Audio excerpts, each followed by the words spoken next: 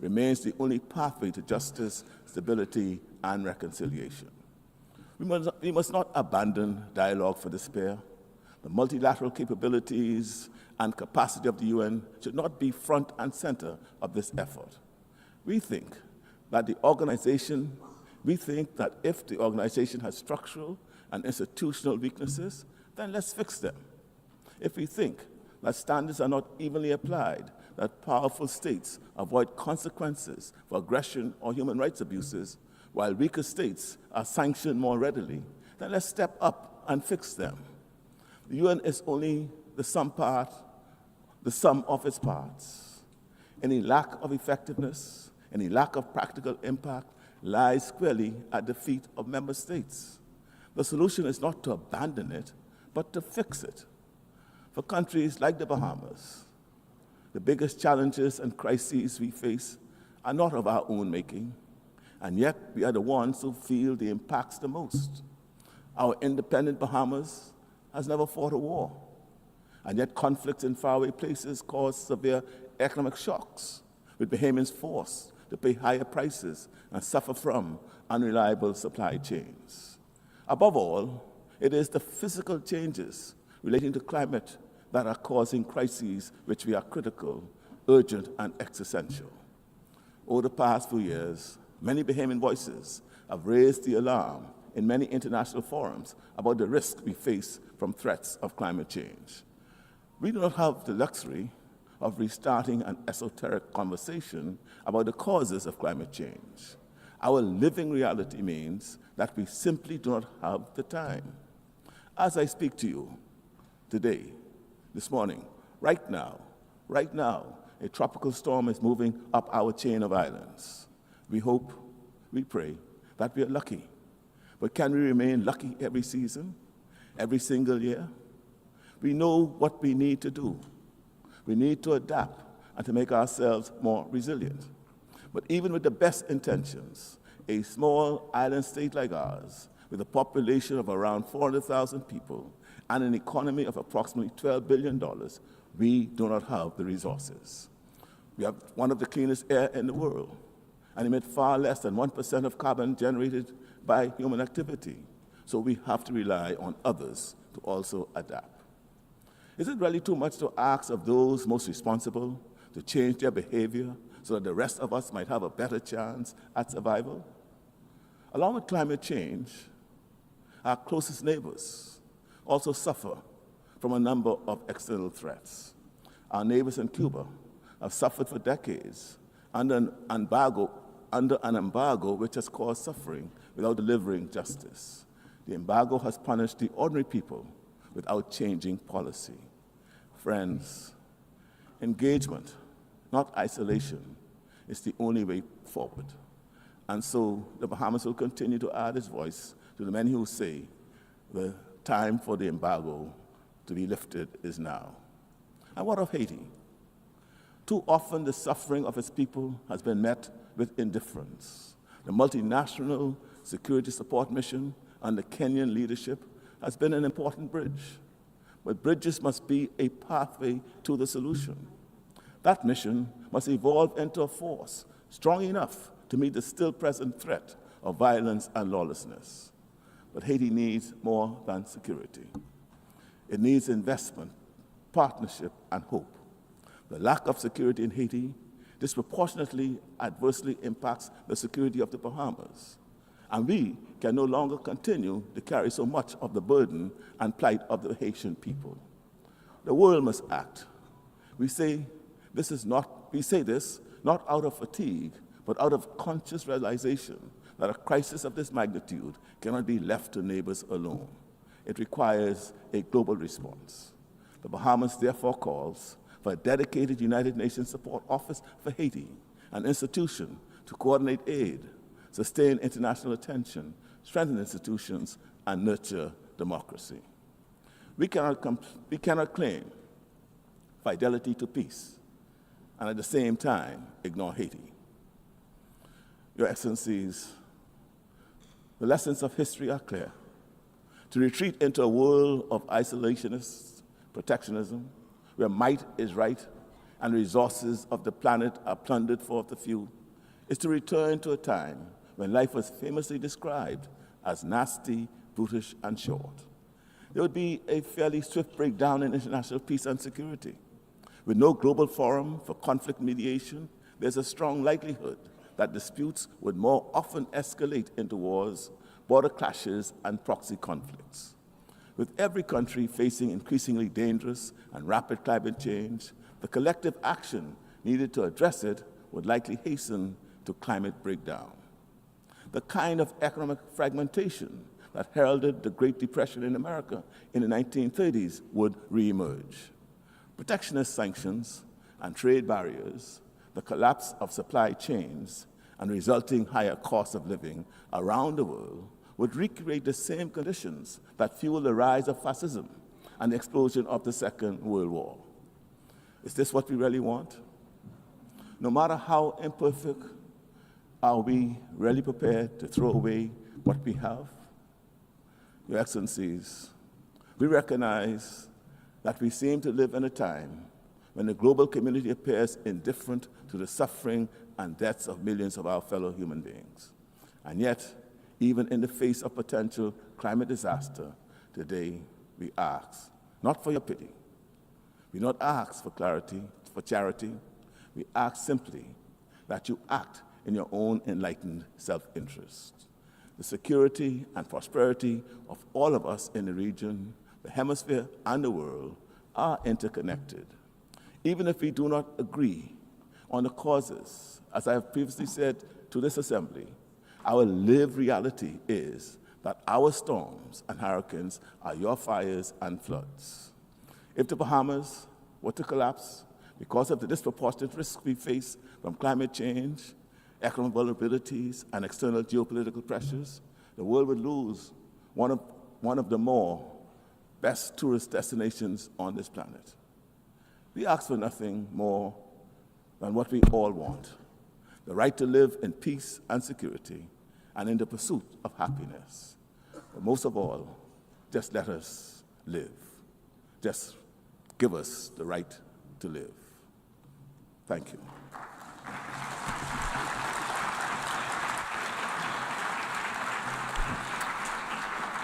On behalf of the Assembly, I wish to thank the Prime Minister and Minister for Finance of the Commonwealth of the Bahamas. The Assembly will hear an address by His Excellency Dickon Mitchell, Prime Minister and Minister for Infrastructure and Physical Development, Public Utilities, Civil Aviation and Transportation, and Minister for National Security, Home Affairs, Public Administration, Information and Disaster Management of Grenada. I request the protocol to escort His Excellency and invite him to address the Assembly.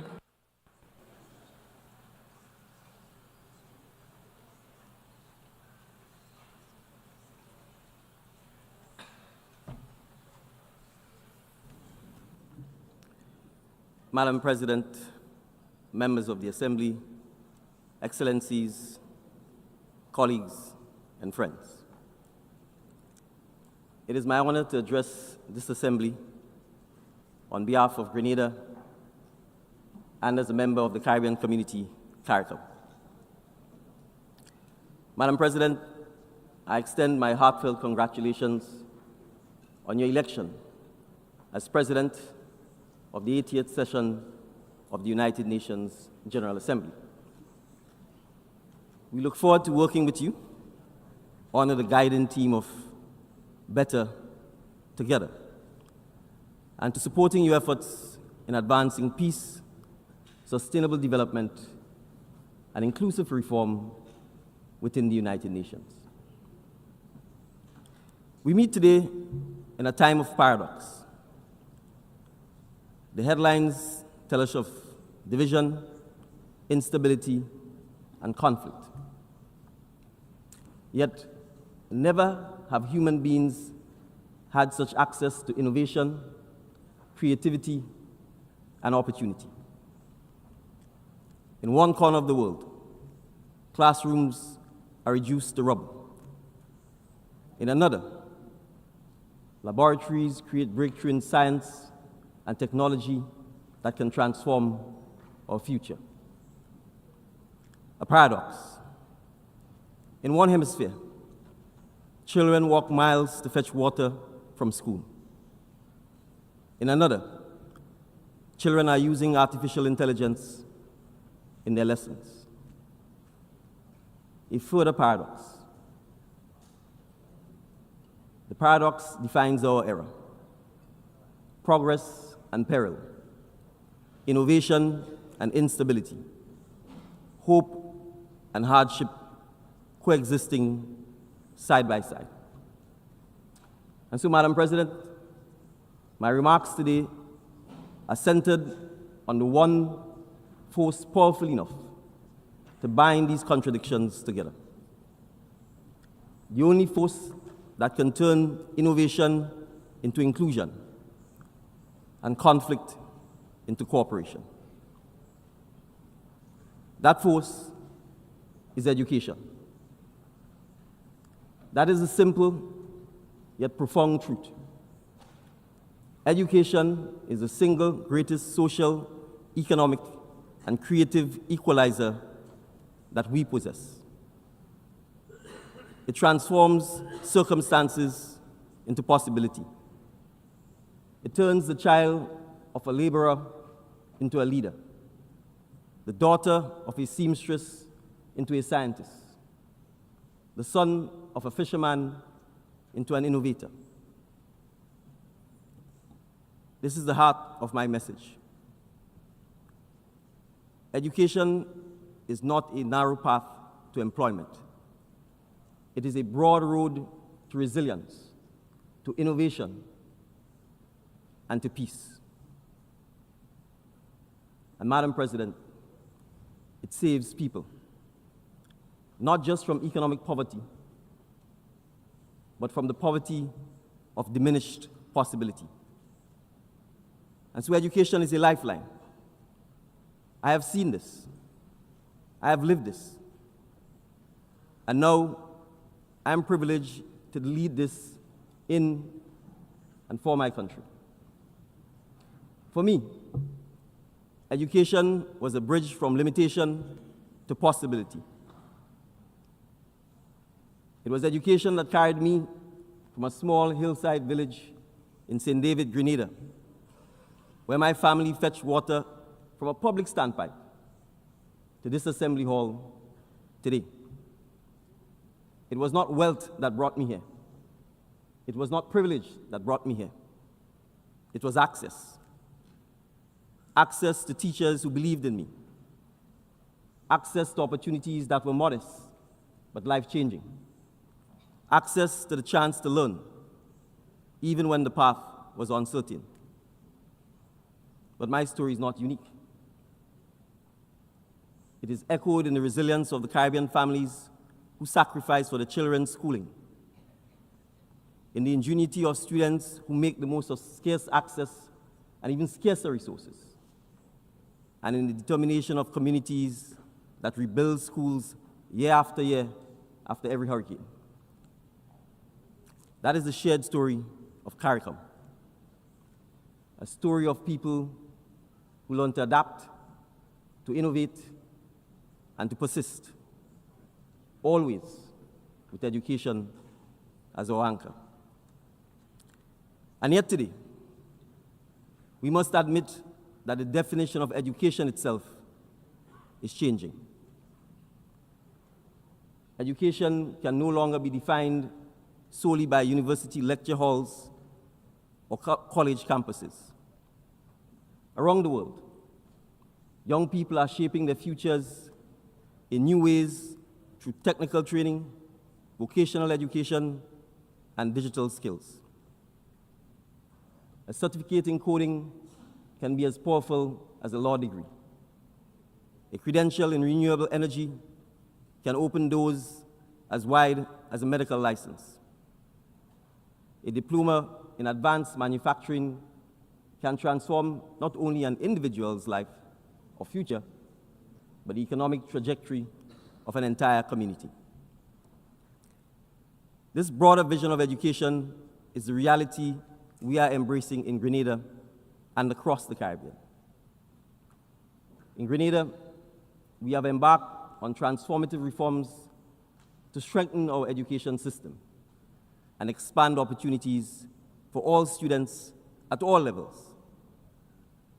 We have established universal secondary education and passed legislation to raise the mandatory school age to 18, ensuring that more of our young people remain engaged in formal education,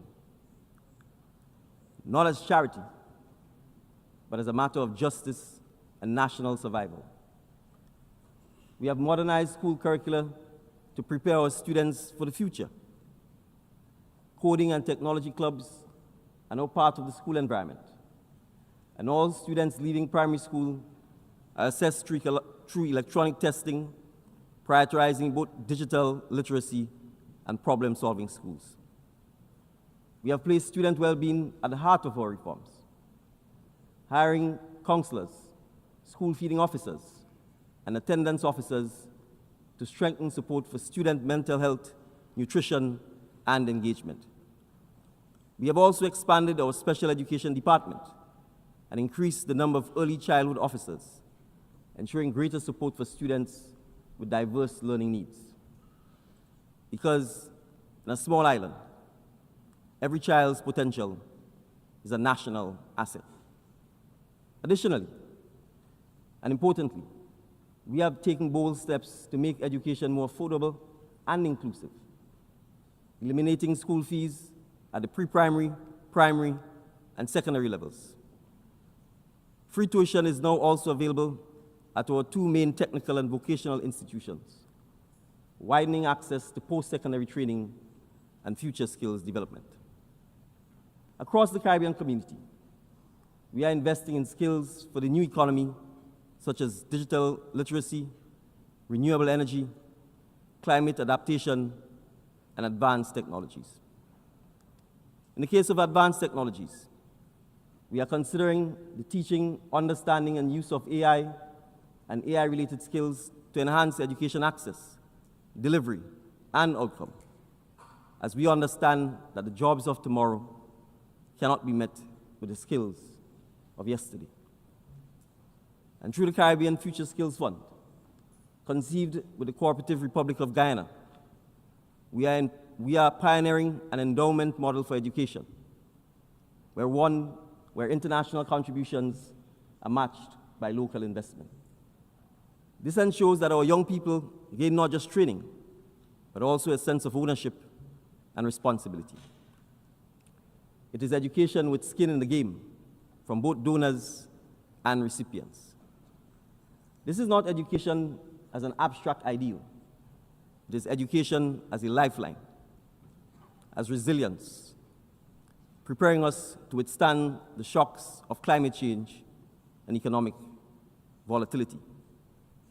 It is education as innovation, equipping us through powerful digital tools to turn necessity into opportunity.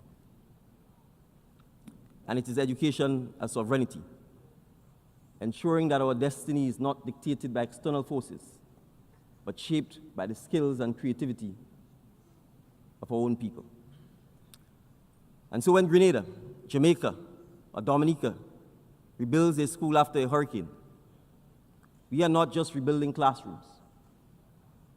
We are rebuilding futures. And so we need partnerships. Education thrives when ideas and systems are shared across borders. Partnerships build better schools, yes, but more importantly, they build better citizens of the world. For small states like mine, partnerships bring the reach and the resources we cannot muster alone. They open doors to technologies and opportunities beyond our shores. For larger states, partnership with us offers something equally valuable: lessons in adaptation and creativity, forged on the front lines of hurricanes, pandemics, and economic shocks. Together, these halves create something greater than either could achieve alone: an education system global in vision, but local in impact. And that is why today I call on donor countries, multilateral institutions, and the private sector, not only to fund, but to co-create, not only to give, but to learn. Because education is not charity, it is collaboration. It is investment in the kind of world we wish to leave behind. But yet, there's conflict, instability, and the attack on education. So, Madam President, we must also speak honestly of the shadows that darken our world today. Wars rage, economies falter, communities fracture, and amid this turbulence, it is children who bear the heaviest burden. When a school is reduced to rubble, when a teacher is silenced, when a family is forced to flee in fear, education becomes the first casualty of the conflict. And when education is taken away, it is not only opportunity that dies, but hope itself. We know all too well what follows: ignorance that breeds division, exploitation that preys on vulnerability, extremism that fills the void, and the cycles of despair that pass from one generation to the next. A child deprived of learning today becomes an adult deprived of dignity tomorrow. And a society deprived of educated citizens becomes a society deprived of peace.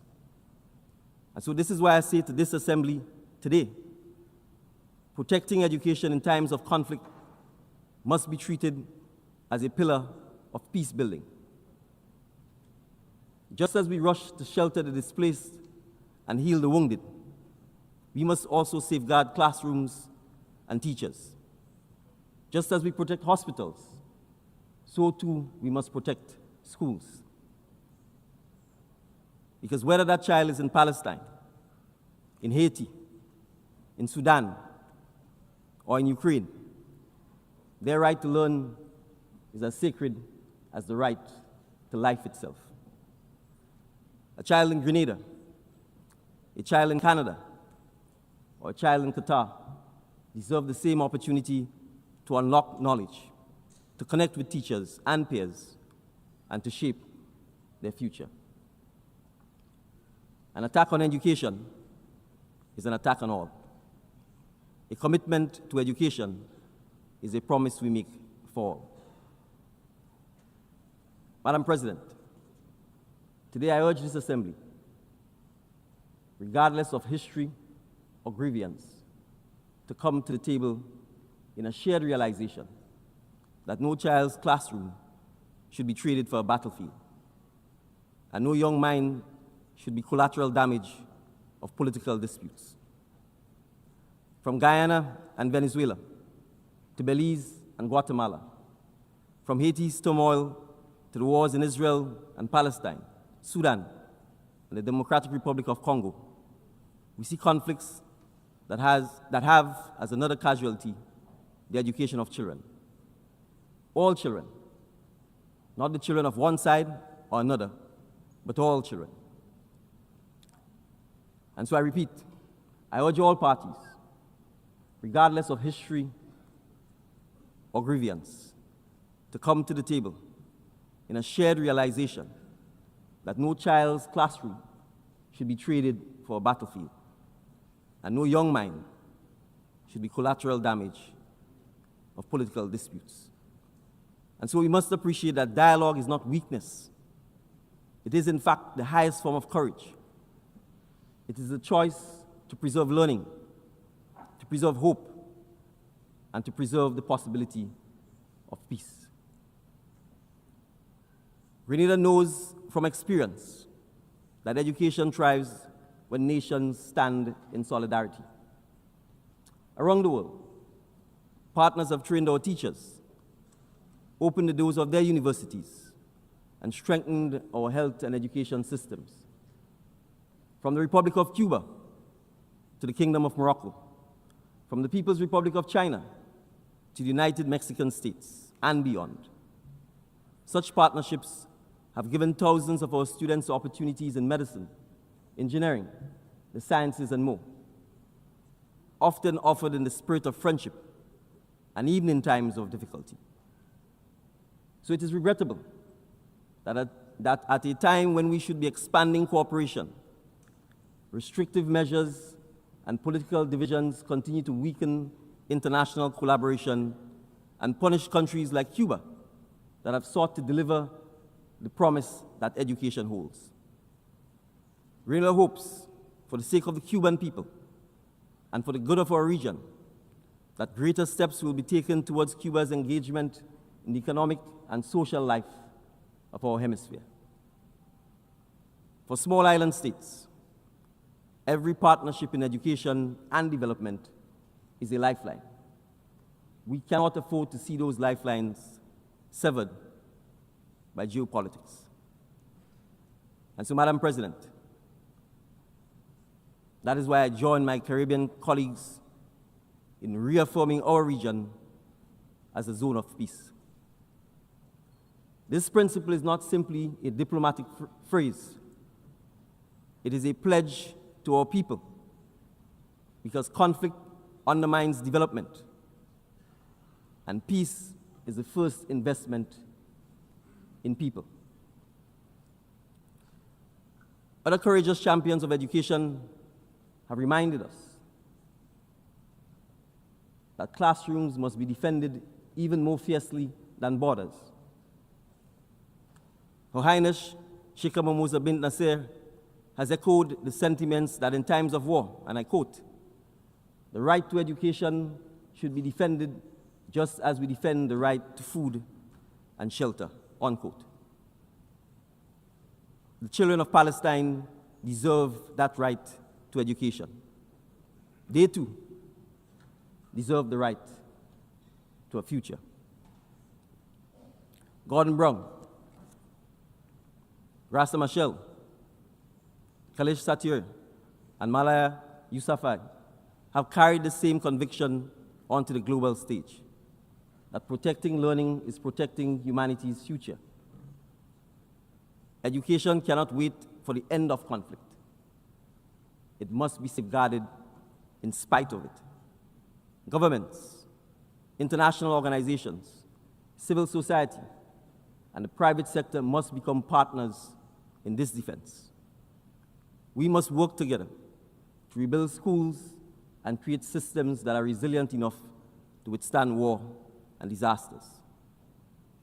Partnership can be the difference between a child picking up a book and a child picking up a gun, between hope and hopelessness. And so my global call to action, the numbers speak for themselves. Each additional year of schooling raises a person's earnings by an average of 10%. If every child in low-income countries left school with basic reading skills, 171 million people could be lifted out of poverty. If all girls completed secondary school, child marriage would fall by 2/3, and maternal deaths would drop by almost half. And if every adult worldwide had just 2 more years of education, global GDP would grow by trillions of dollars annually. These numbers show that education does not just change the fortunes of individuals, it changes the fortunes of nations. It shapes economies, democracies, and peace itself. But let me be clear. In this era, technology and education without ethics is not enough. We must also teach our young people how to think critically, act ethically, and live responsibly in digital spaces. Education must prepare not only workers for jobs, but also active and responsible citizens. Not only coders of software, but also stewards of truth. Not only innovators of technology, but also guardians of humanity. Because we live in an age where misinformation travels faster than facts, and where algorithms can divide as easily as they can connect. In such a world, education must equip the next generation with the wisdom to discern, the courage to question, and the empathy to choose what is right. So let us imagine then a different world, a world where a child at a standpipe in St. David, Grenada, has the same access to knowledge as a child in New York or Tokyo, a world where a child in the rubble of Port-au-Prince can log on to a digital classroom and continue learning despite the chaos around them. A world where a child in a refugee camp, stateless but not hopeless, can study, dream, and prepare for a future beyond the fences that confine them. That vision is within our reach, but it will not come by chance. It will come by the choices we make here together in this assembly and in the partnership we embrace moving forward. And so in concluding, Madam President, colleagues and friends, education is not only a policy, it is a promise that no matter the size of a nation, the color of a passport, or the weight of a child's circumstances, that the door to opportunity remains open.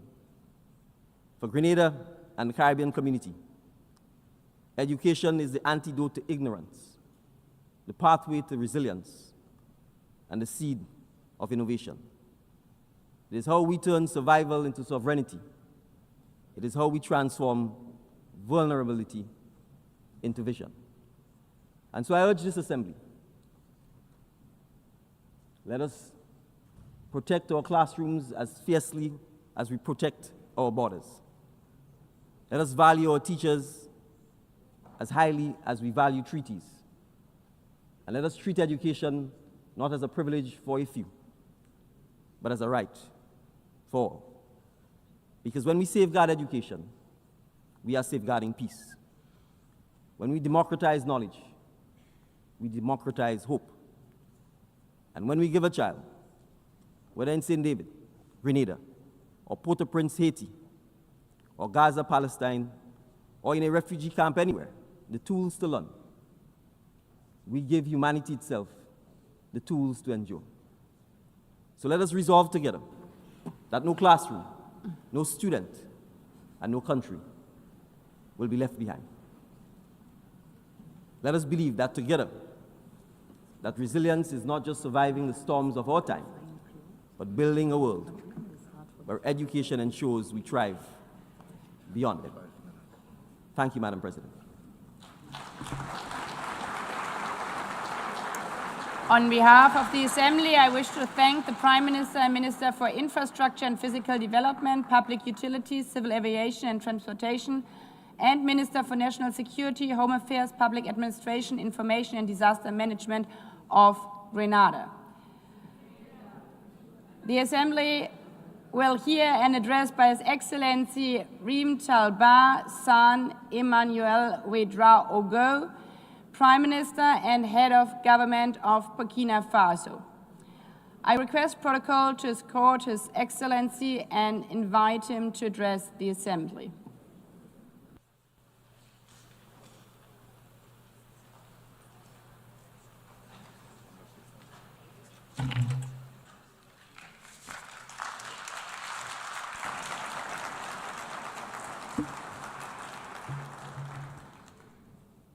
Madame la Présidente, Madam President, Secretary General of the United Nations, Heads of Delegation, distinguished delegates, ladies and gentlemen, it is my great honor and privilege to address you on behalf of President Captain Ibrahim Traoré, President of Burkina Faso, Head of State, during this session, to convey the voice of the dignified, honest people of Burkina Faso. I would therefore like to convey fraternal greetings to you, to all citizens of the world committed to peace and freedom. Madam President, on behalf of Burkina Faso, I would like warmly to congratulate you upon your election to the presidency of this, the 80th session. Your election bears witness to the trust of the international community in your leadership, your ability to listen to other views, and to dialogue. In Burkina Faso, you will find a sincere, constructive, and committed partner. I would also like to express my gratitude to your predecessor, Mr. Philemon Yang. My gratitude for the high quality and rigor of the work he undertook during the previous session. Madam President, distinguished delegates, ladies and gentlemen, Burkina Faso fully aligns itself with the statement delivered on behalf of the Alliance of Sahel States by the Republic of Mali. Together with Niger as well, we belong to a community of aspirations in a forum of renaissance and breaking with the past. Secretary General, Burkina Faso would like to pay tribute to the work of the UN system and its partners in this common quest for stability and prosperity. The present meeting, which is being held 80 years after the adoption of the United Nations Charter, is a suitable opportunity for us to take stock candidly of what our organization has achieved. And that is what the topic for this meeting suggests that we do. Better together, 80 years and more for peace, development, and human rights. This is fully relevant in light of our mutual commitment to bring about a world that is more just and to build more effective multilateralism. It is therefore part of this approach that should guide every nation, every sub-regional, regional, and international group.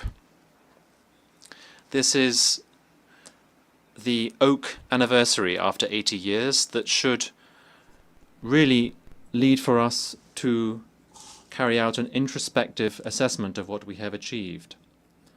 Rather than being a cause for celebration, this anniversary is in fact akin to looking at an embarrassing fiasco, a collective disappointment, and a structural failure.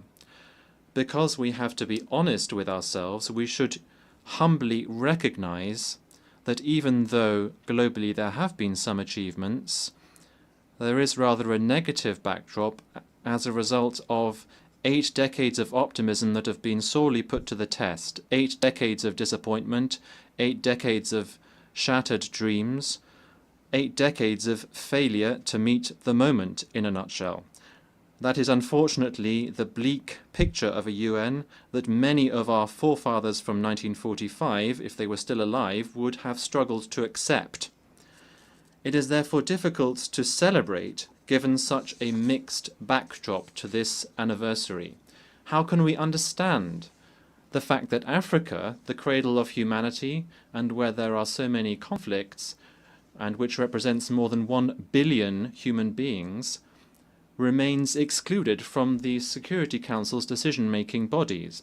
How can we accept the fact that peacekeeping missions, financed to the tunes of billions of dollars, are leaving our countries in the lurch and are leaving behind frustration and suffering rather than tangible results?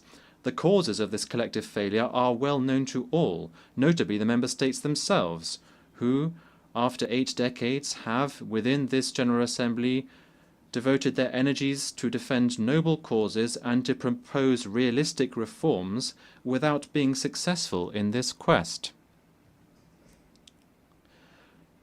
What can we do if the decisions of the General Assembly, which are not binding, are simply making it irredeemably inaudible and ineffective?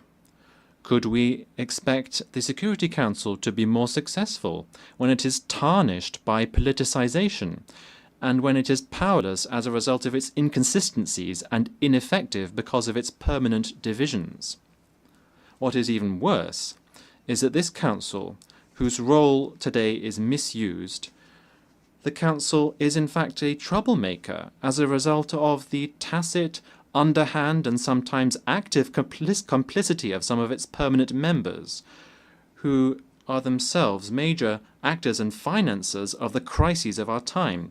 That is what the Security Council has become. It has become a pernicious body, which, as a result of the predatory behavior of some of its permanent members, they can decide which country will be on the Council's agenda, in which other country peacekeeping operations can be sent, as if to better legitimize their role. We are therefore powerless in the face of the failure of initiatives which are nevertheless good ideas as a result of the rivalries between states and the unresolved crises that are so numerous, the most emblematic of which is the conflict between Israel and Palestine, which has lasted too long. The sinful inaction of the international community in the face of lack of trust and the authority of states which have been undermined by terrorists. It is time for an awakening and for bold reforms, without which the Security Council will remain an anachronistic institution and will not be able to meet the moment. Ladies and gentlemen, in a world that is changing rapidly as a result of rapid digital change and the persistence of geopolitical tensions, it is critical that we reconsider our economic development strategies. International trade can no longer be conceived through rigid schemas and imbalanced models that have been imposed upon us. Rather, it should be focused on strengthening economic autonomy, local use of resources, and promoting genuine social justice.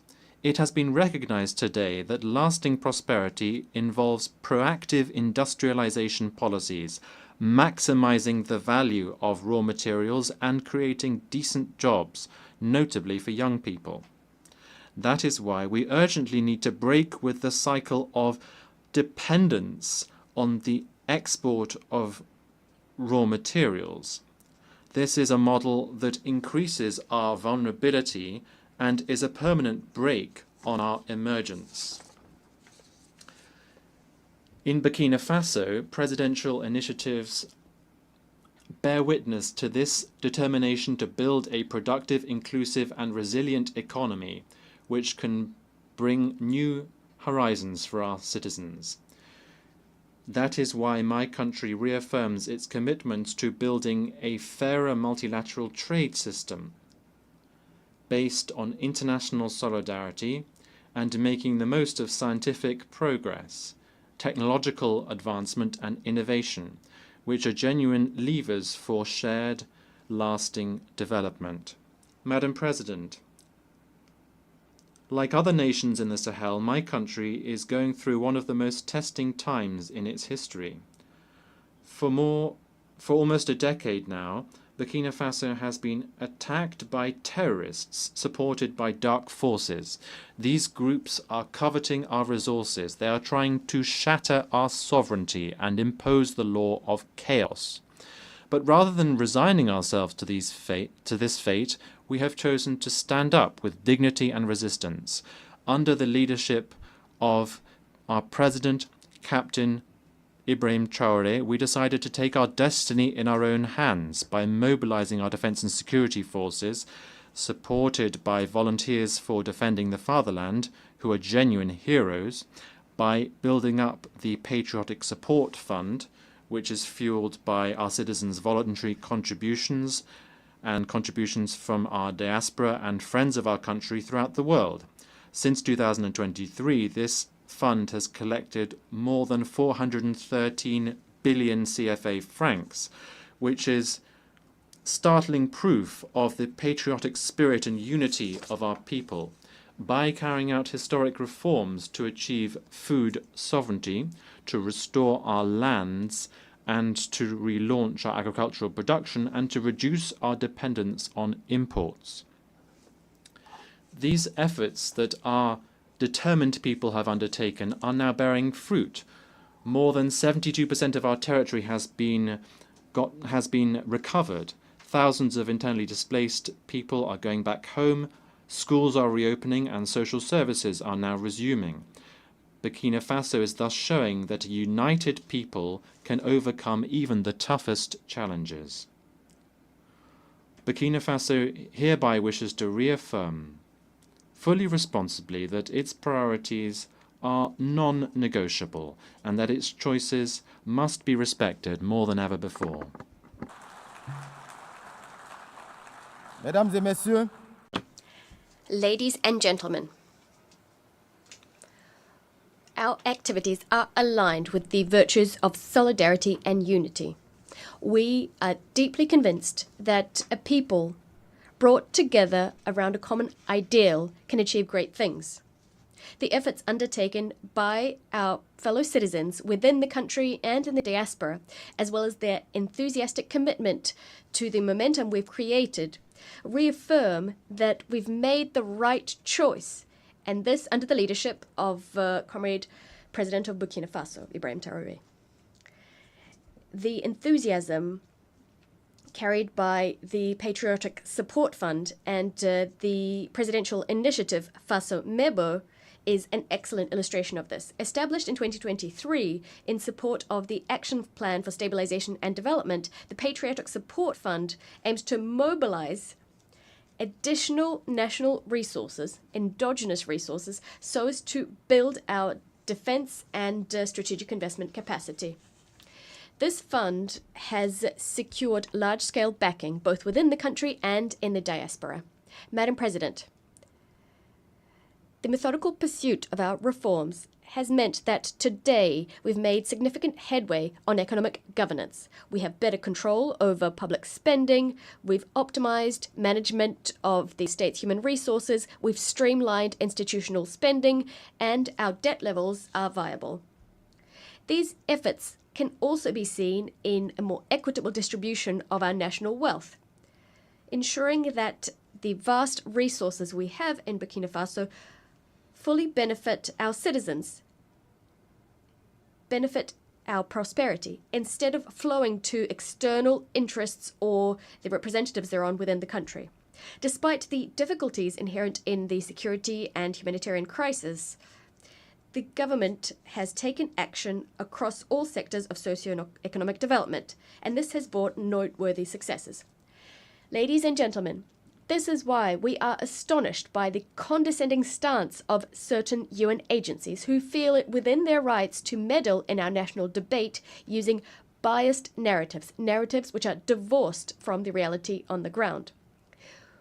We unequivocally reject the report entitled Children and Armed Conflict in Burkina Faso, which is peppered with counter-truths and the very title of which demonstrates semantic manipulation. I would like to use this opportunity to commend the courage of our combatants and to pay tribute to military and civilian martyrs who honorably gave their lives in defense of our sovereignty. Madam President, we've always stated that terrorism is being used as a pretext, a convenient pretext, for certain states to pillage African resources. Thus, our countries are being confronted with terrorism. These terrorists being the troops of predatory foreign armies. Some states are no longer hiding this fact. They are publicly proclaiming their support provided to these criminals. A case in point is France. The Macron regime's public media, in addition to the daily disinformation it offers, has become a mouthpiece for the communication of these criminals, perpetrators of cowardly, barbaric attacks committed against our peaceable citizens. On this note, we'd like to reiterate our call for a response to be given to the request submitted on the 20th of August 2024 by the member states of the Confederation of Sahel States. This was addressed to the Security Council. To this day, this request has gone unanswered. This ongoing silence further discredits this institution, leaving doubts about its implicit connivance. What's even more concerning is the fact that some members of the Security Council are continuing to trample over Resolution 1373, which is actually binding. This resolution imposes the suppression of terrorism financing, strengthening border controls, and enhanced international cooperation.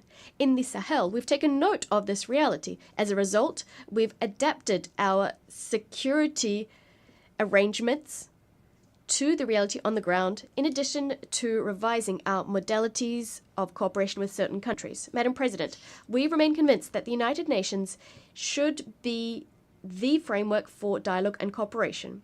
But what we're calling for is a renewed partnership underpinned by mutual respect, equality, and genuine solidarity.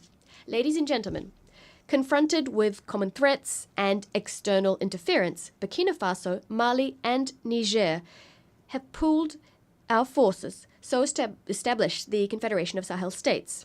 The ASS is not a retreat, it's not a way of turning inwards, not at all. It is us asserting that we have the right to determine what happens to us, to pinpoint our own priorities, and to craft regional cooperation that exclusively serves our people. This choice is a matter of dignity. We are refusing a system whereby our countries were all too often used as a territory for the maneuvering by foreign players in pursuit of foreign agendas.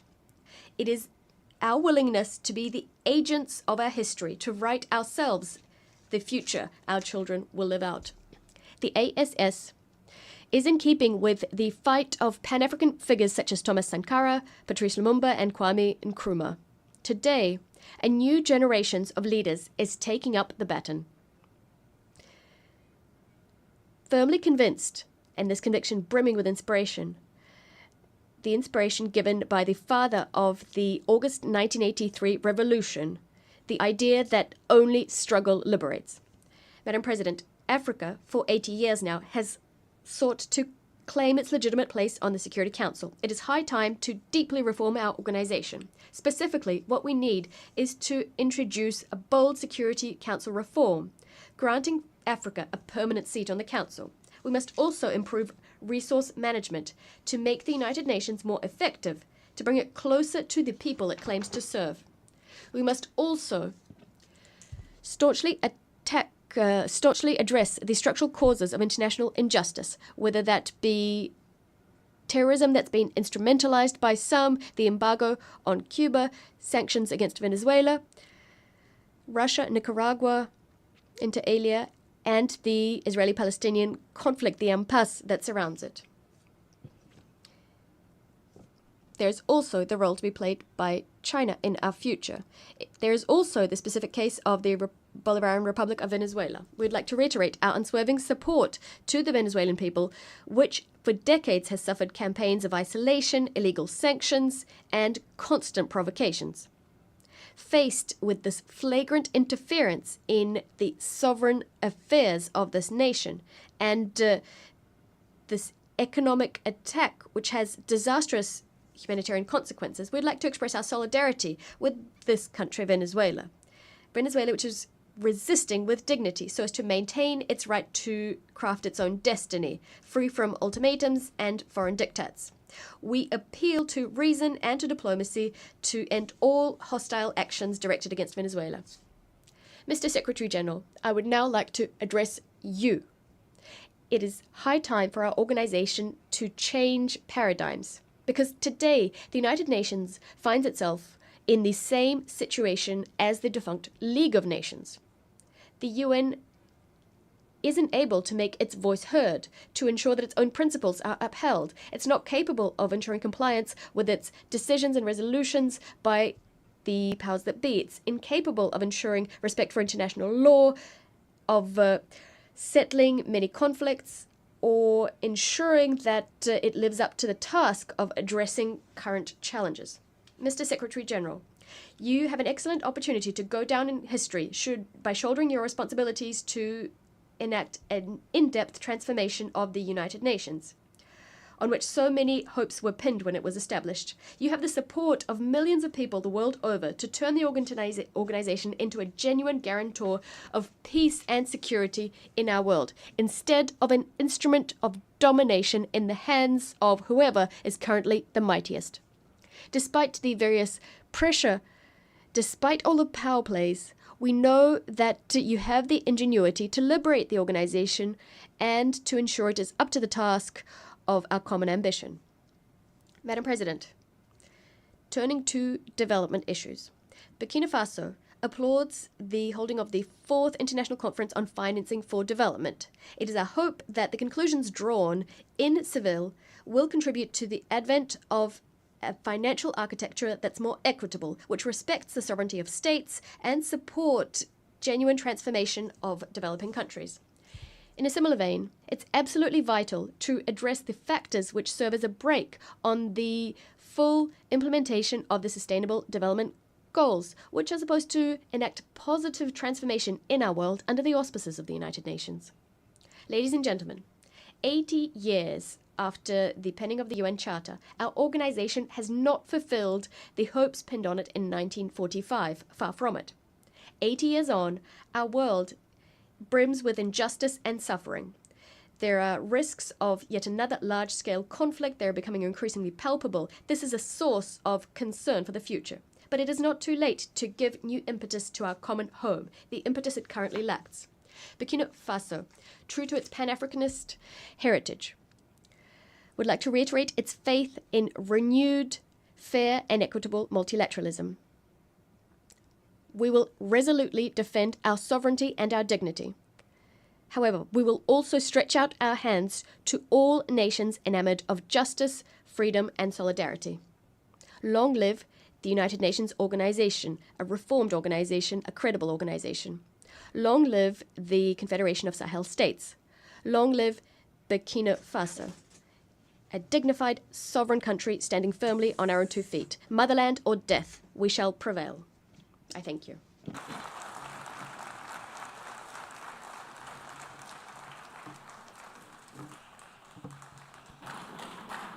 On behalf of the Assembly, I wish to thank the Prime Minister and Head of Government of Burkina Faso.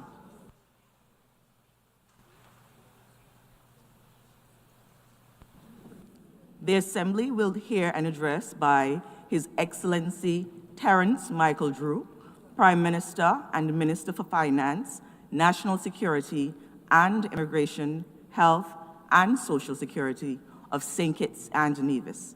I request protocol to escort His Excellency and invite him to address the Assembly.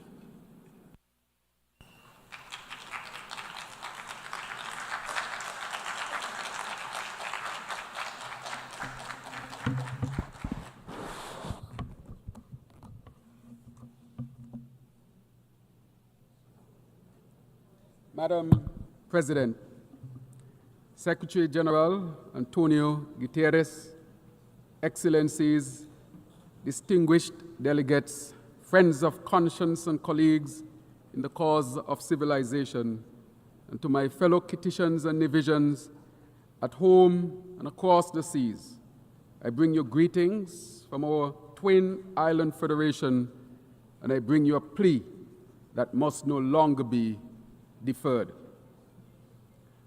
Madam President, for 80 years, this Assembly has been a harbor for hope. From these benches, ideas were born that banished hunger, cured children of diseases, and stitched torn treaties back together. We have reason to honor what has been achieved: rights extended, ladders out of poverty raised, medicines and measures moved across borders. Yet alongside these triumphs are truths we must not hide: partial pledges, procrastination, and the persistent practice of putting profit before people. Where progress has been made, too often it has been piecemeal. Where promises have been given, too often they have been broken. We meet now at a moment of moral measure. The map of human destiny is not drawn merely by the large or the loud, but by the just and the judicious. Diplomacy that is polite but passive is not enough. Language must be matched by labor. Pledges must be partnered by payments, and rhetoric must be redeemed by results. St. Kitts and Nevis stands ready to work, to partner, and to perform. But we ask for the great actors in this global drama a simple thing, and that is to transform your capacity into compassion, change the calculus of comfort for the calculus of climate justice. Madam President, we are people who measure time not by years alone, but by storms. Imagine, for example, an elder fisherman, hands like weathered rope, watching the reef that used to cradle his nets die away until there is nothing left to catch but mere memories. Imagine classrooms without roofs and homes without running water. These are not metaphors for us. These are our fears at the turn of every hurricane season. The climate science is stern and the signs are severe. Heat that hangs like a heavy blanket smothers harvests and hardens the soil. Seas that swallow beaches where families once played cricket in the sand. Storms that arrive more often, that intensify in hours from Category 1 to Category 5, arrive with total fury and leave devastation in their wake. When a single hurricane can steal away years of a nation's GDP in a single night, the ledger of gross national income becomes a misleading measure of our well-being. This is the anatomy of an injustice. The emissions that warm the planet are poured by the many into an atmosphere owned by no one, and paid for most dearly by the few, by our large ocean states. What was forged by centuries of industrial development now returns as tempest and trial to those least responsible. That is not merely an accident of geography. It is a failure of stewardship, a moral failing that we must name, and a responsibility we must repair.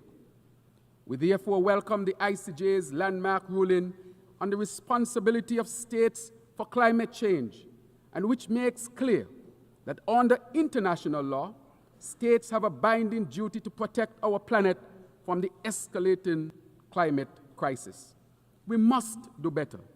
We must cut emissions deeply and quickly, scale finance fairly and urgently, and equip vulnerable nations with the tools to survive and to thrive. I am also pleased to inform that on August 29th of this year, St. Kitts and Nevis ratified the BBNJ Treaty. This is a historic achievement for the ocean and for multilateralism. Madam President, St. Kitts and Nevis has chosen to script a different future for survival and growth, one that speaks to balance of care and of durability. We have launched, therefore, the Sustainable Island State Agenda, known as SISA, a deliberate blueprint that sets our course to 2040. SISA is not a slogan. It is a structured mechanism that places people at the center of progress and entwines sustainability with prosperity. It is guided by 7 fundamental pillars: energy transition, water security, food and nutrition security, sustainable industries, sustainable settlements, circular economy, and health and social protection. Each pillar reinforcing the others like ribs holding up the body of a nation that intends to continue standing strong. Our path on the SISA is both practical and poetic. We are reimagining energy so that the power that lights our homes does not darken another nation's future. We are investing in water as a right, not as a luxury, by drilling wells, restoring reservoirs, and integrating desalination powered by the sun so that a child need not learn to ration. We are reworking food systems so farmers can feed nations, not just our markets. We are building homes that will shelter hope in the time of storm, hospitals that will heal in the time of shock, and schools that will kindle the skills to continue economic diversification. These are not abstract ambitions. They are concrete commitments. A 70,000 gallon per day solar desalination plant already commissioned, and a 2 million gallon desalination plant nearing completion. Geothermal drilling in our sister island of Nevis, supported by multilateral finance to power both our islands and beyond. An ambitious smart homes program, a new smart climate resilient hospital, all expressions of our small nation answers a large challenge. We are taking bold, tangible actions that demonstrate how sustainability can be sewn into the simplest seams of daily life. The CISA vision mobilizes resources, aligns ministries, elevates visibility, and, most importantly, invites society into shared responsibility. It is an audacious plan because audacity is required of small states when the storm approaches. Madam President, distinguished colleagues, just last week, this Assembly took a vital step toward when the United Nations adopted by consensus a progressive resolution that revitalizes the Commission on the Status of Women. St. Kitts and Nevis was honored to co-facilitate this resolution alongside our island, a natural partner for equity, sustainability, and resilience. St. Kitts and Nevis has made the empowerment, protection, and upliftment of women and girls a cornerstone of our national agenda.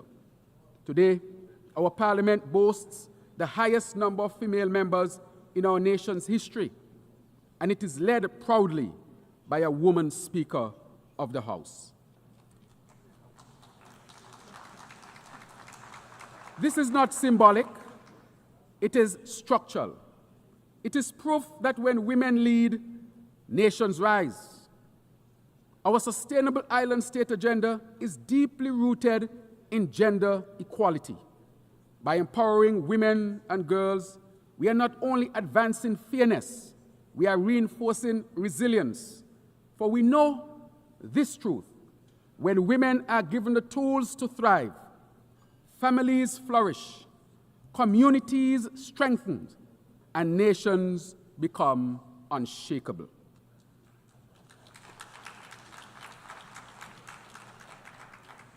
Madam President, the adoption of the Multidimensional Vulnerability Index is a pivotal turning point.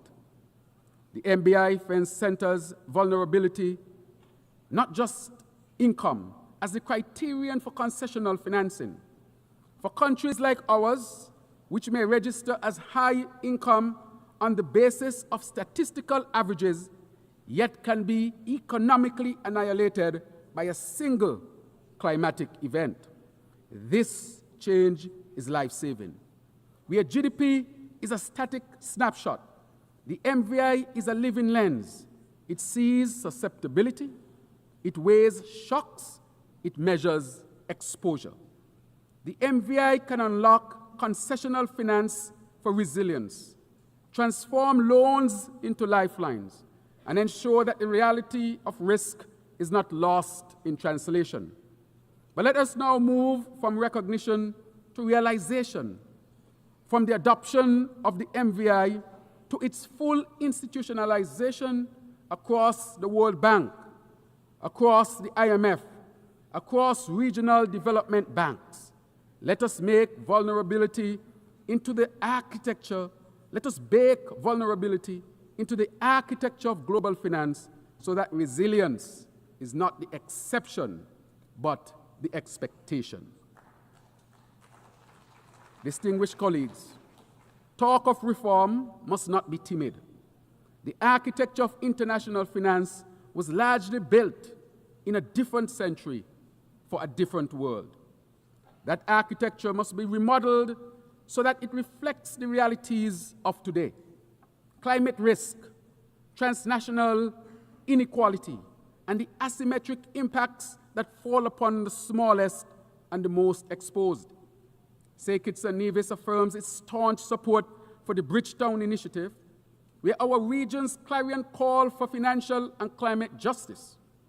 The Bridgetown Initiative offers a practical, principled platform to alter debt dynamics, to reposition credit flows toward green investments, and to operationalize liquidity instruments that protect the vulnerable.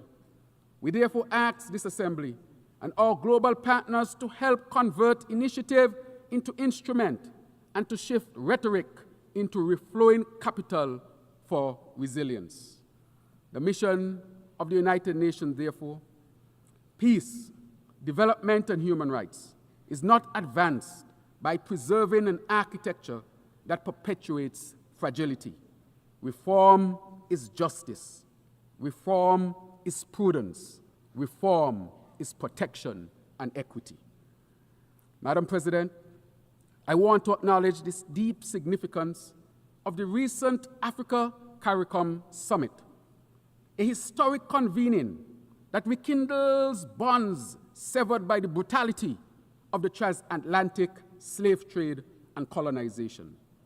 This diplomatic meet was a profound moment of remembrance, resistance, and reconnection.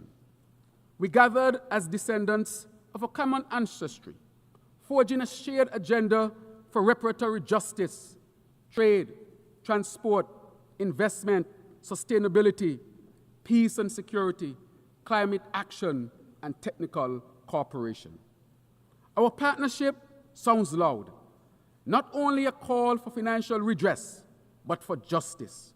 Reparatory justice is not just about giving money, it is about correcting a moral wrong. For centuries, our ancestors were forced to work, beaten to work, dehumanized to work for free. Yet when emancipation came, it was not the enslaved who received reparations, but their enslavers. This moral inversion must be corrected. And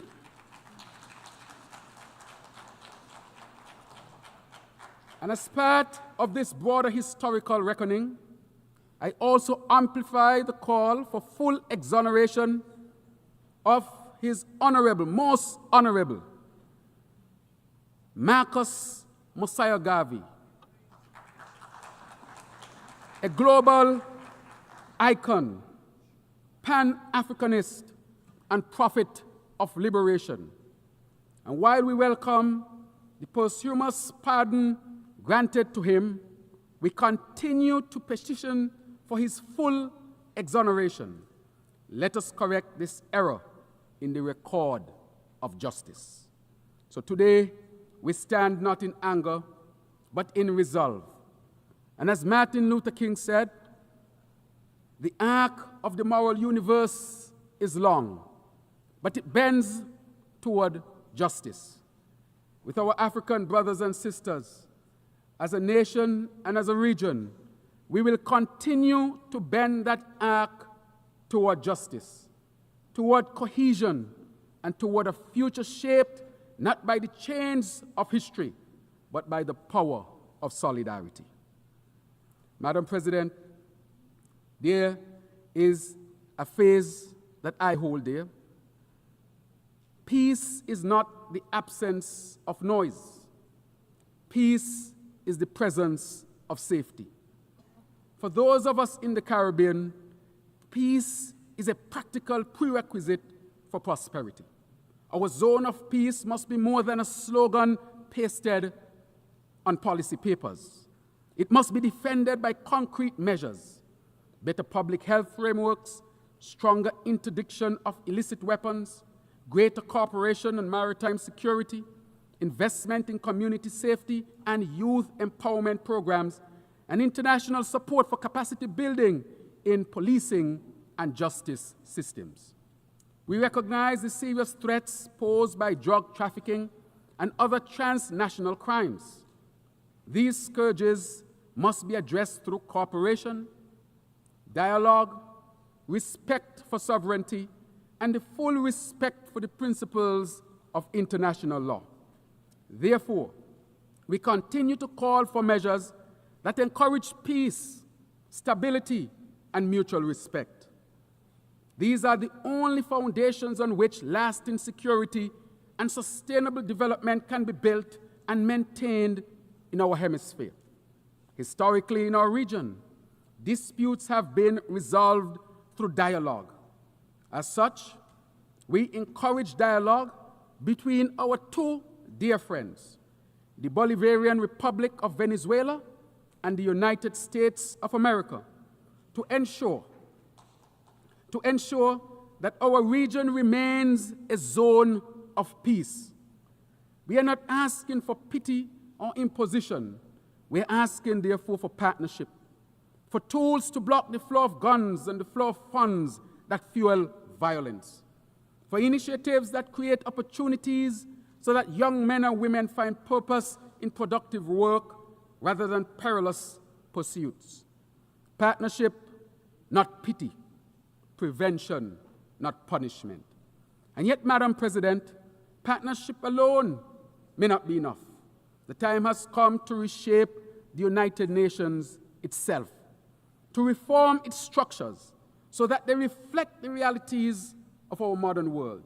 The Security Council, the very body charged with maintaining international peace and security, cannot be credible if it excludes representation from the regions most vulnerable to the threats of our time: Africa, Latin America, and small island developing states such as those in the Caribbean.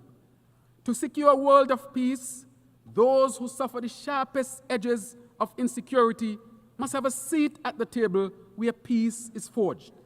Across the globe, conflict continues to wreak havoc. In Gaza, Ukraine, Sudan, the Democratic Republic of Congo, Yemen, and each theater of violence is a theater of human cost. Children displaced, parents bereft, infrastructure destroyed.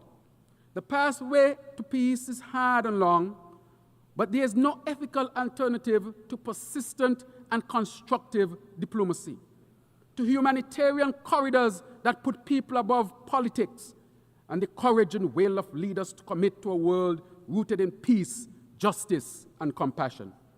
St. Kitts and Nevis therefore calls for an end to the anguish caused by the horrific genocide that is unfolding in Gaza. We categorically condemn this affront to humanity, for which there must be accountability. We urge for an immediate and unconditional ceasefire for the protection of civilians, of children, of women, of the vulnerable, of the weak. And we also call for the release of hostages and for the restoration of basic necessities and humanitarian access. International law, conscience, and human decency demand no less. Further, the path to lasting peace between the State of Israel and the state, yes, the State of Palestine, one that guarantees human rights, dignity, and security for all, lies in the implementation of a two-state solution. Madam President, distinguished delegates, our region remains incomplete while Haiti suffers. Haiti's struggle is our shame if we do not respond with resolve. The people of Haiti carry within them an extraordinary history of emancipation and courage. Yet that history has been marred by instability, natural disasters, and foreign interventions that have too often deepened dependency and deprivation rather than delivered dignity. St. Kitts and Nevis and the Caribbean community welcome the commitments of partner states, notably the Kenya-led multinational security support mission and the backing of the OAS and other regional actors to help restore security and to assist in rebuilding Haitian institutions. But security is only the first step. We must invest in Haiti's health, education, agriculture, infrastructure, and governance. We must help rebuild markets so that merchants trade rather than flee. We must help rebuild schools so that children learn rather than languish. We must help rebuild hospitals so that mothers are treated rather than traumatized. Haiti must be allowed to write and lead its own restoration story, and the international community must be a steadfast partner, not a script writer. Madam President, the economic, commercial, and financial embargo against Cuba is a relic that continues to wound an entire people and weaken regional solidarity. Year after year, this Assembly has reaffirmed that the embargo is gravely unjust. St. Kitts and Nevis joins the Caribbean community in calling for its end and for Cuba's removal from the list of state sponsors of terrorism, which isolates it from commerce and cooperation. Cuba ha sido desde hace mucho tiempo. Cuba has, for a long time, been a friend of our region, one of the most generous states in our region, and our partnership with Cuba will be long-lasting and will always be based on respect for the human rights of people, fully in line with international law.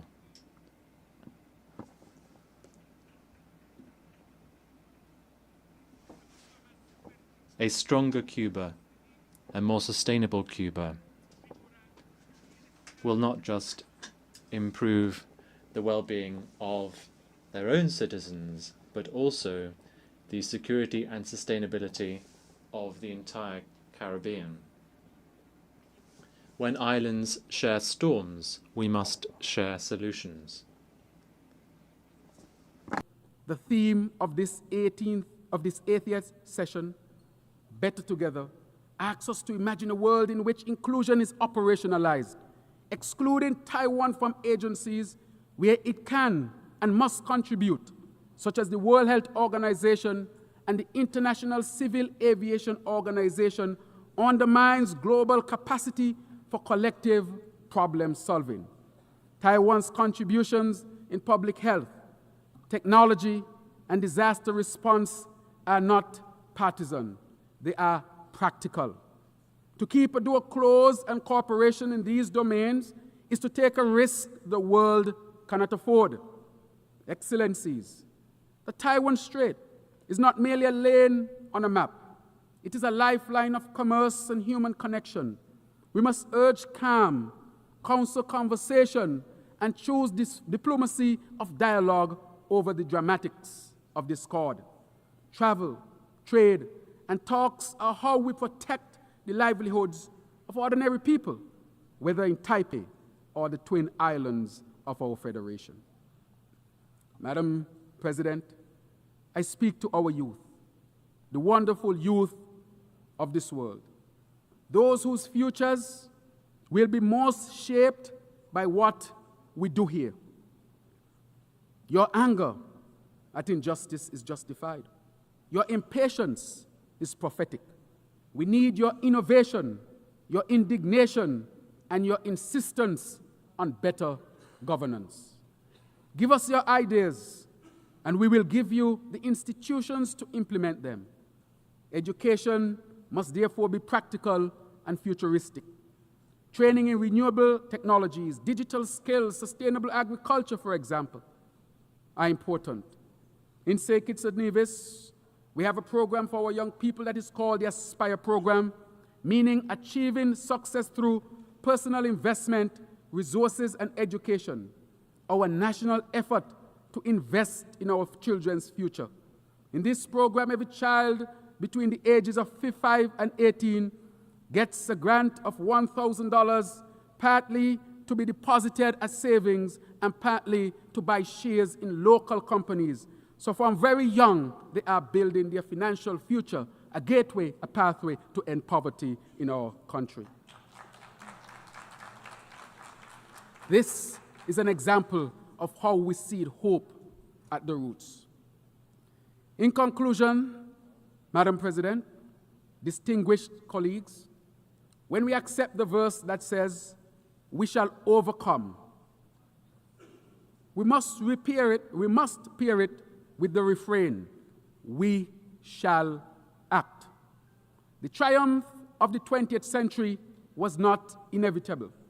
It was the product of people who chose courage over comfort. The triumph of this century will be no less possible if we choose it. This assembly has the capacity to imbue policy with compassion, to turn knowledge into kindness, to render solidarity not as sentiment, but as system. Let us be architects of a world where smallness is not a sentence, but a strength, where islands like ours are recognized as laboratories of resilience rather than limit cases of neglect, where being better together means binding ourselves in common cause, common finance, and common care. May we be brave enough to act, willing enough to partner, and wise enough to ensure that when future generations ask, what did we do at this turning point, their answer will not be they hesitated, but the answer must be they not only acted, but they acted together as a human family. Thank you.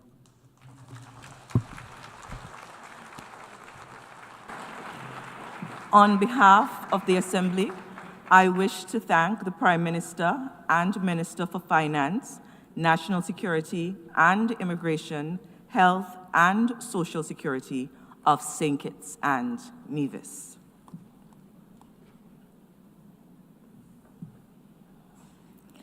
The Assembly will hear an address by His Excellency Lamin Zain Ali Mahaman, Prime Minister of the Transition Government and Minister of Economy and Finance of the Republic of Niger. I request protocol to escort His Excellency and invite him to address the Assembly.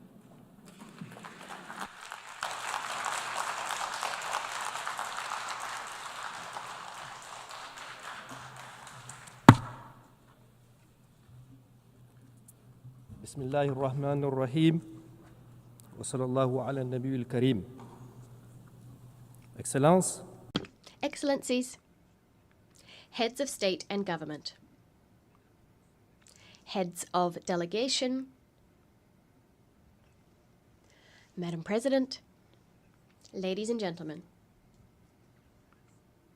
It is a great honor for me to deliver on behalf of the sovereign Nigerian people the greetings and the message of His Excellency Army General Abdurrahman Tiani, President of the Republic of Niger and Head of State. At the outset, Madam President, if I may, I'd like to extend to you our heartfelt congratulations on your election to preside over this 80th session of the United Nations General Assembly. Niger would like to assure you that you have our full support as you fulfill your mission. I also wish to applaud the commitment and leadership of your predecessor who steered the 79th session. Madam President, gentlemen, before getting to the heart of the matter, I would like to say that Niger supports the statement delivered on behalf of the Confederation of Sahel States from this very same rostrum by my brother and friend, His Excellency Abdoulaye Maïga, Prime Minister of Mali, and this yesterday on the 26th of September 2025. He forcefully expressed the aspirations of our alliance and our people, with full respect for our sovereignty, the defense of our interests, and genuine cooperation with all countries enamored of peace and justice. Madam President, ladies and gentlemen,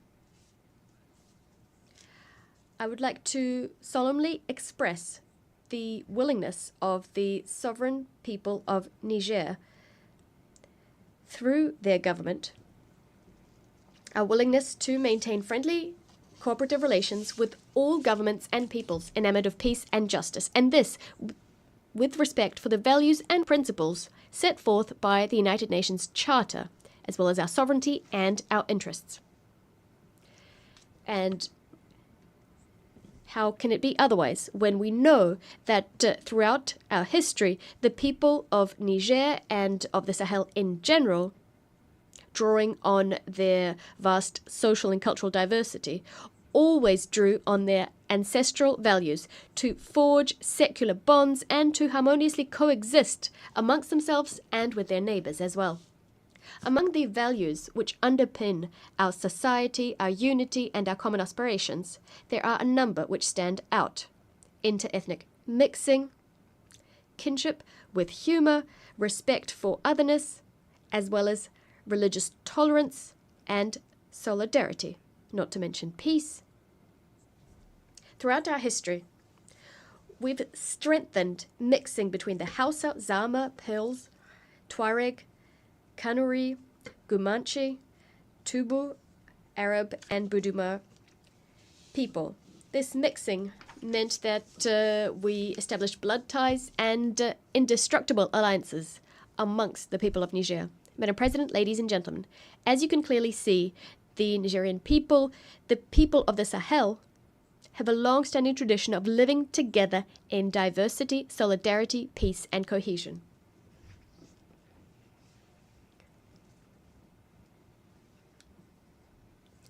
Across the vast territory of the Sahel, where the climate is often arid, our people understood very quickly that it was necessary to organize, to establish bonds, to cooperate with one another, so as to live in peace and security on this shared territory. These people understood that sticking together, expressing solidarity, is not an option, a way of becoming stronger. It was a precondition for their very survival. And it is for that very reason that we naturally support all initiatives which support international cooperation and solidarity so as to achieve our common objectives, that is peace, development, and the well-being of all. For that same reason, we rise up against all initiatives or any actions which undercut the international community's efforts directed at achieving peace and development. Drawing on these principles, the people of Niger unreservedly condemn the Israeli genocide in Gaza. We unswervingly support the establishment of a sovereign Palestinian state.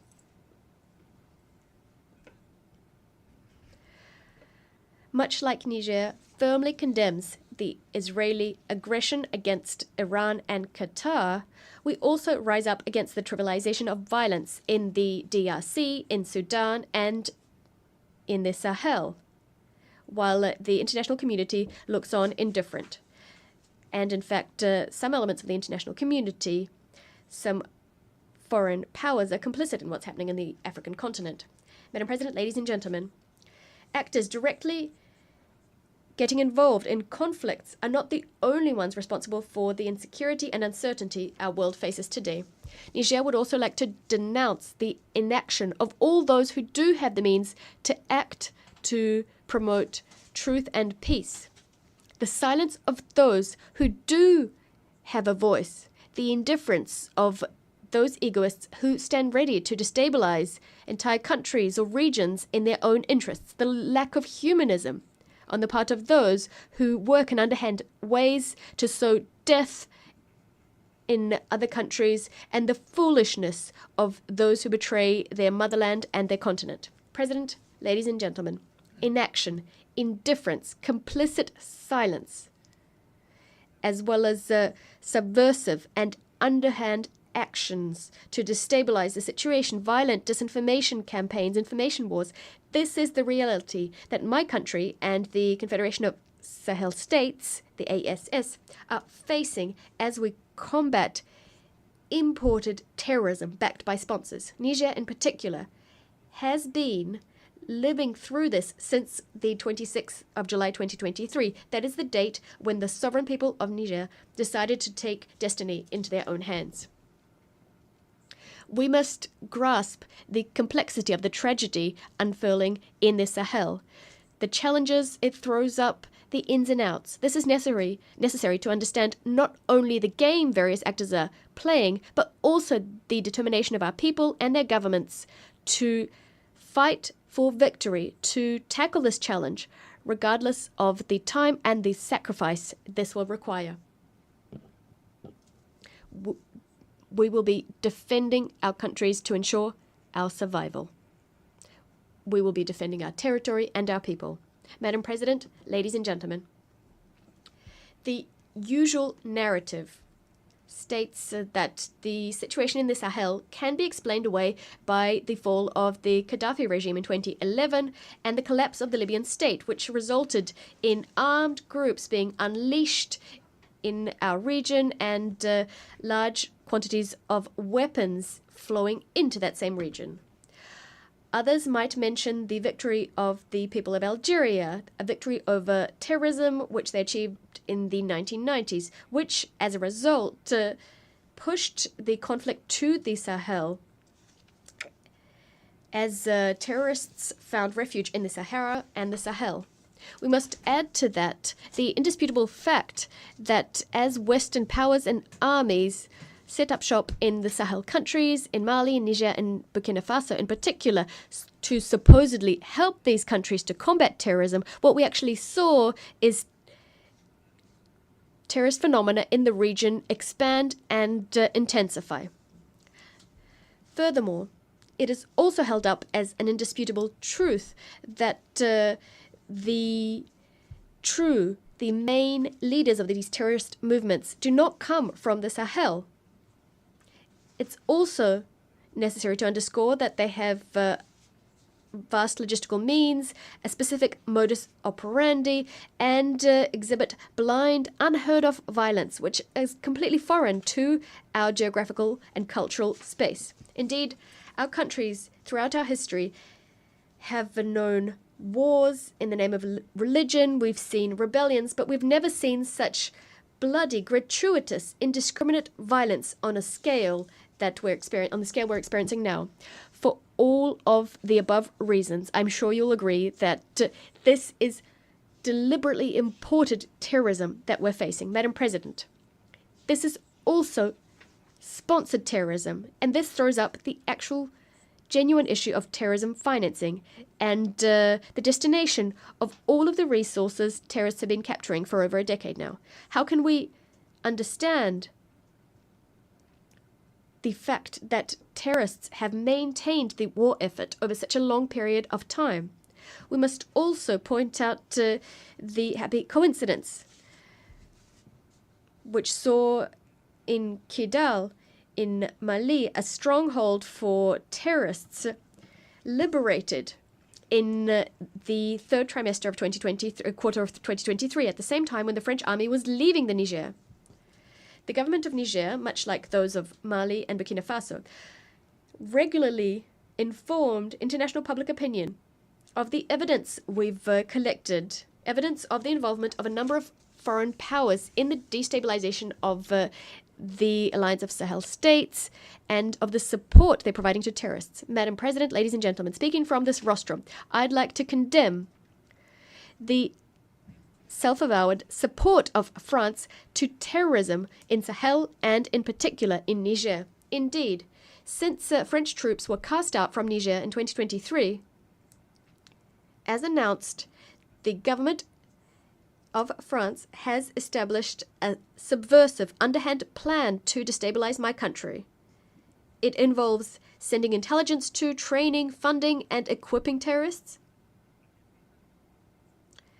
Unfortunate attempts to create the conditions for inter-ethnic conflicts in Niger and in the Sahel, a disinformation and misinformation campaign to discredit my country, our institutions, our political leaders, and our army. France has also maintained and fueled ongoing political tensions between my country and some of our neighbors. On top of that, we must mention the economic and financial war, an unprecedented war which betrays France's hateful desire to thwart any and all of our development projects by disincentivizing investment and systematically voting against my country in all international financial institutions, whether that be the African Development Bank, the World Bank, or the IMF. Madam President, ladies and gentlemen, what's happening today in our region, in the Sahel, and specifically in Niger, is the result of a number of factors. First, unpaid colonial debts. These debts must be paid off. Our people never forgot the unheard of violence which characterized the colonial occupation. The infamous Voulet Chanoine mission and other military expeditions which stood out because of all the death and the large-scale torture which they unleashed in Terra, in Junju, in Duchi, in Koni, in Tessawa, and in Zinda, and this in a matter of years.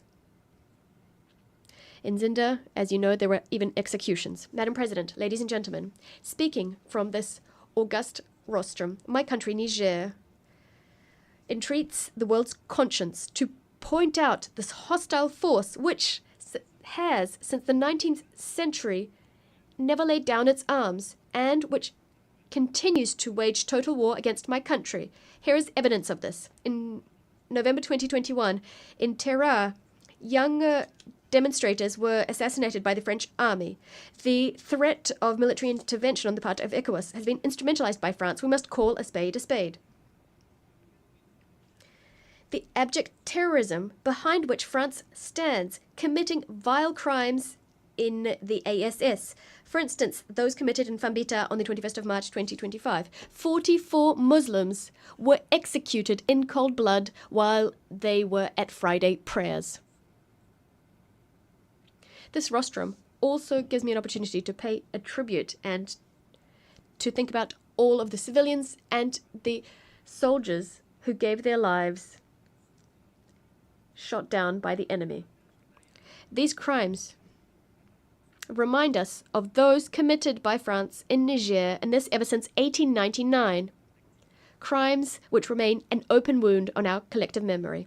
In the name of human rights, I recall the innocent victims of the Central African Mission. I recall cities and villages which were pillaged and set on fire.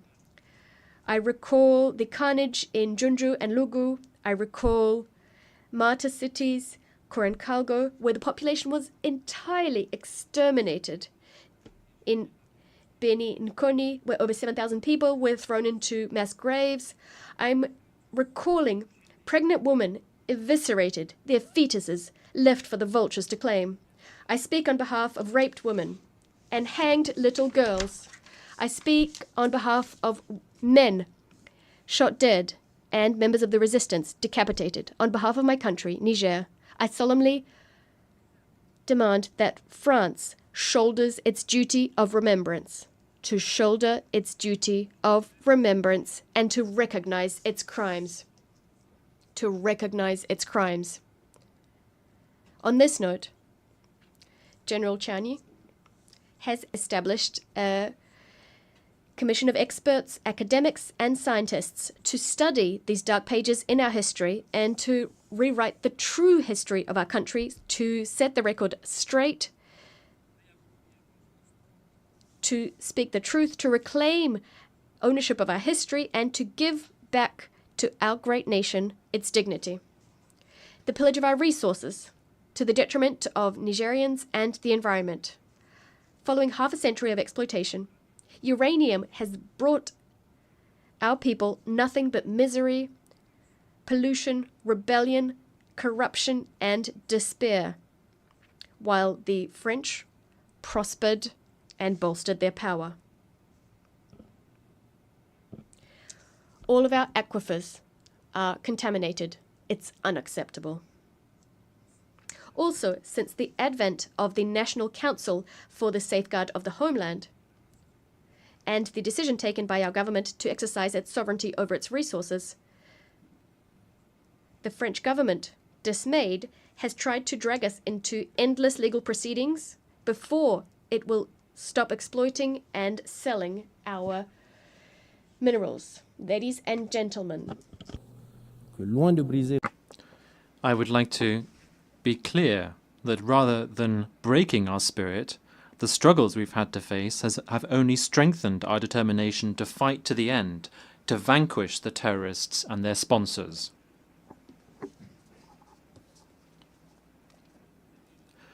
We can already take pride in some structural achievements that we have seen. What the people of Niger have been successful in since the 26th of July 2023, with the National Council taking power, is to put our country on a new trajectory, which is a source of great hope. Success means casting away from our country the forces that were hampering our sovereignty and were preventing our forces of defense and security from equipping themselves with the means to fulfill their missions. This is something we have to do. Success also means breaking with all of the unfair conventions, treaties, and laws that were not in the interest of Niger. This is a strong sign for all of those who are accustomed to looting Niger, that now our country will defend its interests unashamedly. Success also means reaffirming our sovereignty over our natural resources, which had all too long been plundered by foreign powers.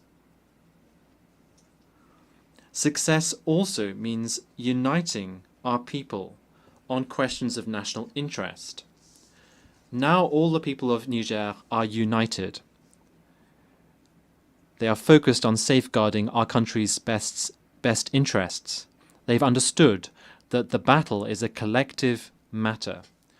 That is why we have a new motto, Labusani no in Zama, Zanshinkasane in Hoasa, and Hala Ledi non in Fulfude.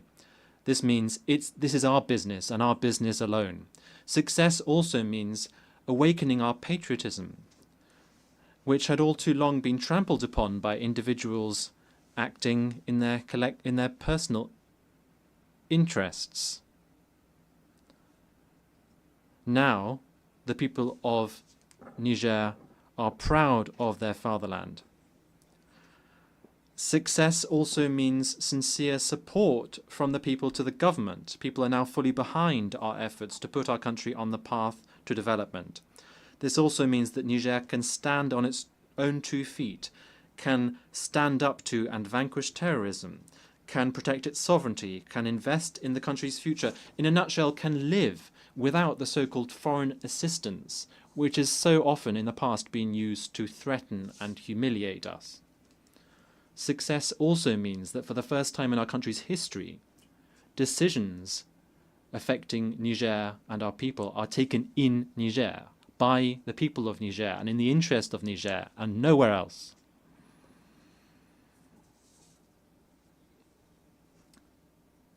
That is what has allowed us, in spite of the difficult circumstances that we're all aware of, to take social measures, which are both robust and symbolic, which include lowering the price of petrol and gasoline, reducing the costs of some medical and surgical services, reducing school fees, and making sure that basic goods are affordable. Madam President, ladies and gentlemen, as you can see, Niger is well on the way to a new model of governance. This approach was built upon in the conference that was held, the national conference held in Niamey from the 15th to the 20th of February this year, which brought together all of the forces of the nation. This led to the adoption of significant recommendations and the drafting of a reformed charter for our country. In line with the charter, it also allowed us to progressively establish our institutions, such as the Reform Council, the State Court, the Audit Court, the Commission to Combat Economic, Financial and Fiscal Crimes, the National Communication Unit, and the Authority for Regulation of Public Procurement. Next, in the diplomatic domain, Niger has not just enlarged its diplomatic relations with many countries and redefined consular positions, but has also redefined the framework of cooperation with its partners. This has now based on the absolute respect for our sovereignty, our strategic choices, and the legitimate aspirations of our people. Niger is therefore not isolated, far from it. We're also committed to a vast agricultural program to ensure food self-sufficiency for our hard-working people by ensuring that we fully use the thousands of hectares of arable land through large-scale irrigation. The head of state has asked for this to be a reality, and now the results that we've achieved are encouraging, 1 year since we've implemented these measures. For the first time in our recent history, the country has not been through a lean period, the period during which generally we had to request support from the international community. Our ambition is for Niger to have food sovereignty. Inshallah, we will no longer need to ask for support to feed our people. Turning to economics, in spite of the iniquitous sanctions imposed on Niger and the economic blockade supported and financed by France, who are trying to hamper our country, we have courageously kept going with our macroeconomic reforms, and this has led in particular to our taming inflation to minus 0.1% at the end of August of this year. And now we plan to see economic growth of some 7% looking in the period 2025-28. In addition, our budget deficit, which was 5.4% of GDP in 2023, will, we hope, be contained to 3% by the end of this year. And significant efforts have been made to improve our debt profile. Madam President, ladies and gentlemen, now when it comes to the issue of human rights, Niger reaffirms its commitment to the international legal instruments to which it is a party. Nevertheless, we condemn the selective approach used in implementing human rights principles by some countries whose only aim is to harm our state's image. I would also like to clearly say that Niger and all of the Confederation of Sahel states, profoundly committed to respecting human dignity and the flourishing of our people, will not take any human rights lectures from any kind of body.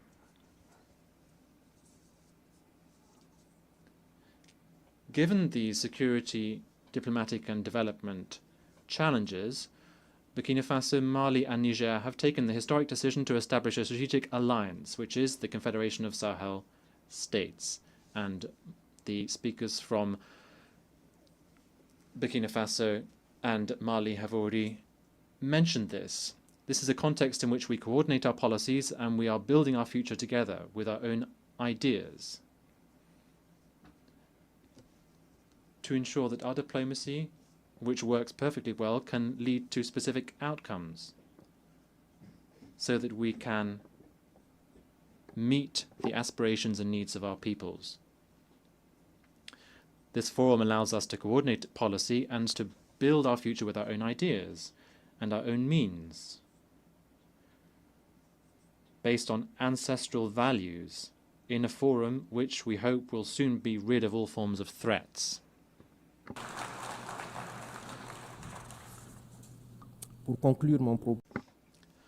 In conclusion, I would like to say that Niger is, as a result of its history and geography, facing many challenges. We have to acknowledge that, such as the effects of climate change, droughts, followed by floods, which are making life for our farmers even harder.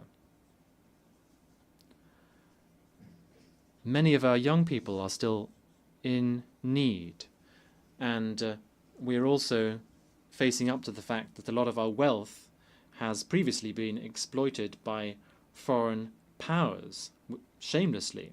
We also have the scourge of terrorism, financed by Western powers as a result of one-sided agreements. Terrorism has been plunging our towns into sorrow, and people have been deprived of their needs. However, Niger, together with the other two countries of the Confederation, are currently enjoying a renaissance. And we are currently on the road to recovery through the leadership of our three heads of state and our determination to take our destiny into our own hand. The recovery in Niger is not a break with the international community. It rather just reaffirms our sovereignty, our dignity, and our inalienable right to choose our partnerships for the well-being of our children. Our absolute priority, therefore, remains security. The fight against terrorism that we are engaged in, we are doing it ourselves for our region and also for the stability of the entire world, because we understand that we have to be self-sufficient. We can't rely on the UN, this powerless UN, which is hampered by the veto of Western powers. The UN has to be reformed. Niger's recovery also means economic progress through the responsible use of our immense varied natural resources. We have decided that these riches must benefit our people first and foremost. We are committed also to honest governance, and we invite international investors who wish to support us in this. It will be a win-win partnership. We also hold out our hand to all countries in the world who believe in a partnership based on mutual respect, justice, and solidarity. This reform also means ensuring food self-sufficiency in our country. Our government is focusing on agroecology and large-scale irrigation, as I have already said. Being self-sufficient remains the watchword of our head of state. Madam President, we still believe in multilateralism as the way to overcome global challenges. However, this must be reformed. It must be more inclusive, and it must be fairer. Africa must have its full place as it is required in international decision-making bodies, including in the Security Council. The voice of our alliance must be heard when peace in the world is discussed. We have our role to play. We must work together to build a more resilient, a fairer, more equal world. A world in which security is not the privilege of just a few powers, but the right of all countries, be they large or small. A world in which every nation's view counts without any kind of discrimination, and where the voices of the people are heard. Ladies and gentlemen, thank you on behalf of my country, Niger. On behalf of the Assembly, I wish to thank the Prime Minister of the Transition Government and Minister of Economy and Finance of the Republic of the Niger. The Assembly will hear an address by His Excellency Sonexay Sifandon, Prime Minister of the Lao People's Democratic Republic. I request protocol to escort His Excellency and invite him to address the Assembly.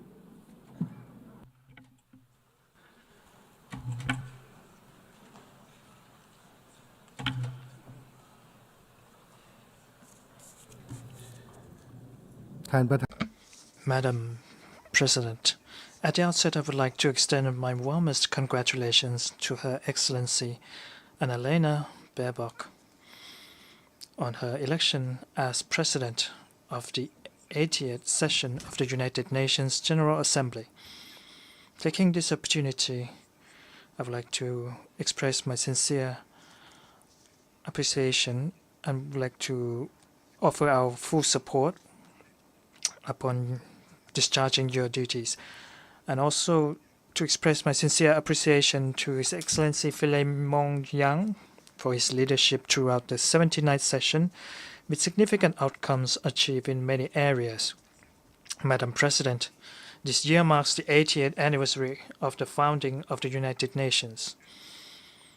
This General Assembly being held under the theme Better Together 80 Years and Beyond for Peace, Development and Human Rights is of historical significance as it recalls the shared aspiration of the international community that led to the adoption of the UN Charter in 1945. following the catastrophic destruction of the Second World War. This courageous decision, beyond its historical importance, also reflected the collective determination of all nations in charting out a new direction for safeguarding global peace, anchored in the principles enshrined in the United Nations Charter, including the peaceful settlement of disputes, international cooperation, solidarity, and peaceful coexistence. The Charter established the fundamental principles that have guided all member states in promoting peace and fostering multilateral cooperation over the past 8 decades. Although the world has encountered multifaceted challenges and at times brought us to the brink of destruction, it was through the international community's firm adherence to multilateralism that we were able to overcome these obstacles through the peaceful settlement of disputes, allowing all humanity to live in peace, stability, and prosperity. These achievements underscore the tangible success of the United Nations in fulfilling its given mandate, with the Charter continuing to serve as our guiding compass. Madam President, today our world continues to encounter interrelated and deeply rooted challenges, leading to heightened geographical tensions and rivalry, widening inequality, combined with the lingering impacts of the COVID-19 pandemic. These factors continue to threaten international peace and undermine development progress. In many regions, disputes and armed conflicts continue to persist, inflicting devastating consequences on the people across the globe. Therefore, we must redouble our efforts and exhaust all possible means to collectively address these challenges through dialogue and peaceful settlements, thereby protecting the hard-won gains and preventing further setbacks.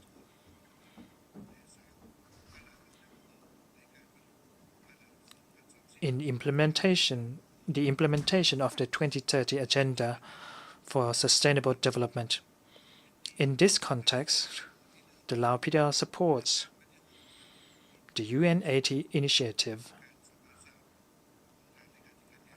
proposed by the Secretary General, which fully aligns with the emerging opportunities and pressing needs of time. This initiative reflects the international community's continued commitment and aspiration to strengthen the United Nations in addressing the emerging global challenges. I firmly believe that in our ongoing efforts to reform the United Nations, priority must be given to maintaining peace, which is the most essential foundation for advancing sustainable development, ensuring justice, and preserving human dignity. At the same time, we must strive to further enhance the effectiveness of the UN's working methods and mechanisms through comprehensive and inclusive reforms. Madam President, the Lao PDR attaches great importance to enhancing its partnership with the United Nations. Over the years, our contributions in various areas as a member state reflect the steadfast commitment to promoting the role of the United Nations and upholding the principles enshrined in the UN Charter. The UN Charter provides the fundamental principles to which every member state must adhere to safeguard global peace and create an environment conducive to sustainable development. Over the past 7 decades, cooperation between the Lao PDR and the United Nations has been gradually expanded.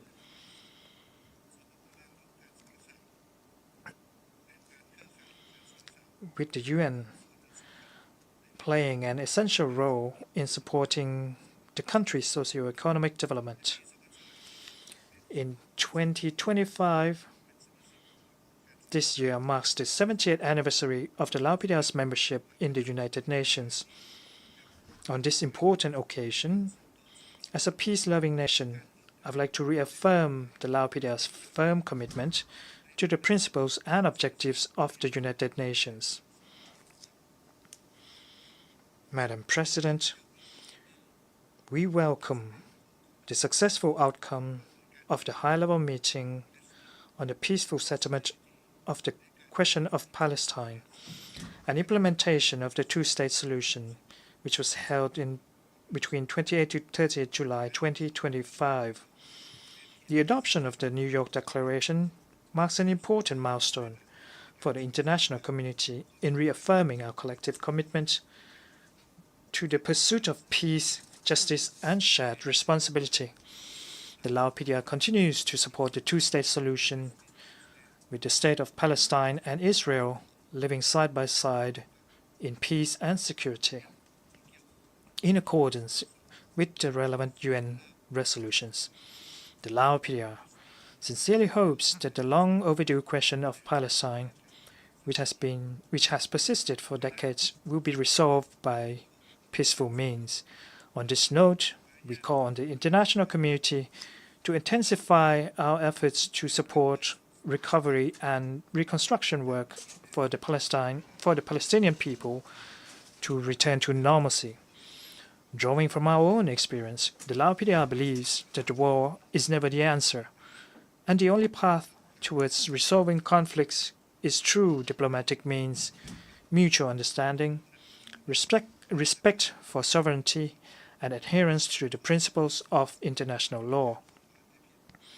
The Lao PDR is of the view that unilateral coercive measures is not only contradicting to the United Nations Charter and international law, but also hinders sustainable development and impose unjust suffering on innocent people. We must therefore redouble our efforts to foster enabling environment for peace and development cooperation among all nations. And in this regard, the Lao PDR once again joins the international community in calling for lifting the economic and financial embargo against the Republic of Cuba, including the removal of Cuba from the list of state sponsors of terrorism and the elimination of all unilateral coercive measures imposed on sovereign countries. Madam President, the midterm review on the implementation of the 2030 agenda has shown that we continue to face numerous challenges. In this regard, the Lao PDR reaffirms its strong determination to implement the SDGs and welcomes the adoption of the Pact for the Future. The renewed commitments aimed at strengthening multilateral cooperation and advancing the key priorities of the United Nations. For the Lao PDR, the SDGs have been fully integrated into the National Development Agenda. We will continue to attain the SDGs through the implementation of our National Socio-Economic Development Plan, which, with consolidated efforts to enhance resilience and better respond to the current circumstances, including climate and environmental challenges, by applying climate-smart technologies. Likewise, we recognize that enhanced international cooperation, as well as access to new technology, innovation, and financial resources remains essential for countries in special situations and the most vulnerable groups. taking into account its specific development needs and unique circumstances, the Lao PDR has therefore adopted the National SDG 18 entitled Lives Safe from Unexploded Ordnance. UXO contamination continues to pose major threats to the livelihood of the Lao people across the country and hinders national development efforts. Taking this opportunity, I call upon the international community to increase its support and assistance in addressing the UXO issue, including through the implementation of the International Convention on Cluster Munition, particularly by supporting the Lao PDR's presidency of the Third Review Conference on the Convention on Cluster Munitions in 2026. We are gratified to note that the Lao PDR continues to meet the thresholds for LDC graduation. To ensure a smooth and sustainable graduation, we are currently implementing the Smooth Transition Strategy through close consultations and cooperation among the concerned sectors and development partners, in view of maintaining a positive momentum in the post-graduation period. Despite numerous challenges faced, the Lao PDR remains firmly committed to fostering self-reliant capacity and building resilience in all dimensions, including by putting in place basic economic structures, developing human capital, and enhancing domestic productive capacities, in view of realizing a self-reliant and independent economy. These efforts constitute the key objectives in the preparation process for LDC graduation, in line with the upcoming 10th Five-Year National Socio-Economic Development Plan for 2026-2030. The Lao PDR commends the successful outcomes of the Third UN Conference on Landlocked Developing Countries, particularly the adoption of the Awaza Program of Action.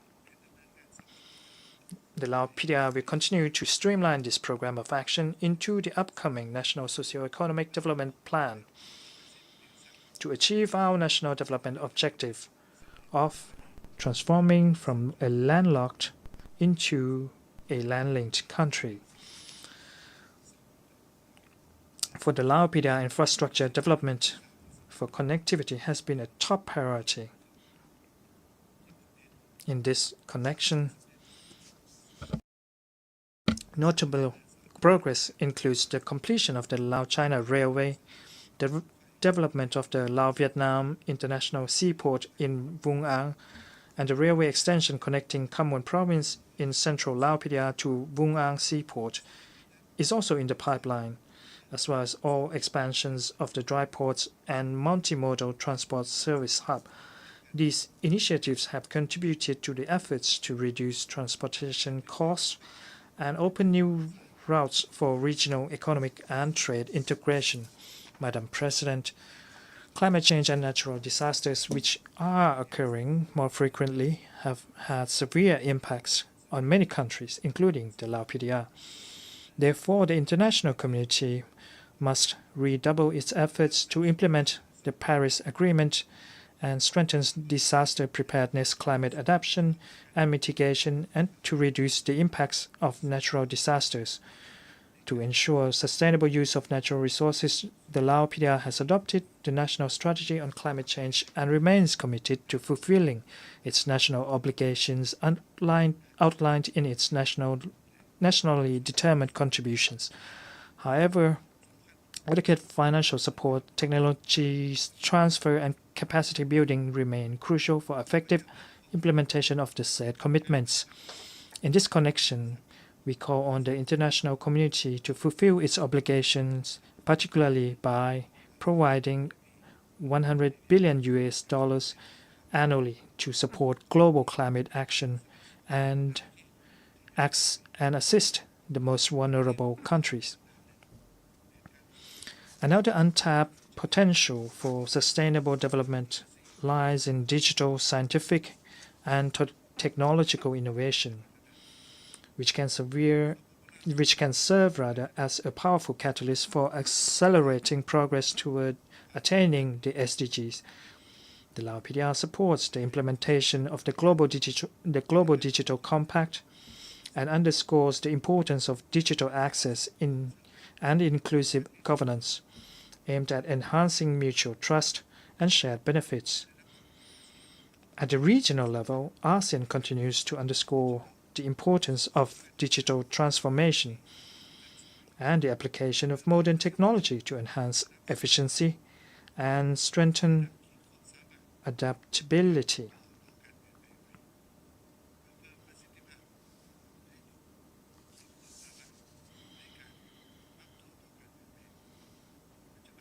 At present, ASEAN is accelerating the negotiation process on the Digital Economy Framework Agreement in view of positioning the region as a leading digital economic hub, promoting regional integration, expanding global connectivity, and enhancing the capacity necessary for addressing the emerging challenges of the modern global economy. Madam President, in conclusion, I would like to reaffirm the Lao PDR's commitment to promoting and supporting the United Nations in fulfilling its mandate, particularly by upholding the principles of the UN Charter. I am confident that a strong and effective United Nations not only plays a vital role in maintaining global peace and stability, but also accelerates progress towards achieving the SDGs and ensuring that the benefits are equally shared among all member states.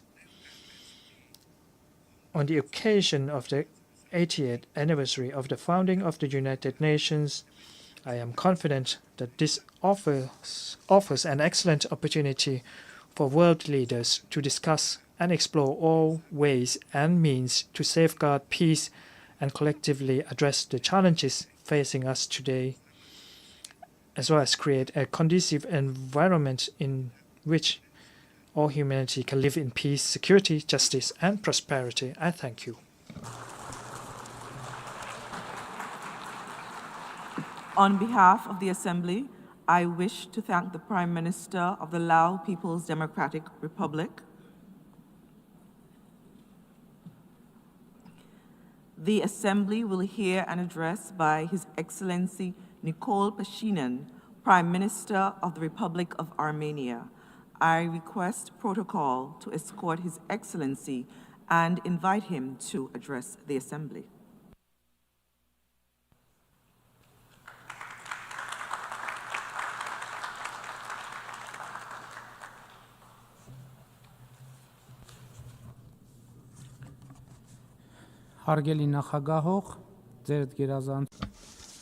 Dear President, Excellencies, dear colleagues, ladies and gentlemen,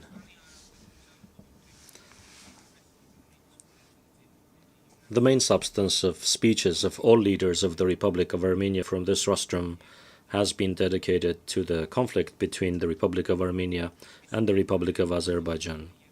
Such were also my speeches from 2018 to 2023.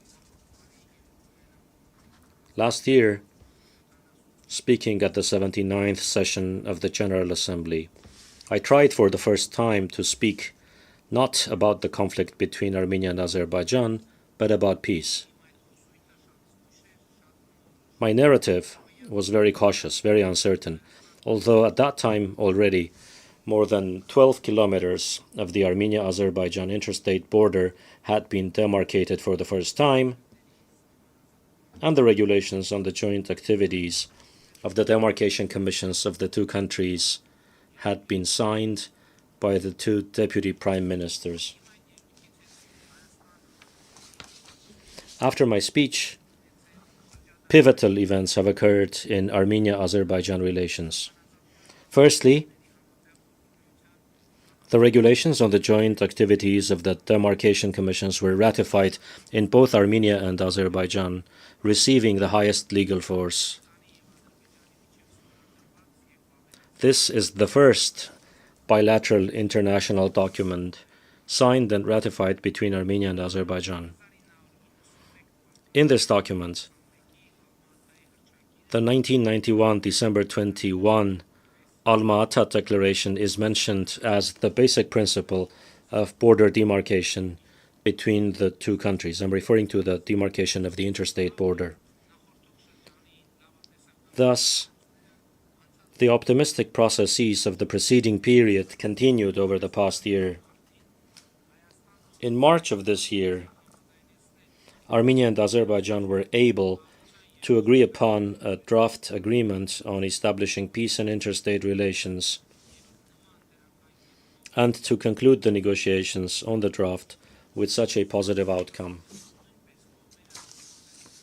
In that document, too, the parties, referring to the Alma-Ata Declaration, confirmed their understanding that the borders between the former Soviet Socialist republics of the USSR have become the international borders of the respective independent states, and on this basis, they recognize and respect each other's sovereignty, territorial integrity, inviolability of international borders, and political independence.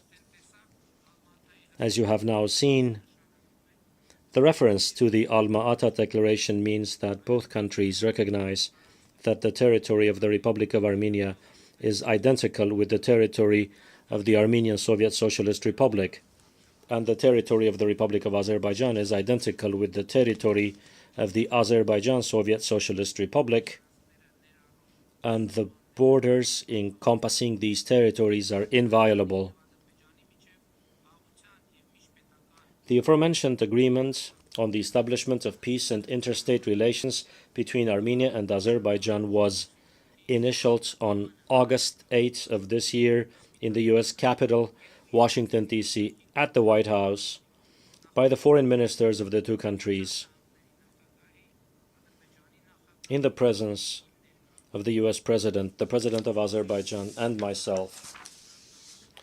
The culmination of the meeting that took place at the White House on August 8 was the declaration that we adopted as a result of the meeting with the President of Azerbaijan, and which was also signed as witness by the U.S. President, Donald Trump.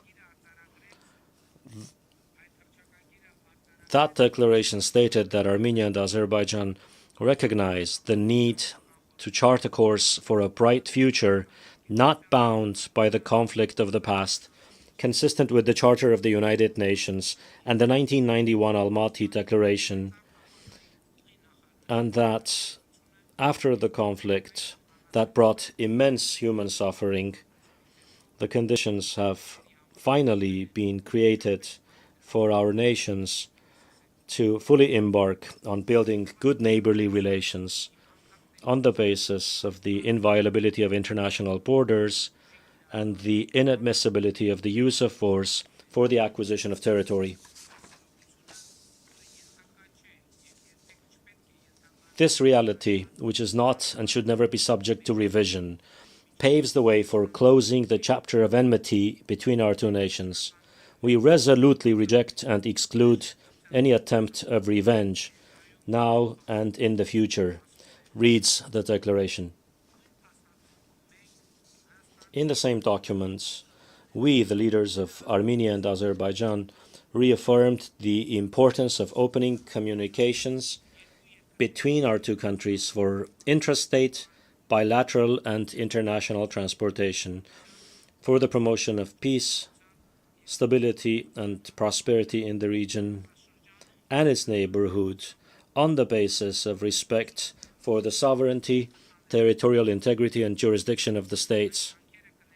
These efforts are to include unimpeded between the main parts of the Republic of Azerbaijan and the Nakhchivan Autonomous Republic through the territory of the Republic of Armenia, with reciprocal benefits for international and intrastate connectivity for the Republic of Armenia. It was also noted that the Republic of Armenia will work with the United States of America and mutually determined third parties to set forth a framework for the Trump Route for International Peace and Prosperity, the TRIP Route connectivity project in the territory of the Republic of Armenia. We confirmed our determination to pursue efforts in good faith to achieve this goal in the most expeditious manner. Distinguished President, ladies and gentlemen, what does all this mean? All this means, and I am happy to report to the entire international community, that peace has been established between the Republic of Armenia and the Republic of Azerbaijan. Ladies and gentlemen, the role of United States President Donald Trump is decisive in this peace process, whose dedication, consistency, and principledness made possible what seemed to be impossible.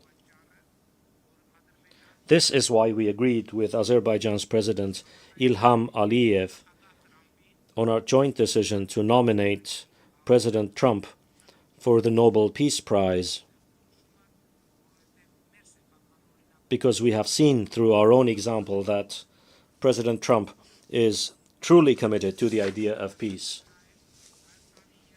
I would also like to emphasize the role of the peoples, governments, and parliaments of Armenia and Azerbaijan, without whose support, of course, it would have been impossible to reach this point. Peace, thus, is established, but peace is not a vacation. It is work, everyday work. Peace requires daily care, like a newborn baby, to be protected from infections, the cold and the heat, the indifference and the pessimism. Conflict, indeed, poses far fewer questions before us, and the options for answers in the case of conflict are not many, while peace brings with it questions, new questions, more questions, questions continuously, and peaceful life is about answering those questions with care and not with disdain. Thinking diligently about those questions and formulating the answers in good faith is the institutionalization of peace, which is a continuous necessity and something we ought to deal with every day.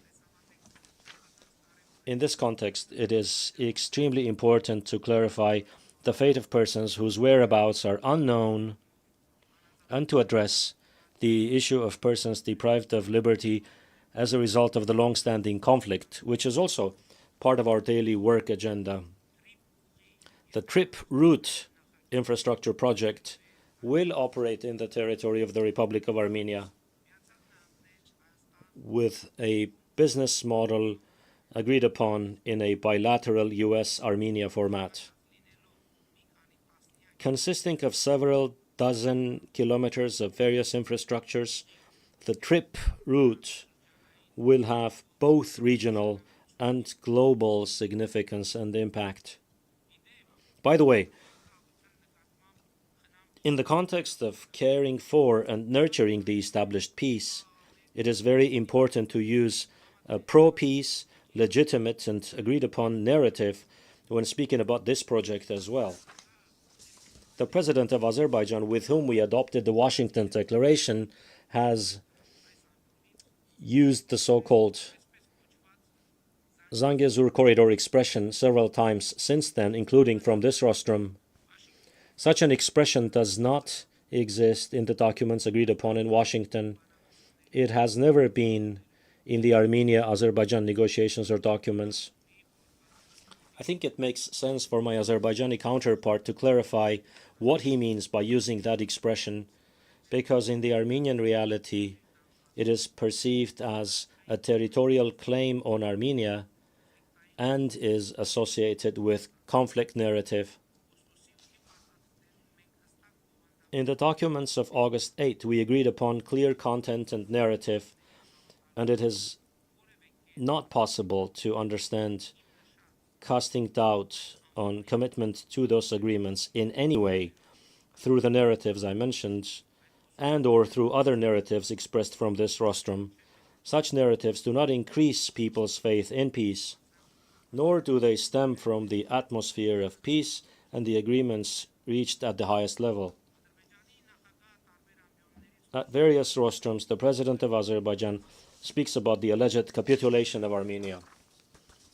To be frank, I do not understand, in the presence of such a huge positive content achieved through joint hard efforts, why engage aggressive subtexts that are not connected with objective reality?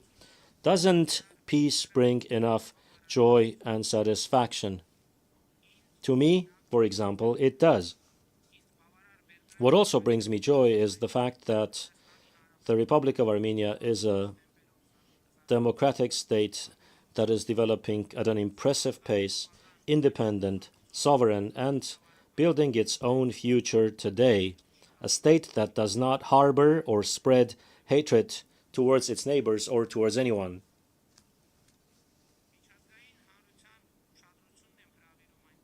I call on the international community to take note that the so-called Zangezur corridor and similar narratives do not stem from the agreements reached. They have no connection with the agreements. They have an irritating and negative impact and are perceived as a territorial claim against a sovereign country, despite the agreements reached and declared.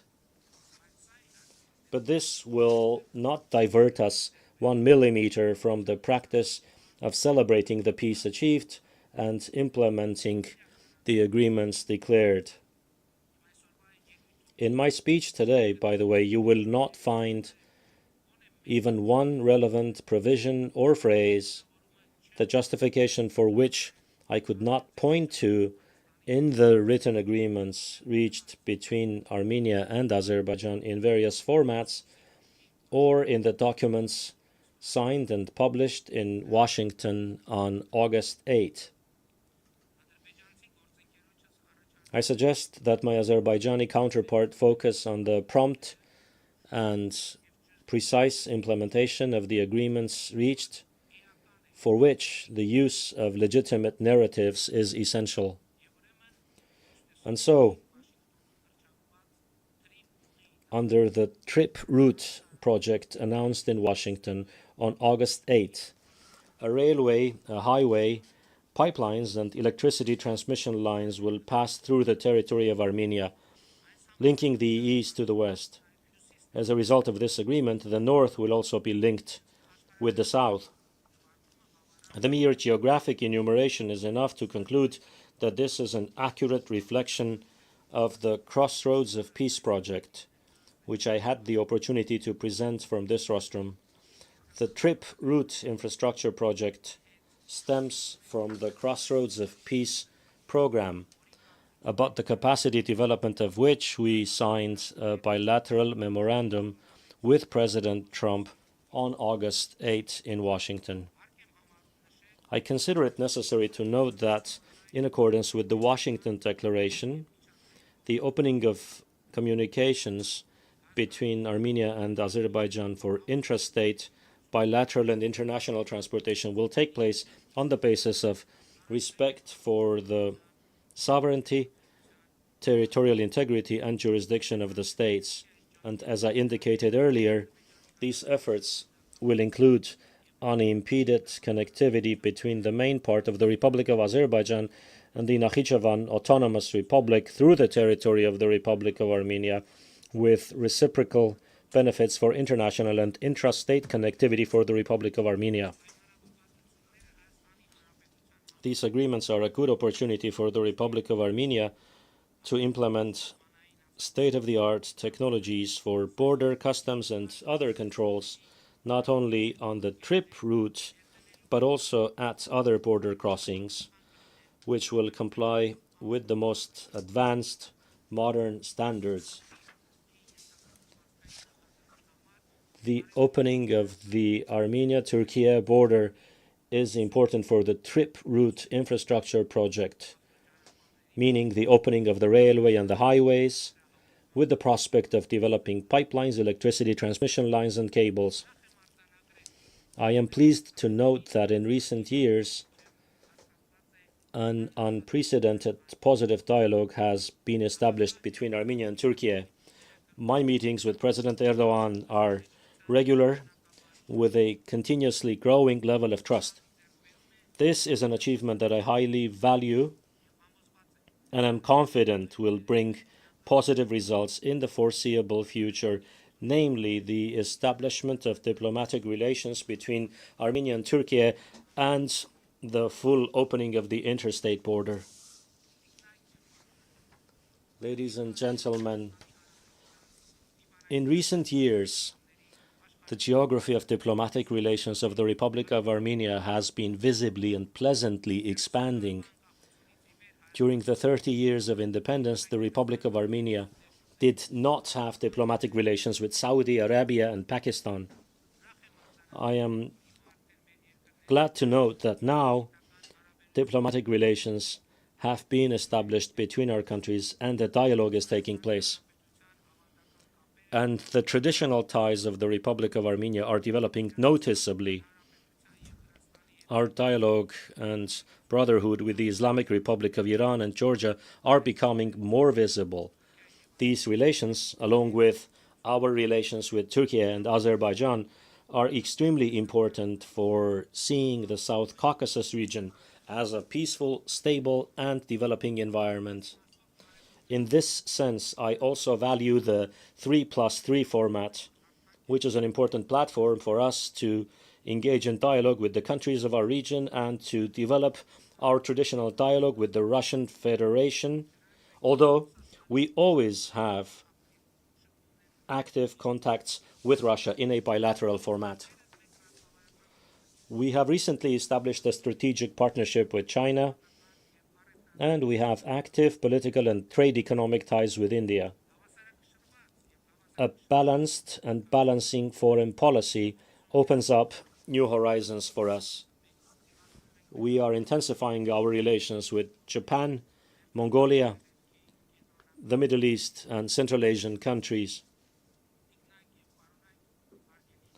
Ladies and gentlemen, in March of this year, the National Assembly of the Republic of Armenia adopted the law on initiating the process of Armenia's accession to the European Union, which is of great importance for our agenda.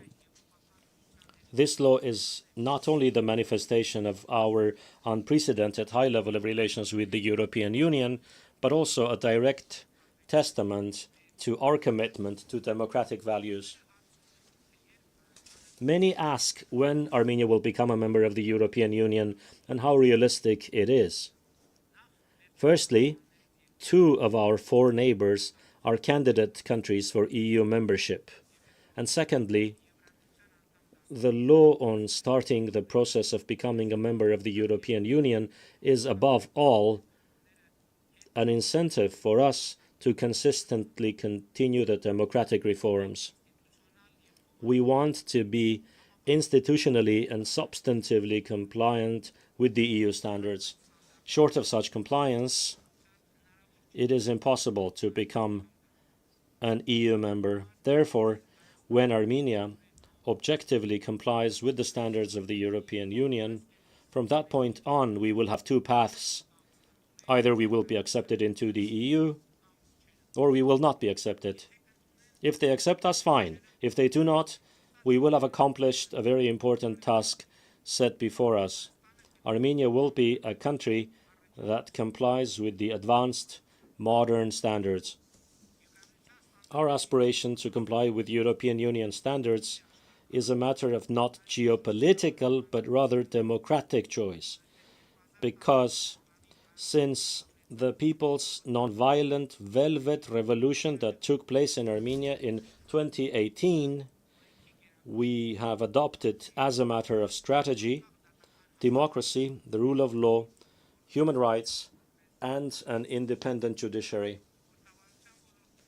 In order to make our achievements in the field of democracy more institutional and pro-people, we intend to take the next step in the near future. After receiving the people's mandate once again in the 2026 parliamentary elections, we will initiate a nationwide referendum to adopt a new constitution, as a result of which all branches of government and the legal system established in the country will be organically linked to the constitution maker, that is, with the people, making Armenia's statehood long-lasting and people-centered. Ladies and gentlemen, the year 2026 will be unprecedented in terms of the international engagement of the Republic of Armenia. In May, the Republic of Armenia will host the 8th Summit of the European Political Community, and I cordially invite the heads of state and government of all the member states of the community to participate in this crucial event. This summit is a key platform for European political dialogue, the format of which enables us all to act as a large team connected by shared responsibility for Europe's and global harmony. By the way, it was at the first summit of the European Political Community held in Prague on October 6, 2022, where Armenia and Azerbaijan, as a result of a meeting organized by France and the European Union, for the first time agreed to recognize each other's territorial integrity and sovereignty on the basis of the Alma-Ata Declaration.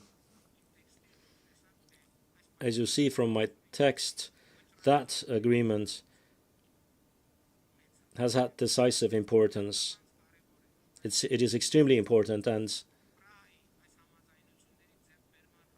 in the matter of reaching these agreements in Prague, I would like to emphasize the special role of French President Emmanuel Macron and his personal efforts. Dear President, Excellencies, dear colleagues, ladies and gentlemen,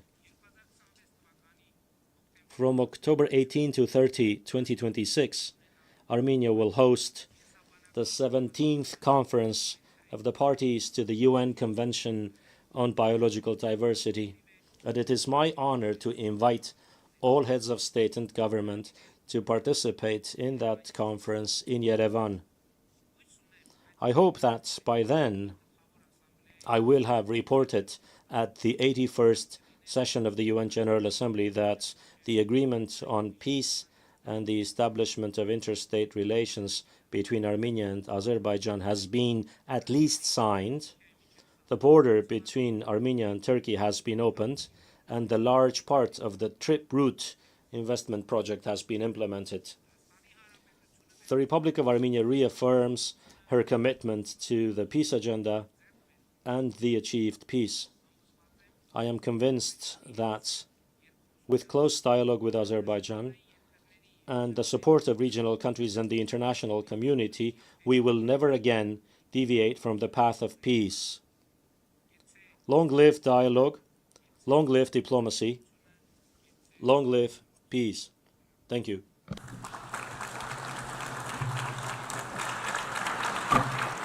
On behalf of the Assembly, I wish to thank the Prime Minister of the Republic of Armenia. I now give the floor to His Excellency Sokan Prak, Deputy Prime Minister, Minister for Foreign Affairs and International Cooperation of Cambodia.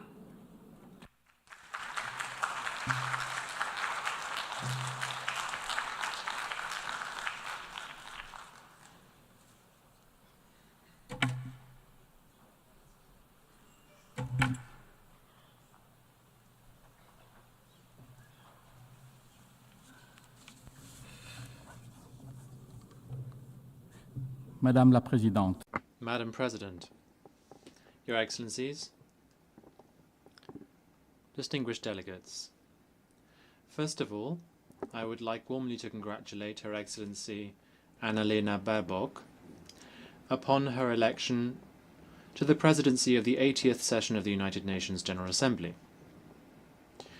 I would also like to congratulate His Excellency Philemon Yang for his stewardship of the 79th session. the Pact for the Future that was adopted during his mandate is fully relevant given the topic for this year, Better Together, 80 Years and More for Peace, Development and Human Rights. This illustrates the spirit of continuity and cooperation that underpins this august global body to remain a source of hope for all of humanity. This year's theme is not just a slogan. It solemnly reminds us that the UN's promise only remains when we act united, when we work to achieve solidarity between nations and peoples, and when we measure success not just in national terms, but in line of the common well-being of citizens of the world. 8 decades ago, after a devastating global war, nations large and small gathered together behind a unique vision. Peace, development and human dignity can only be guaranteed through collective action. Nevertheless, as we gather here to mark this important stage, the ideals of multilateralism are being put to the test. Geopolitical divisions have only got worse. Rivalries between major powers all too often hamper the Security Council's decisions. This leaves many crises throughout the world unresolved and puts millions of lives in danger. The world is now facing the harsh reality that might makes right, and that interdependence is no longer the cornerstone of peace, but rather a tool of threat and coercion.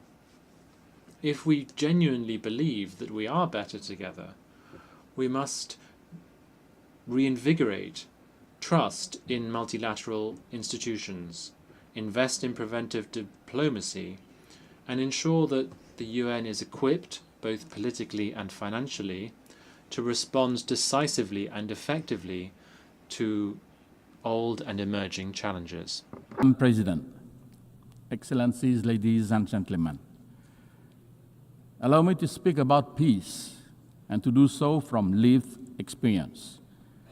For decades, war and genocide traumatized our people and destroyed our country. Dialogue and not war between two true statesmen, our late King Father, His Majesty Samdechព្រះ Norodom Sihanouk, and our former Prime Minister, Samdech Teo Hun Sen, both blessed with wisdom, willpower, and genuine patriotism, had engendered the peace process and national reconciliation.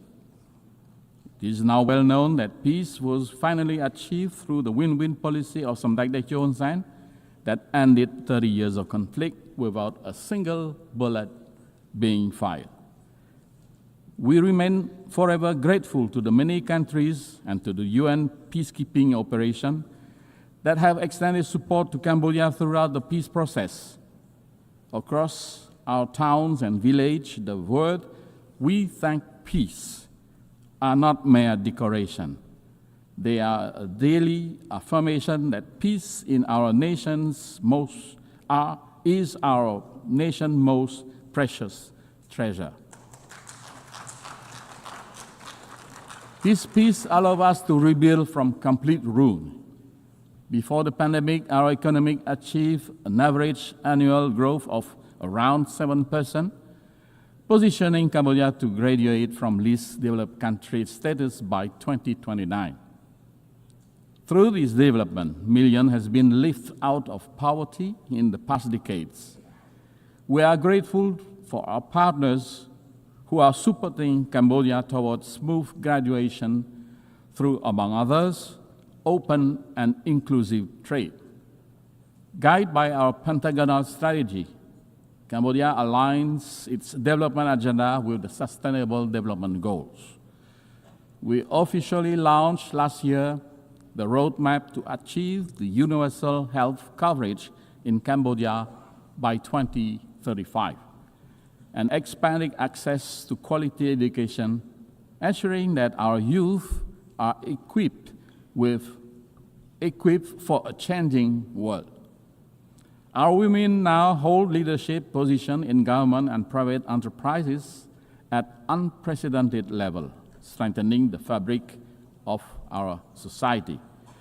We are firmly committed to protecting and expanding the civic space and strengthening democratic governance, knowing that development and human rights are inseparable pillars of lasting peace. On climate action, one of humanity's greatest collective tests, Cambodia has submitted its third nationally determined contribution to the UNFCCC. Last June, we signed the agreement on biodiversity beyond national jurisdiction and already deposited our ratification instrument earlier this month. These steps reflect our belief that environmental stewardship is a global duty and a moral imperative. With complete peace at home, Cambodia has been able to offer our humble contribution to peace building and peacekeeping around the world. From a country once hosting UN peacekeeping mission, Cambodia has become a steadfast contributor to global security.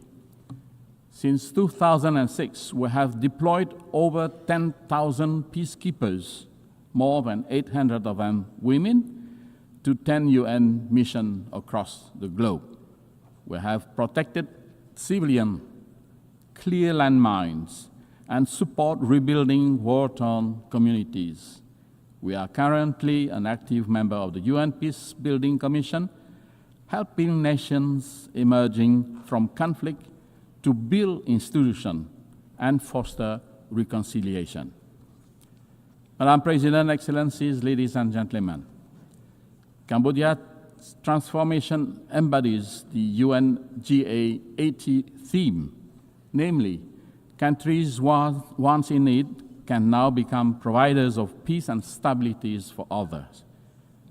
It is therefore deeply painful to inform this august assembly that the hard-won peace that we so profoundly cherish and wholeheartedly share around the world is today threatened in our own home, not by internal division like in the past, but border conflict with a neighbor. We are grateful that a ceasefire brokered by US President Donald Trump effectively halted armed clashes that has caused death, injury, and destruction, and the displacement of hundreds of thousands innocent civilians. Like Armenia and Azerbaijan, Cambodia has nominated President Donald Trump for the Nobel Peace Prize for his crucial role in this important step to peace.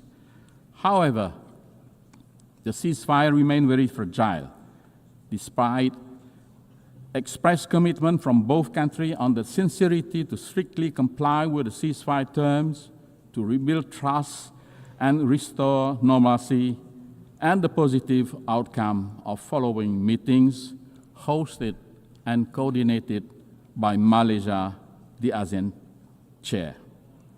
But sincerity is only credible, and trust can only flourish when respect with both the letter and the spirit of the agreement matches with real action on the ground. Sadly, continued unilateral move to impose territorial sovereignty from our neighbor, using forces instead of agreed mechanism, unilateral maps instead of internationally recognized ones that were produced in accordance with treaties that bind the two countries, and countless other actions undermine this trust-building and peace effort. Of great concern is the forced eviction of Cambodian civilians and threat to use national law against them, and to evict hundreds more from the lands they have lived in for decades. Such way of territorial control on the segment of the border yet to be demarcated, demonstrate a clear disregard, not only for the terms of the ceasefire, but also the mutual agreements on the settlement of border issues. In the process, Cambodia's sovereignty and territorial integrity are violated, and the rights and dignity of many Cambodians infringed.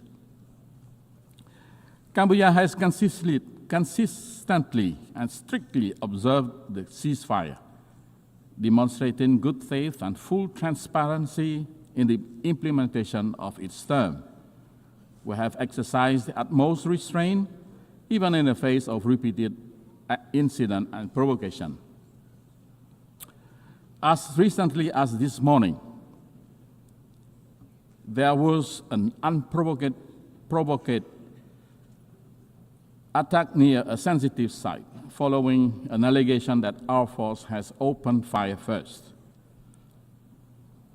We firmly reject such accusation. Our troops have not fired first, nor have they returned fire in retaliation to the provocation, underscoring our commitment to peace.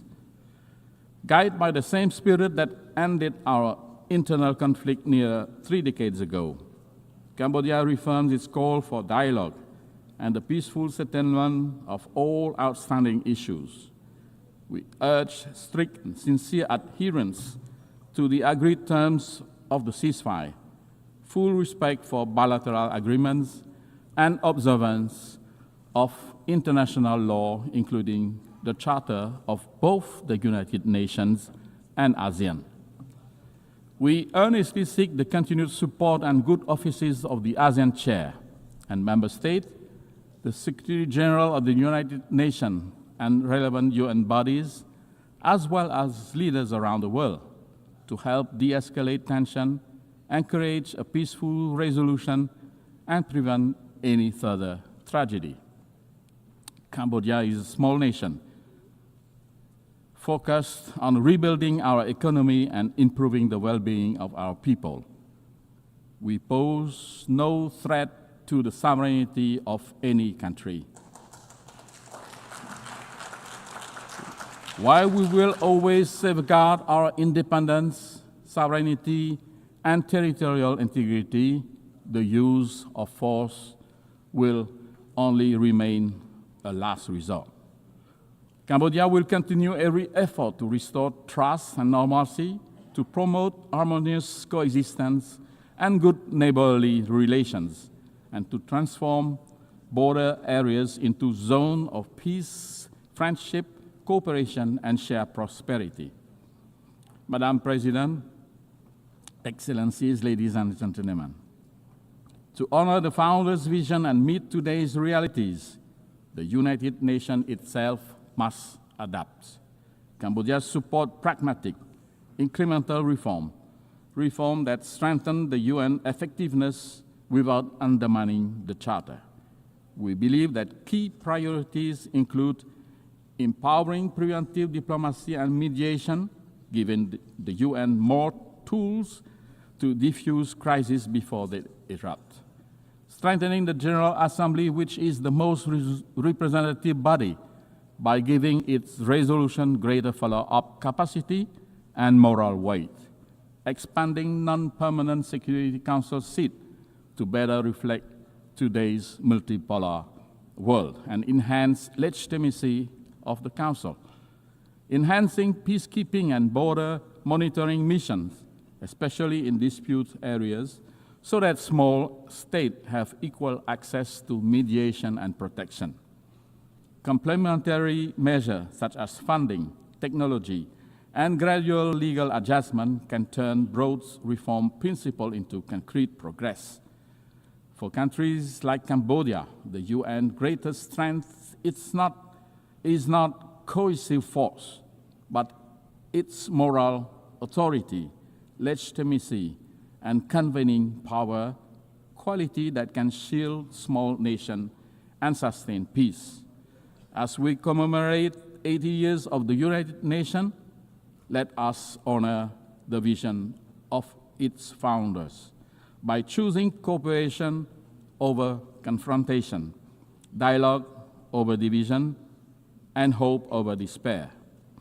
Cambodia stands ready to work to be better together with all member states, the UN system, and our partners worldwide to ensure that the decades ahead are defined by peace, sustainable development, and the unshakable dignity of every human being. I thank you.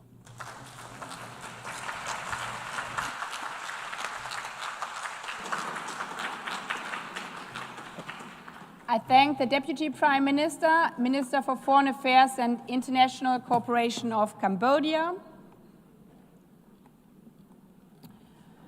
I now give the floor to His Excellency Sergey Lavrov, Minister for Foreign Affairs of the Russian Federation.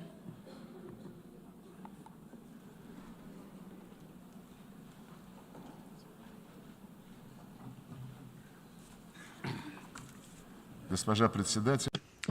Madam President, ladies and gentlemen, 80 years ago, the most terrible war in human history came to an end. More than 70 million people fell victim to the fighting, famine, and disease. In 1945, the course of world history changed forever. The triumph over German Nazism, under whose banner most of Europe had rallied, and Japanese militarism paved the way for peace, recovery, and prosperity. This year, Moscow and Beijing held celebrations devoted to the 9th of May and 3rd of September holidays to mark the victory in the Great Patriotic War and World War II. The world witnessed grand military parades commemorating the decisive contribution of the peoples of the Soviet Union to the defeat of Nazi Germany and the particular role of the people of China in defeating militaristic Japan. We sacredly honor the memory of our brotherhood in arms with all of our allies who stood on the side of truth in the fight against the forces of evil. One of the enduring outcomes of that war was the creation of the United Nations. The principles of its charter agreed upon by the founding fathers of our organization continue to serve as a shining beacon of international cooperation. They embody centuries of experience of the coexistence of states and remain fully relevant in the age of multipolarity. The only thing that remains is for all member states, without exception, to adhere to those principles in full, in their entirety, and as they are interconnected. In practice, however, things look different. Widespread, gross violations of the principle of the sovereign equality of states are undermining faith in justice itself and leading to crises and conflicts. The root of the problem lies in the incessant attempts to divide the world into us and them, into democracy and autocracy, into a blooming garden and a jungle, those who are at the table and those who are on the menu, into the chosen ones who are allowed everything and the rest who for some reason are obliged to serve the interests of the golden billion.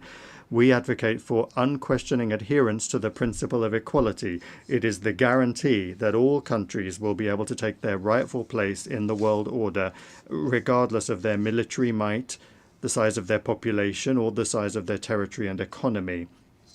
The principle of the non-use of force and threat of force has also been repeatedly flouted by the West. The NATO bombing of Yugoslavia, the invasion of Iraq by the US-led coalition, and NATO's military operation for regime change in Libya all ended in tragedy. Today, Israel's illegal use of force against the Palestinians and aggressive actions against Iran, Qatar, Yemen, Lebanon, Syria, and Iraq threaten to blow up the entire Middle East. Russia firmly condemned the attack by Hamas militants on Israeli civilians on the 7th of October 2023. However, there is no justification for the brutal killings of the civilian population of Palestine or for terrorist attacks. There is also no justification for the collective punishment of Palestinians in the Gaza Strip, where Palestinian children are dying from bombing and starvation. Hospitals and schools are being destroyed, and hundreds of thousands of people are being left without shelter. There is no justification for plans to annex the West Bank. We are essentially dealing with an attempt at a kind of coup d'etat aimed at burying UN decisions on the creation of a Palestinian state. Recently, a number of Western governments announced their recognition of the State of Palestine. Moreover, they announced their intention to do so several months ago. The question then arises, why did they wait so long? It seems that they had hoped that soon, by the time the General Assembly session was convened, there would be nothing and no one left to recognize. The situation requires urgent action to prevent such a scenario, which was strongly advocated by the participants at the high-level international conference on Palestine. The strikes on Iranian facilities under IAEA safeguards deserve condemnation, as do the strikes on the capital of Qatar at a time when negotiations with Hamas were being held there with the participation of American mediators, among others. Yesterday, in the Security Council, the West rejected a rational proposal by China and Russia to extend the 2015 agreement on Iran's nuclear program in order to allow time for diplomacy.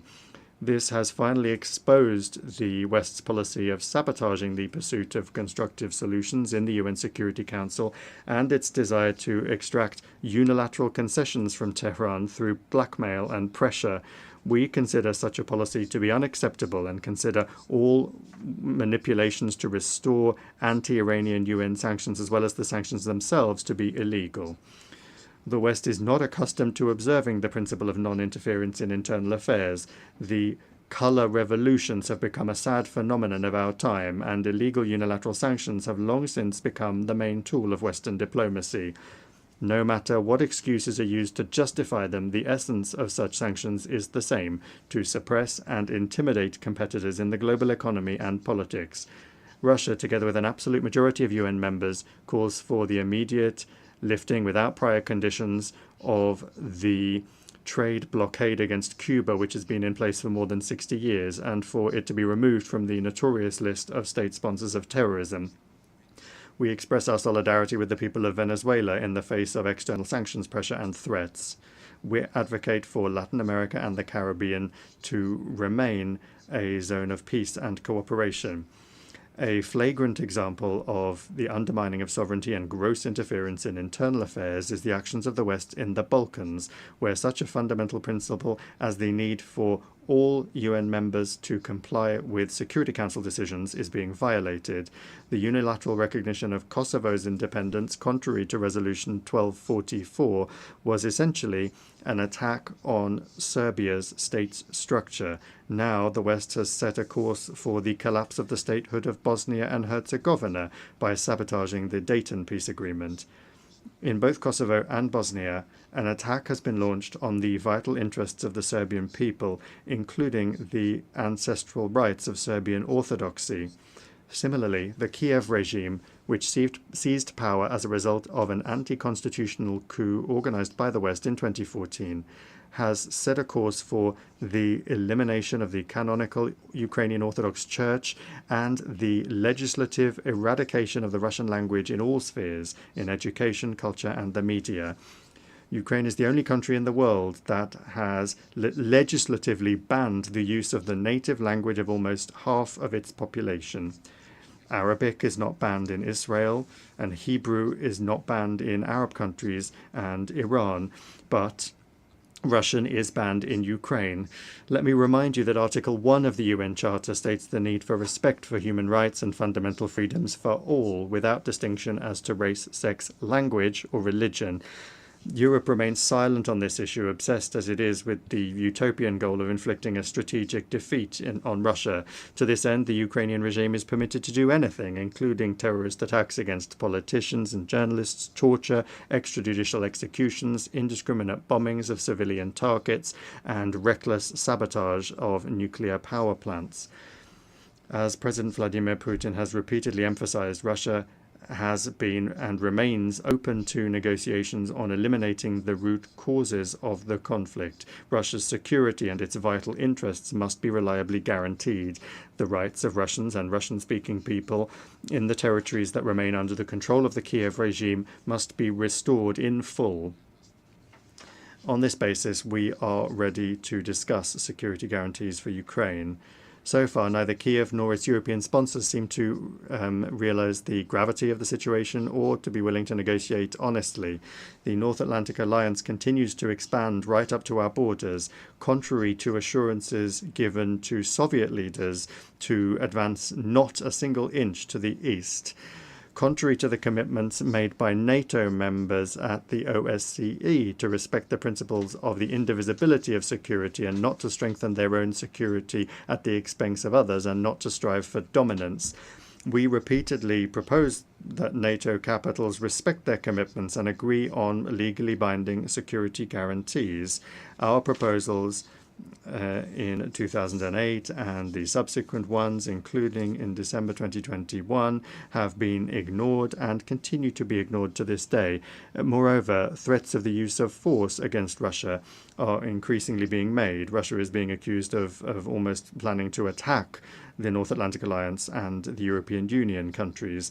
President Putin has repeatedly debunked these provocations. Russia has never had and does not have any such intentions. However, any aggression against my country will be met with a decisive response. There should be no doubt about this among those in NATO and the EU who not only are telling their voters that war with Russia is inevitable and are forcing them to tighten their belts, but are also openly talking about preparations for an attack on our Kaliningrad Oblast and other Russian territories. We have some hopes for the continuation of the Russian-American dialogue, especially after the summit in Alaska. In the approaches of the current US administration, we see a desire not only to contribute to ways to realistically resolve the Ukrainian crisis, but also a desire to develop pragmatic cooperation without adopting an ideological stance. Russia and the US bear a special responsibility for the state of affairs in the world and for avoiding risks that could plunge humanity into a new war.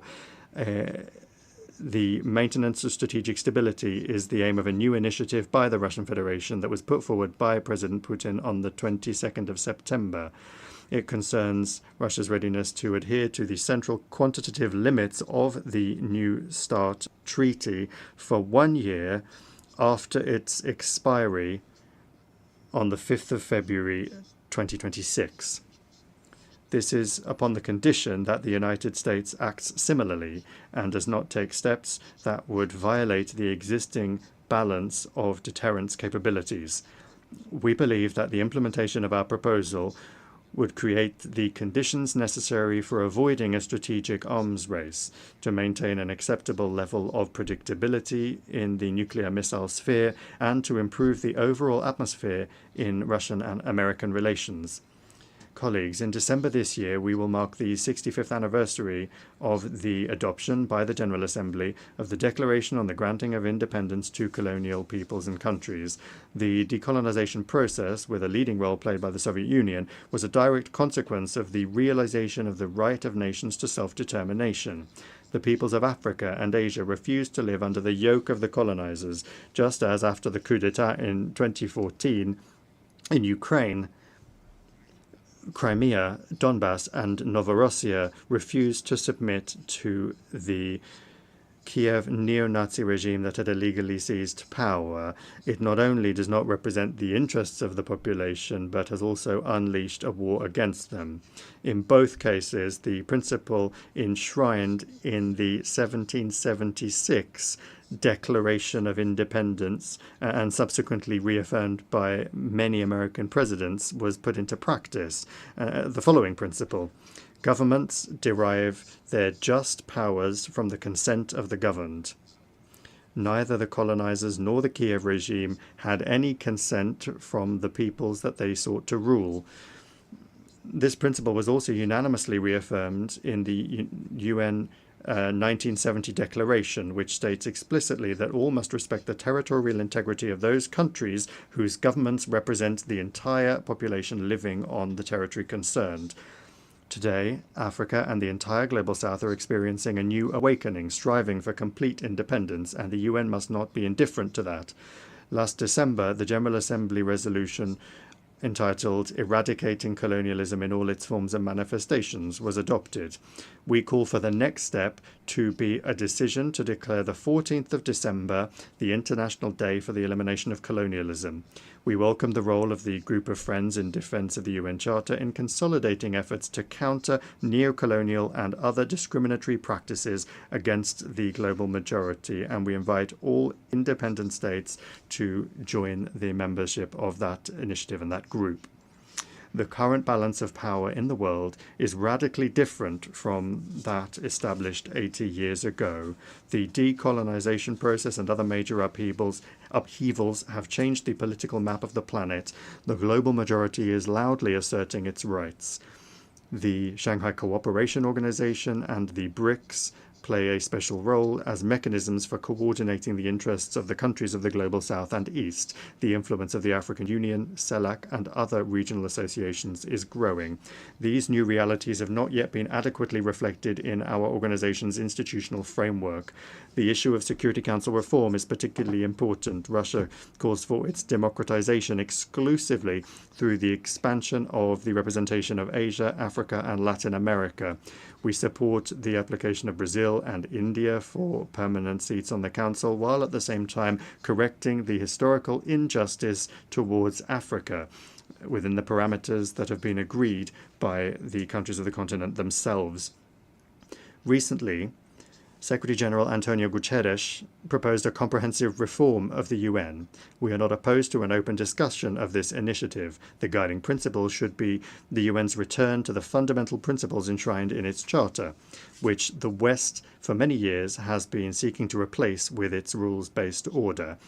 It's important that the work be carried out transparently, with the participation and consideration of the interests of all member states. We call on the Secretary-General and all Secretariat staff to strictly adhere to the principles of impartiality and equidistance in accordance with Article 100 of the Charter. Attempts at a palace coup in the Secretariat, its privatization by a small group of countries, must not be allowed. The composition of the Secretariat should reflect the new realities and ensure the fair representation of the countries of the global majority. We look forward to a constructive discussion of the organization's development at a special meeting of the Security Council, which Russia, as president, plans to organize on United Nations Day on the 24th of October. UN reform is only a part of the complex task of transforming the entire system of global governance, including the genuine democratization of the IMF, the World Bank, and the WTO, commensurate with the weight and role of the Global South and East in the world economy, trade, and finance. Discussions of global reforms cannot ignore the fact that the international security situation today is deteriorating. I have already spoken about the reasons for this, and I'll repeat that the main one is the desire to maintain hegemony through military force. More and more countries and regions are becoming involved in confrontational schemes. NATO is finding itself cramped in Europe and is penetrating into the Pacific Ocean, the South China Sea, and the Taiwan Strait, undermining the universal mechanisms of ASEAN and creating threats not only for China and Russia, but also for other countries that are located in the region.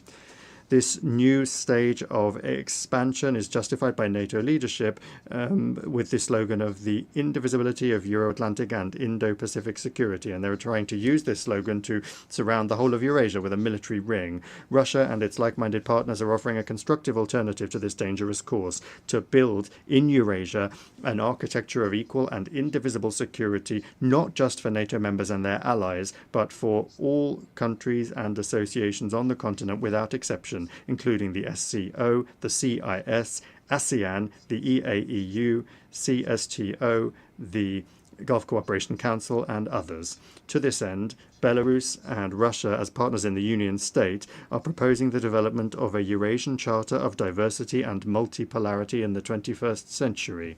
A truly continent-wide process is unavoidable after the West's behavior has rendered the Euro-Atlantic security model based on NATO, the EU, and the OSCE meaningless. We see no prospects for restoring this model in Europe in its former form, as some European capitals have suddenly started to contemplate. When talking about the future, we must not forget the lessons of the past, especially in a situation where Nazism is rearing its head again in Europe and militarization is gaining momentum under the same anti-Russian slogans. This is all the more alarming given that a number of politicians in power in Brussels and in some capitals of EU and NATO countries are seriously beginning to talk about a third world war as a likely scenario. These figures are undermining any efforts to find a fair balance of interests among all of the members of the international community by trying to impose their unilateral approaches on everyone else in gross violation of the key charter requirement, which I have repeatedly mentioned already, that is the respect for the sovereign equality of states. It is this equality which is the foundation for the objectively emerging multipolarity. Russia is not agitating for revolution against anyone. Our country has suffered more than others from revolutions. We are simply calling on member states and the Secretariat's leadership to strictly adhere to all of the principles of the UN Charter without exception, without double standards. Only then will the legacy of the founding fathers of the UN not be squandered in vain. Thank you for your attention. On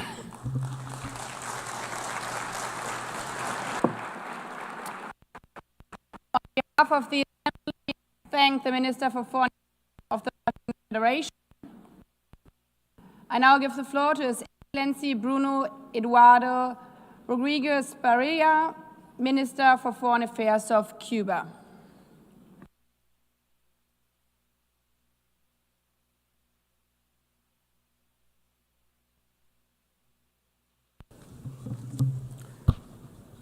Señora Presidenta.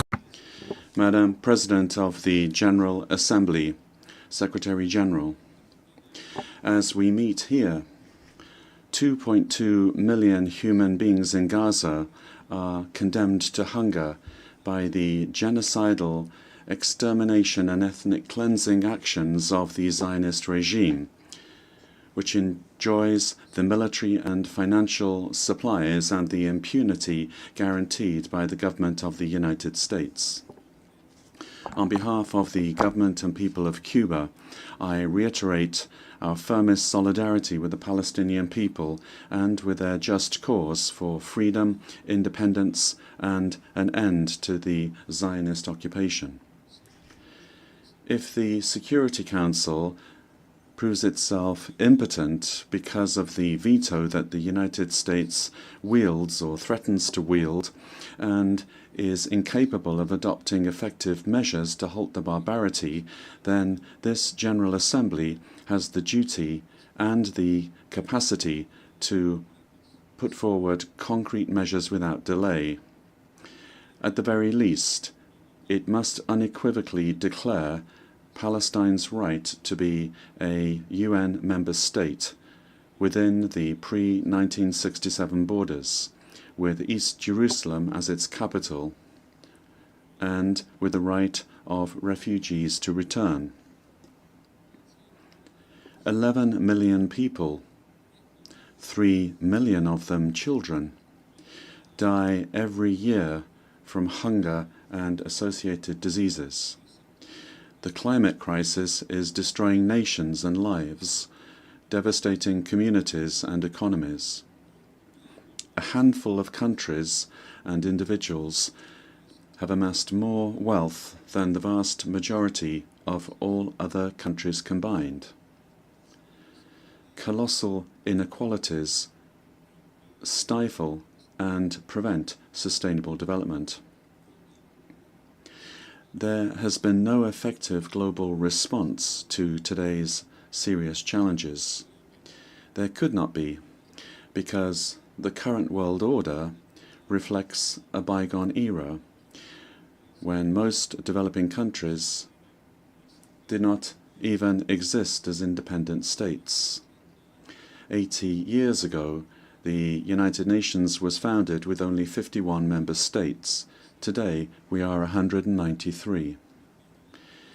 The most urgent priority is to create a new international order that guarantees peace, the right to development, sovereign equality, participation and representation of developing countries in global policy decisions, that provides for the common good and prosperity in harmony with nature, and ensures the exercise of all human rights for all people. Let us aspire to a new civilized coexistence in which solidarity, international cooperation, and the peaceful settlement of disputes prevail as alternatives to war, the use of force, aggression, and occupation, opposed to unipolar domination and hegemonism. An order without blockades or universal coercive measures, based on multilateralism and full respect for the United Nations Charter and international law. Even with its limitations, the United Nations continues to be the most representative body of the international community. We have the duty to protect and strengthen it in its intergovernmental essence, in its democratic foundations that cannot be diluted into generalized agendas subject to arbitrary priorities and rules imposed by the largest funders. What we must do is emphasize the central role of the General Assembly as its most democratic and representative organ. The UN80 initiative, launched by the Secretary-General, must have as its main objective the strengthening of the intergovernmental nature of the United Nations and its capacity to better confront the urgent challenges of the present. We must reject the threatening proposal of a new doctrine that they call peace through strength, which is equivalent to imposing the arbitrary will of US imperialism on everyone through threat, coercion, and aggression. This is a doctrine conceived to satisfy the ambitions of a unipolar power already in decline, which, by the way, serves the interests of big transnational corporations at the cost of sovereign nations and their peoples, and to the cost of the values upon which this organization was founded. In the Caribbean, today we're seeing the looming threat of war, with an extraordinary naval and air deployment of an offensive nature, utterly unjustified, involving missiles, landing and assault craft, and nuclear submarines.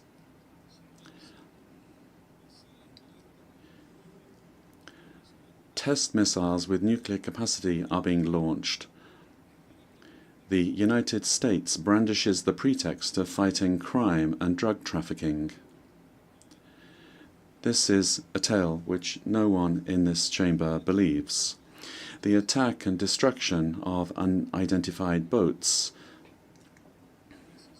the assassination or extrajudicial execution of civilians, the interception of fishing vessels, and aggressive actions by the United States generate a dangerous situation that violates international law, threatens peace and regional security. We reaffirm our energetic rejection of threats of aggression against Venezuela and our full support for the Bolivarian and Chavista government of this sister Latin American and Caribbean nation, and for the People's Military Union led by the legitimate President Nicolas Maduro Moros. We repudiate the Monroe Doctrine and any attempt at militarization, intervention or imperialist domination in Latin America and the Caribbean, proclaimed as a zone of peace in 2014 in Havana, with the signatures of the heads of state and government of the Community of Latin American and Caribbean States. The accelerated arms race leads to competition in the field of death and destruction, employing extraordinary financial and material resources that could instead be dedicated to poverty alleviation, development, and cooperation. Meanwhile, most of the meagre goals of the 2030 Agenda will not be met. Commitments of official development assistance are being ignored, and climate financing is decreasing. In 1960, before this very assembly, the historic leader of the Cuban Revolution, Fidel Castro, stated, and I quote, "Eliminate the philosophy of plunder and the philosophy of war will disappear." Madam President, climate change is advancing inexorably and quickly. The first 6 months of this year have been the hottest ever recorded. Last year was already the hottest. From this very podium, science and decades of collective work to protect the planet are now being questioned. If we don't change the unsustainable production and consumption patterns of capitalism and address their root causes, then by 2030 we will surpass the fateful threshold of 1.5 degrees Celsius. The external debt of developing countries, already paid several times over, continues to grow, accumulating astronomical interest as a new form of colonization. What we need to do is implement the commitments undertaken at the 4th International Conference on Financing for Development, with additional resources and a specific multilateral mechanism for debt negotiation. We're suffering the consequences of powerful cultural domination in an era when digital technology increasingly impacts our lives across the board. A few transnationals, almost all of them from the US, impose their operating systems and control the content that is seen, read, and heard, manipulating human behavior. We are suffering from the dictatorship of the algorithm. What we need to do is establish at the UN as soon as possible common norms in order to unlock the transformative potential of new technologies, especially artificial intelligence, for the benefit of all, whilst at the same time mitigating the risks. Beyond the challenges that Cuba faces as a small island developing state, our country suffers from the devastating and accumulated impact of the policy of hostility and economic suffocation that has been imposed by the United States for more than 6 decades. The blockade against Cuba persists and is being tightened to the extreme. It is really a comprehensive and prolonged economic war aimed at depriving Cubans of their livelihoods and sustainability of their existence as a supportive, educated, and joyful people.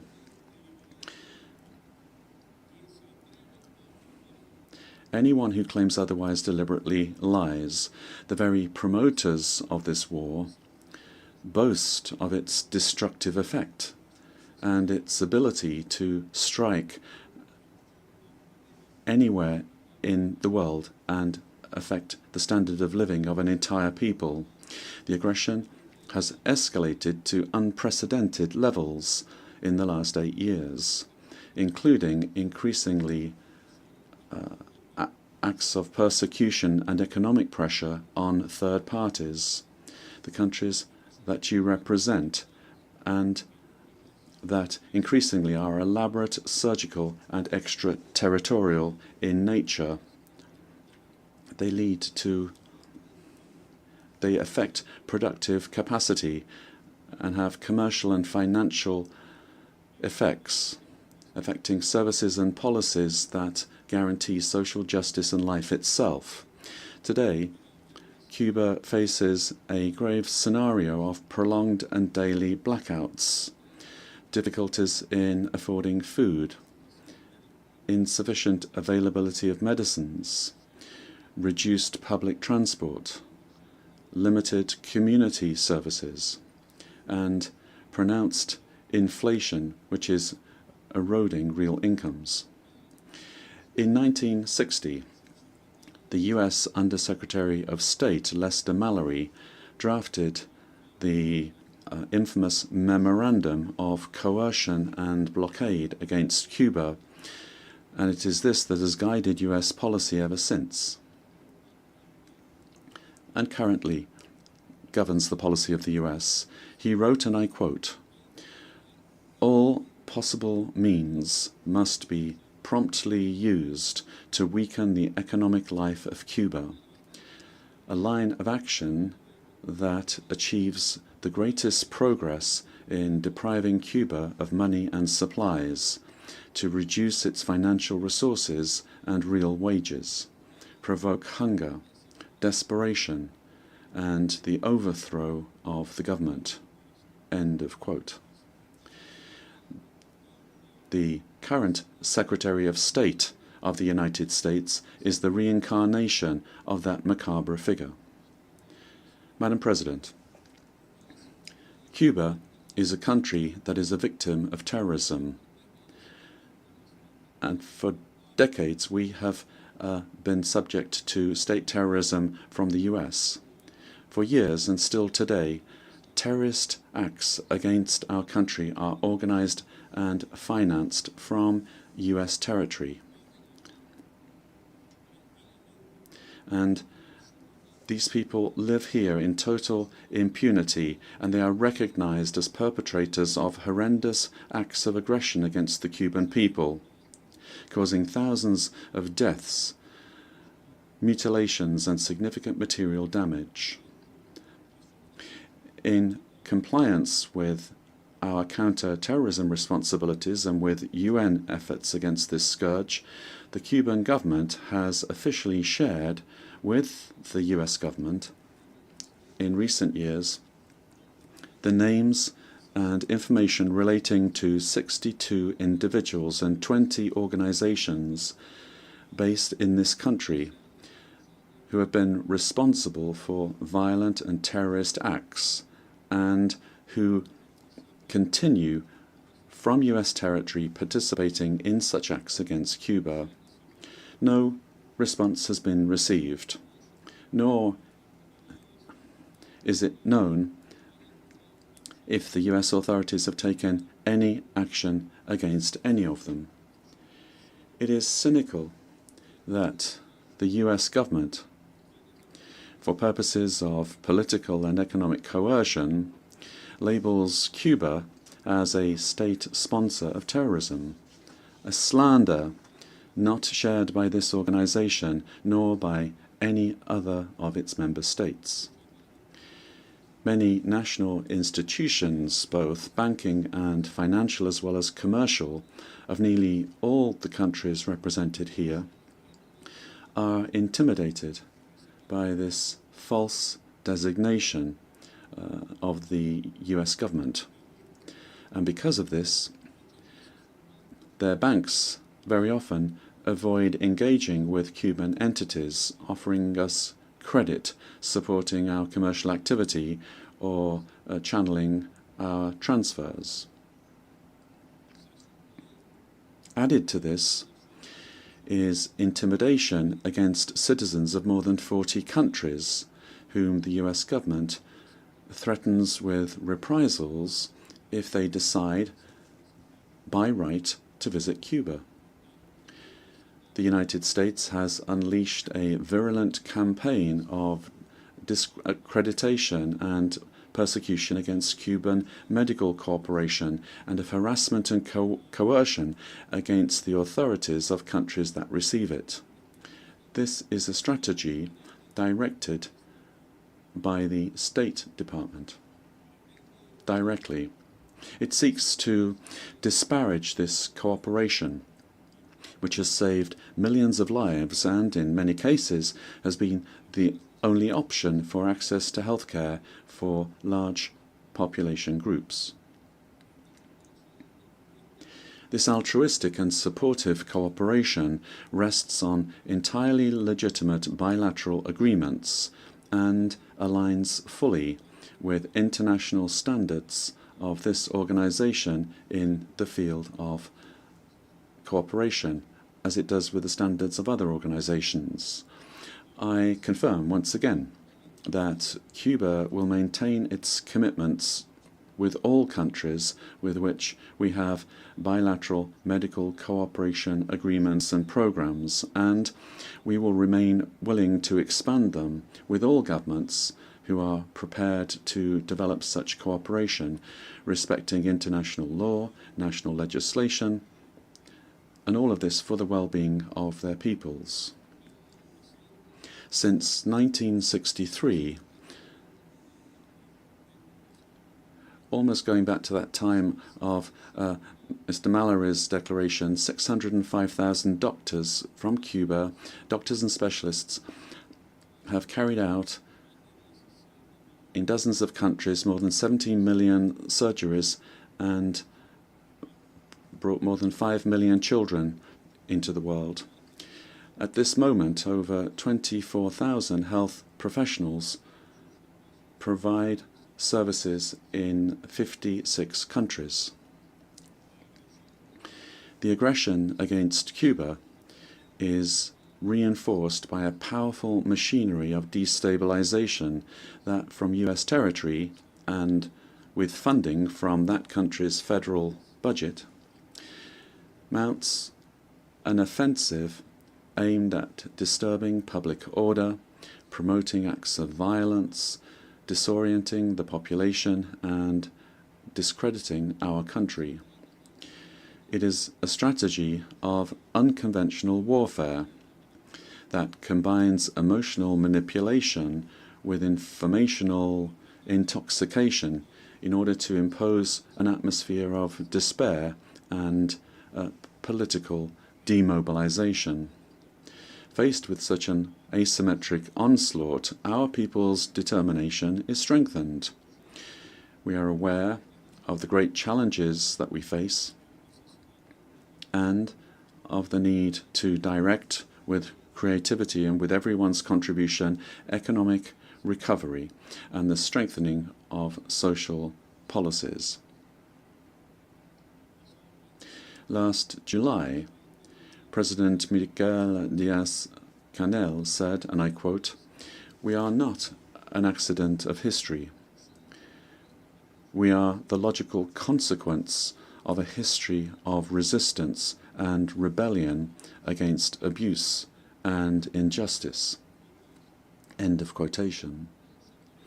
We will not desist in our effort to build our dreams of a socialist country, better and more prosperous for all, based on the constitutional order chosen freely by our people, guaranteeing sovereignty, national and cultural identity, and reflecting the dream of José Martí, summarized in his memorable aspirations, and I quote, "The worship by Cubans of man's full dignity and to conquer all justice." We have designed a realistic program of economic recovery which is adapted to the very particular and extraordinary conditions of our country, aware as we are that we must overcome the devastating impacts of the economic blockade, correct the deficiencies of the current economic structure, and, I quote, change everything that must be changed. We don't have any illusions, but results are already beginning to be felt at the macroeconomic level, although they have not yet been reflected in daily life for families. Cuba is a nation of peace. Despite all of the harm that the United States has and continues to inflict upon us, we have always been willing to engage in dialogue without preconditions and to attempt to move toward a respectful and civilized relationship with that country without subordination or limits on our sovereign prerogatives. Both peoples would benefit from that opportunity. A considerable number of Cubans live here in the United States, many of whom today feel threatened, having been vilely betrayed by politicians, especially in Miami, who have built careers and enriched themselves by supposedly representing them. With the constant sowing of hatred and political manipulation, these politicians are now opportunistically supporting xenophobic, racist, and repressive measures of intimidation and reprisals unjustly applied against them. This is happening particularly in the State Department. We must not forget that the vast majority of Cubans came to this country over more than 60 years ago. They were driven by the conditions created by the blockade, and they were attracted by politically motivated laws and practices of stimulus, reception, and protection, regardless of whether they emigrated regularly or not. Madam President, we reaffirm our commitment as a partner of country of BRICS. We reject the application of unilateral coercive measures which are intended to subjugate the sovereign will of peoples. We express our support for Belarus, Nicaragua, Venezuela, Zimbabwe, the Democratic People's Republic of Korea, Iran, Russia, and other nations victimized by them. We reaffirm our solidarity with the Government of Reconciliation and National Unity of Nicaragua. We reiterate our support for the inalienable right of the people of Puerto Rico to self-determination and independence. The sister nations of the Caribbean deserve fair and differentiated treatment as well as reparations for the horrors of colonialism and slavery. The international community bears great responsibility toward the Haitian people. We maintain our modest cooperation in health with this brotherly country, and Cuba will join any international effort to support it, based on respect for its sovereignty without imposition or military intervention. We support Argentina's legitimate and sovereign right over the Malvinas Islands, South Sandwich Islands, South Georgia Islands, and the surrounding maritime areas. Cuba remains committed to peace in Colombia, and we feel solidarity with President Gustavo Petro today. Africa, the cradle of humanity, will always be able to count on Cuba and the solidarity of Cubans. We support its just claim for reparations for the damage of colonization.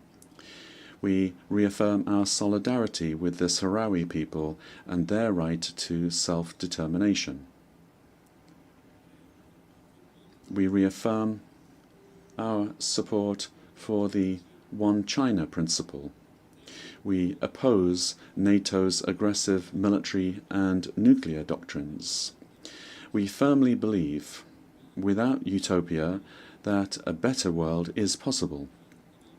We believe it is our duty to struggle and work to achieve it.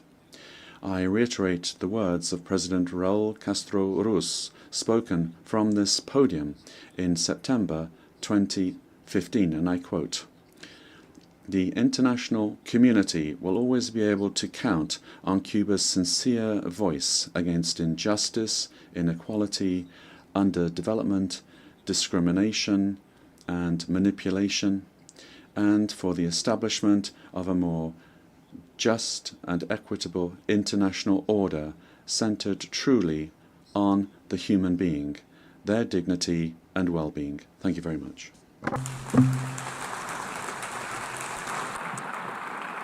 Muchas gracias. I thank the Minister for Foreign Affairs of Cuba. I now give the floor to His Excellency Dato Erwan Pehin Yusuf, Second Minister for Foreign Affairs of Brunei Darussalam.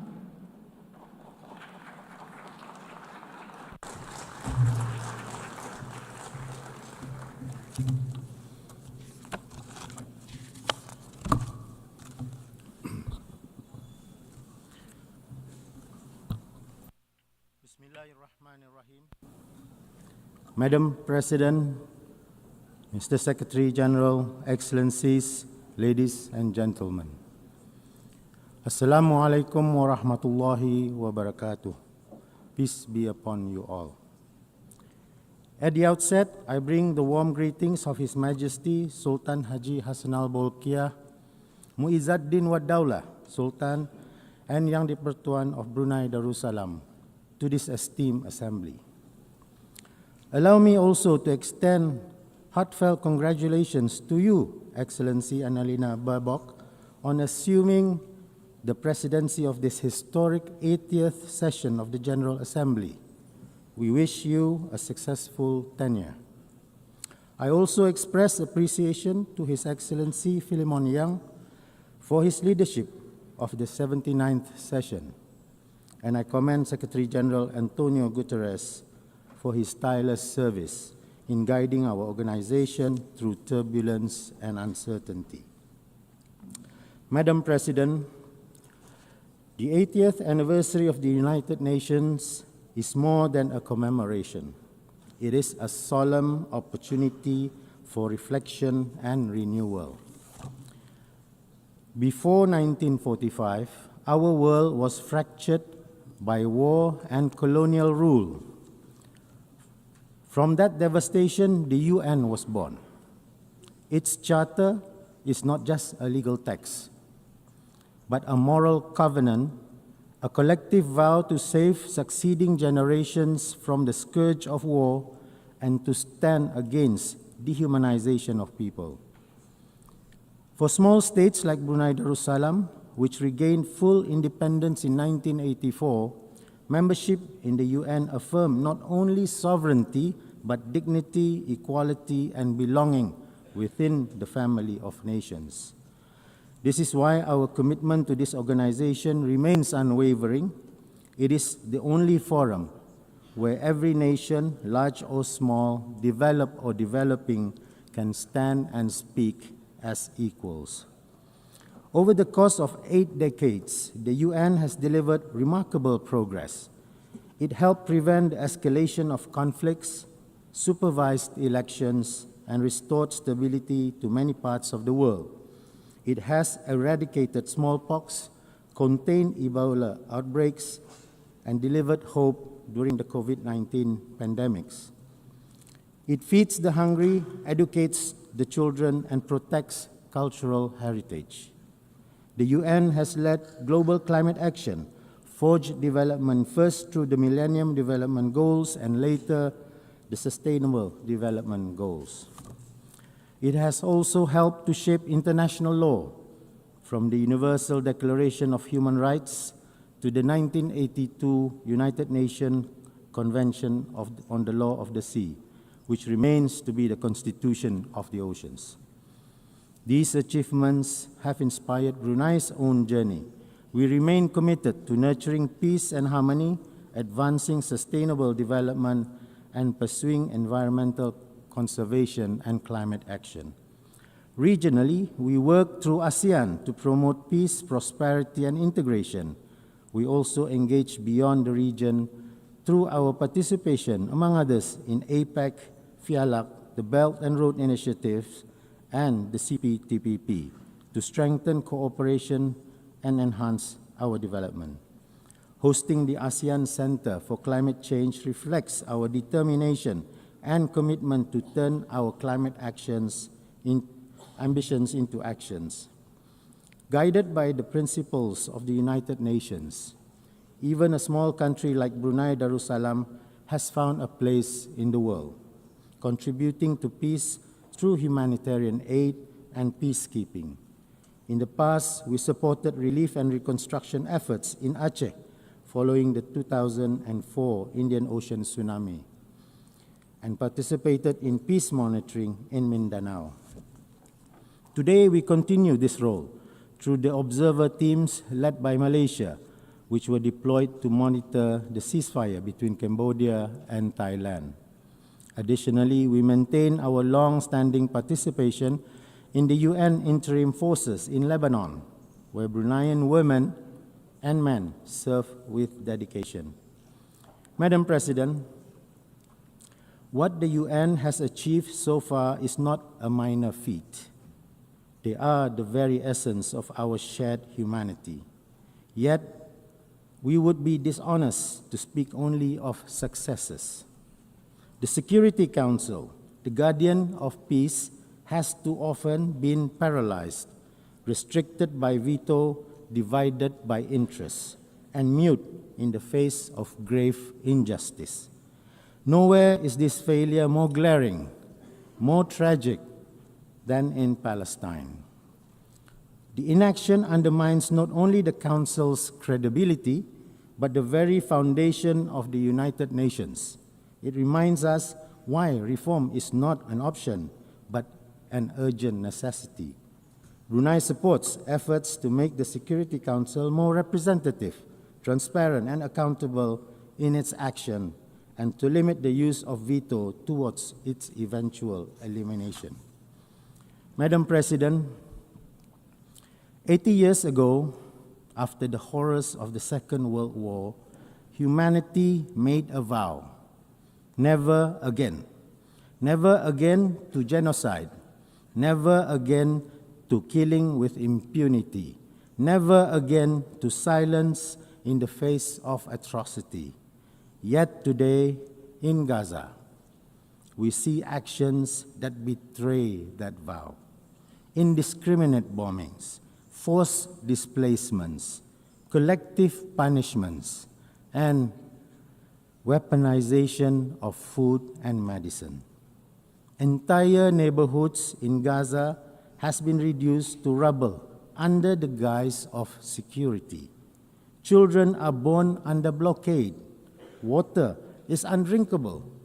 Electricity is a luxury. Freedom is a dream. We are told that this is about defense, but when bombs fall on schools, on hospitals, on houses of worships, when humanitarian aid workers, journalists, and medics are killed with impunity, what are they really defending? The suffering inflicted upon the Palestinian people bears chilling resemblance to the last century's darkest chapters, chapters marked by the Holocaust, by ethnic cleansing, and by the mass uprooting of entire populations during the Second World War. Today, to ignore such patterns of suffering is not neutrality, it's complicity. It is humanity abandoning its conscience. It is profoundly troubling that the very phrase, "never again," born from the ashes of the Holocaust, finds itself contradicted by the actions of the occupying regime. its relentless pursuit of expansionism through annexation, illegal settlements, and the systematic erasure of Palestine echoes the ideologies of the past, such as the Greater Germanic Reich, which once sought domination at the expense of justice and humanity. Both of these ideologies contradict international law and the collective vow of never again. Never again does not belong to one people alone. It is a universal promise for all mankind, and we should stop breaking that promise. Recognizing the state of Palestine and supporting its full membership in the UN is not a reward. It is an inherent right of the Palestinian people. It is a matter of principle, justice, and humanity. Brunei stands in unwavering solidarity with the Palestinian people, and in this regard, we fully support the New York Declaration endorsed at the high-level conference on the question of Palestine, which was co-chaired by the Kingdom of Saudi Arabia and the French Republic. We believe it offers a path for a just and lasting peace. We say all this not out of hatred, but out of hope for a future where both Palestinians and Israelis live in peace, not with domination, but with dignity, not with revenge, but with reconciliation. Madam President, the theme of this year's General Assembly, Better Together, is more than a slogan. It is a responsibility.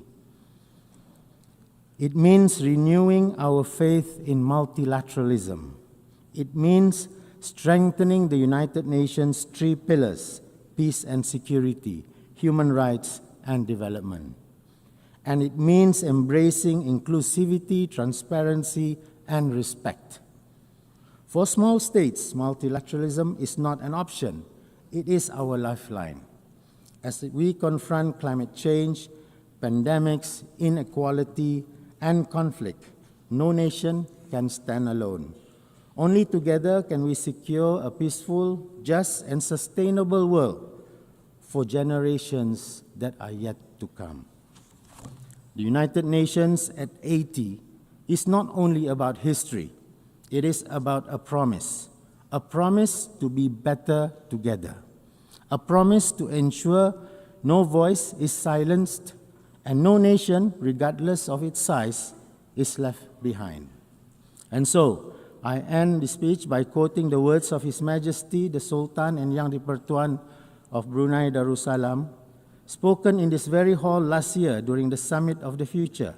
I quote, "Let us reaffirm our commitment to upholding the UN Charter and international law without prejudice or discrimination, to unite our nations strongly," end quote. So let us reaffirm multilateralism, because the world is watching us, because the future is listening, and because together, only together, we will endure and keep the promise of never again. Thank you very much.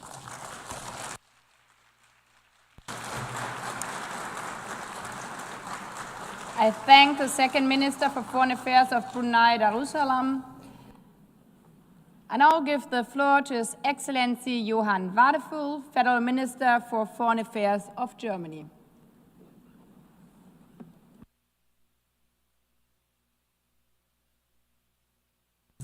Madam President, it's a pleasure to see you and a pleasure to see you in this role.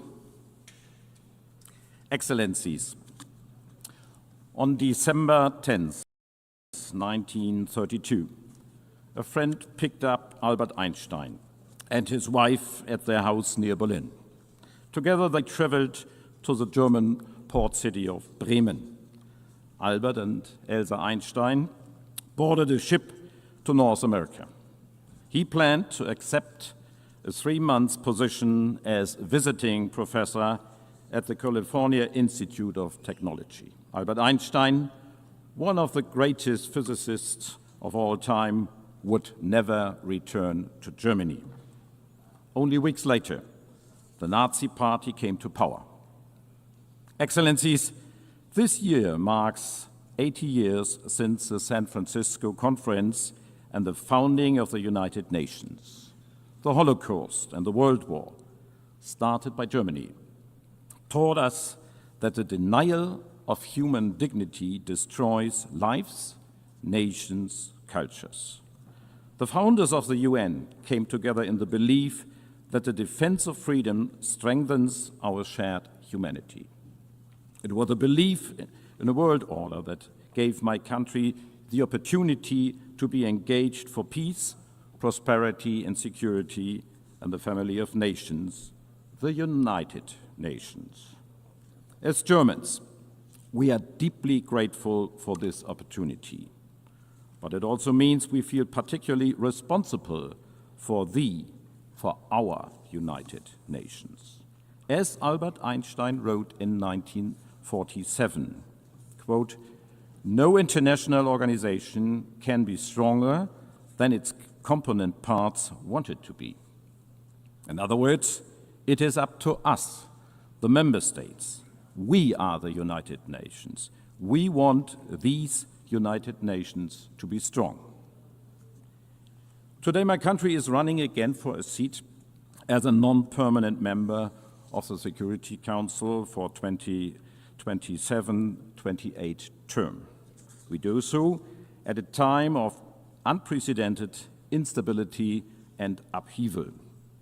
In Sudan and neighboring countries, we are witnessing the worst humanitarian catastrophe of our time. Over 30 million people in need of humanitarian assistance, over 12 million forced to flee their homes. We all need to do more to end this tragedy. The security of the entire region is on the line. The terrible war in Gaza is raging on, hell on earth, a humanitarian nightmare as we speak. This war must end. The hostages must be released. The existence and the security of Israel will always be part of our raison d'etre. There must be a future in peace and in dignity for all in the Middle East. As we have reaffirmed in this hall this week, 2 states for 2 peoples, the only solution. I commend all those who continue to work tirelessly to find a path to peace, notably the United States of America. Excellencies, Iran has created and armed a network of malign proxy forces destabilizing the region. In addition, it has for many years been engaged in a nuclear program which goes far beyond any plausible civilian use. For us, it is imperative. Iran must never acquire a nuclear weapon. Since Iran clearly does not comply with its obligations under the Joint Comprehensive Plan of Action agreed to in 2015, we had no choice but to trigger the snapback of sanctions. Following a clear vote by the Security Council yesterday, sanctions will be effective later today. But let me emphasize, we remain open to negotiations on a new agreement. Diplomacy can and should continue. And on my own continent in Europe, Russia is waging a war of aggression against its sovereign neighbor, Ukraine. A war that Ukraine did nothing to provoke. A war that demonstrates the disregard for the most fundamental of all rules of the UN Charter, that all member states shall refrain from use of force against territorial integrity of other state, a rule that permanent members of Security Council bear a particular responsibility to uphold. And while our minds are focused on current security and humanitarian crises, we are aware that they are aggravated by the planetary crisis of pollution, climate change, and biodiversity loss, all of which threaten to bring more instability, more conflicts over resources, more lost lives and livelihoods. At 80 years, our cherished organization is challenged by a budgetary crisis, by a crisis of multilateralism, and by lack of respect for international law. At this time of crisis, we have set ourselves 3 key objectives. These have been at the heart of Germany's work at the United Nations for decades and summarize our Security Council bid today: justice, peace, respect. Since joining the United Nations, we have been adamant justice means development. Where hunger persists, there can be no lasting peace, German Chancellor Willy Brandt said in his first address to the United Nations in 1973. Justice requires that every human being has access to food, to clean water, to education, and to health care. Germany is the second largest contributor to the UN system. We are one of the largest donors of humanitarian assistance to Gaza. We will continue to provide aid through well-established partners operating in line with humanitarian principles, including the UN. This aid must get through to the people who need it most. We repeat our urgent call on Israel to enable safe humanitarian access. We support UNHCR's work in refugee camps in Sudan and neighboring countries. Through UNHCR, we have supported countries in providing shelter, food and medical services for refugees. And we are investing in giving people a long-term perspective.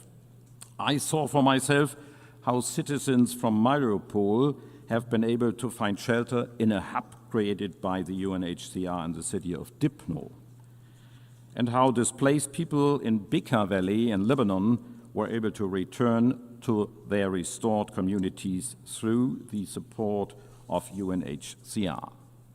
The concept of justice also means combating climate change. I myself come from a coastal region in the north of Germany.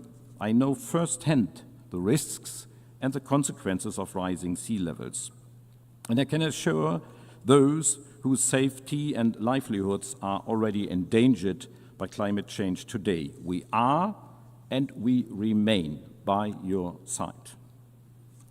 Climate justice means supporting those who are most affected, helping them adapt and address the losses they are already facing.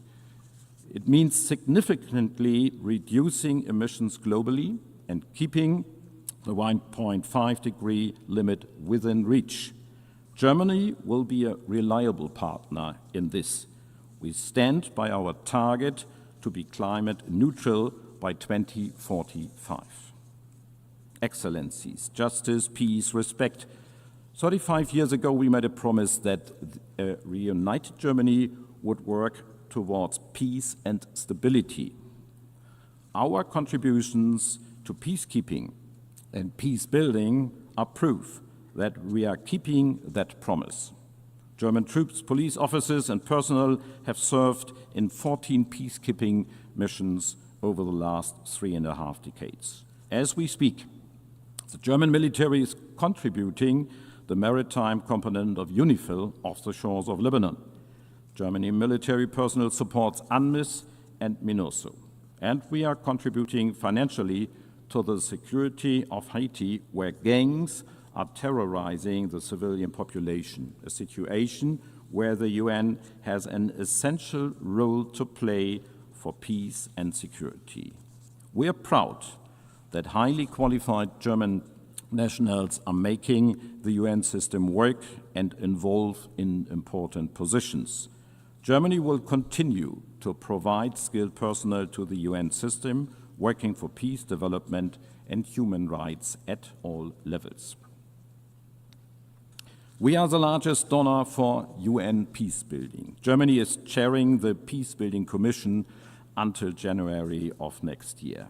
This is in line with our long-standing commitment to support national peacebuilding and conflict prevention efforts, because we are convinced that resilient civil societies and strong institutions are essential for addressing the root causes of conflict and for building peace in the long run. The Women, Security and Peace agenda provides an essential contribution in that regard. Justice, peace, respect. Respect for the Charter of the United Nations, its fundamental goals and principles that we have all pledged to uphold. It is here in New York, in the halls of the United Nations, that all these nations come together to discuss peaceful solutions to conflicts around the world. This is where we unite. This is us. There is no other place like the United Nations. Excellencies, it is out of respect for international law and human rights that Germany works towards the establishment of a special tribunal for the crimes of aggression against Ukraine. That's why we support and defend international courts. That's why we work to protect human rights defenders where they are at risk. We stand by international humanitarian law. Ladies and gentlemen, respect also means reform. After 80 years, we must make sure that our institutions represent the world as it is today. The Security Council needs additional seats, permanent and non-permanent, in order to reflect the world's actual realities.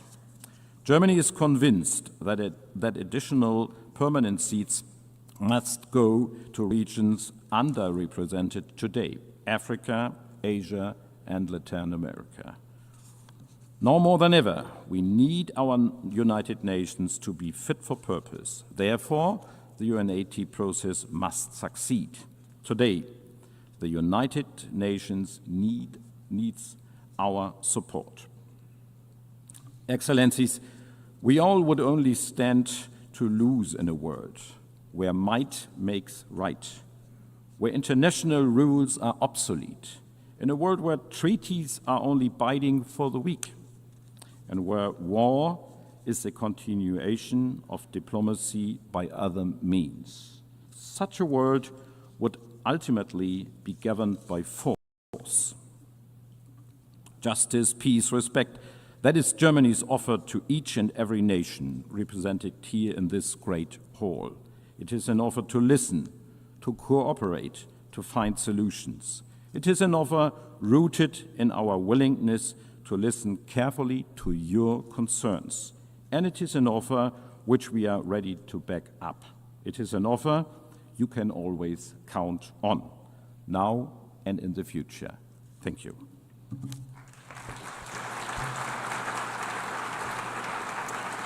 I thank the Federal Minister for Foreign Affairs of Germany.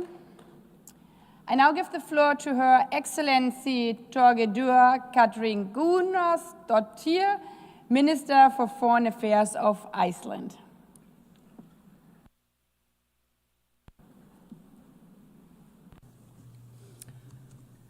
Madam President, Excellencies, at the heart of the UN Charter lies a simple but powerful principle: the dignity and worth of the human person.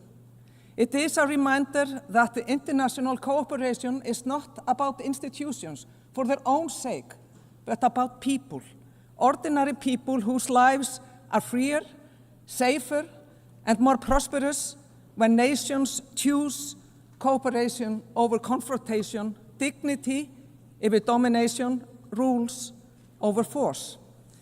This vision, born in San Francisco 80 years ago, must remain our compass.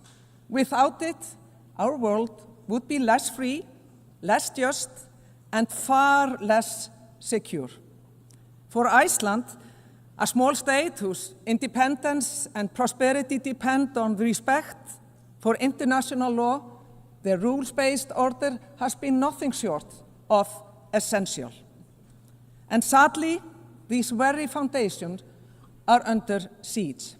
Fundamental principles of self-determination and equal rights for all nations are increasingly being undermined and even deliberately abandoned. We see paralysis in the Security Councils, contempt for international law, and a disturbing rise in isolationism and big power politics. This, in turn, contributes to a decline in the public's trust in a system that has brought us so much in the past 80 years. This erosion of the rules-based international order is deeply, deeply dangerous. A world not governed by rules will be a world where the strong impose their will and the weaker, they will pay the price. This may appeal to those who possess such power. There are clear indications that it does, but that is a world we cannot and should not accept. Madam President, Russia's full-scale invasion of Ukraine is not only a blatant violation of the UN Charter, it is a direct assault on this organization itself. And the fact that the aggressor sits on the Security Council entrusted with upholding peace is nothing short of obscene. Ukraine is not only bravely fighting for its independence and survival, but also defending the very, very values that the United Nations were founded upon: sovereignty, territorial integrity, and the right of all nations to live in peace and to live in freedom. Unfortunately, despite Ukraine's clear willingness and committed efforts by the United States and Europe, the path to peace has not advanced. As the past few weeks have shown, Russia does not want peace. Instead, the Kremlin accelerates brutal attacks on civilians and critical infrastructure in Ukraine. And meanwhile, Russia's provocations over Estonia, Poland, and Romania should be of concern to all nations. And let us be clear, Russia has no intention of ending this war. It escalates, it terrorizes, it tears children from their homes. Tens of thousands of Ukrainian children have been abducted, a heinous crime, an attack on Ukraine's very, very future. If the dignity and worth of the human person mean anything, it is that these children are returned immediately. To the people of Ukraine, I say, Iceland stands with you, not only out of solidarity, but also because you are on the front lines, defending a rules-based order where law prevails over brute force. You must, dear friends, have a just and lasting peace.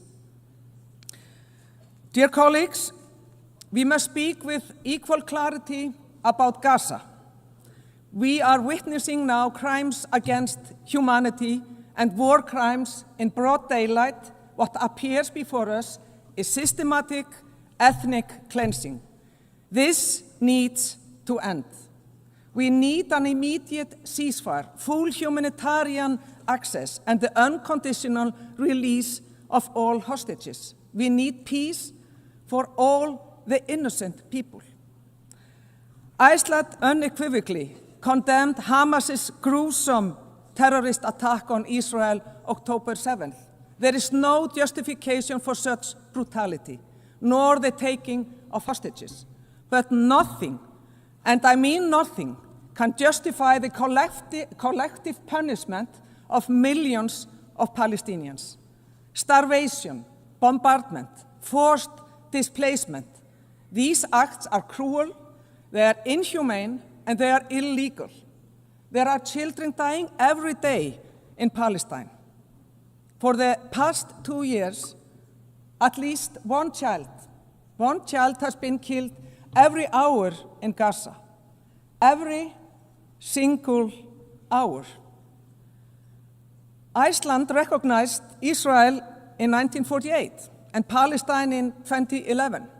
Our position remains clear. Both peoples have equal rights to self-determination. lasting peace depends on it. A two-state solution where Israelis and Palestinians live side by side in peace and mutual recognition remains the only viable path to peace, even if many doubts its feasibility today. If we abandon it, we abandon hope itself. Extremists and spoilers on both sides have long stood in the way of peace. Hamas has no place in the future of Palestine. And when Israeli officials call for annexation or the expulsion of Palestinians, they are not defending Israel's security. They are not defending Israel's security. They are calling for violations of international law. And we call it what it is: hateful, illegal, and a direct obstacle to peace.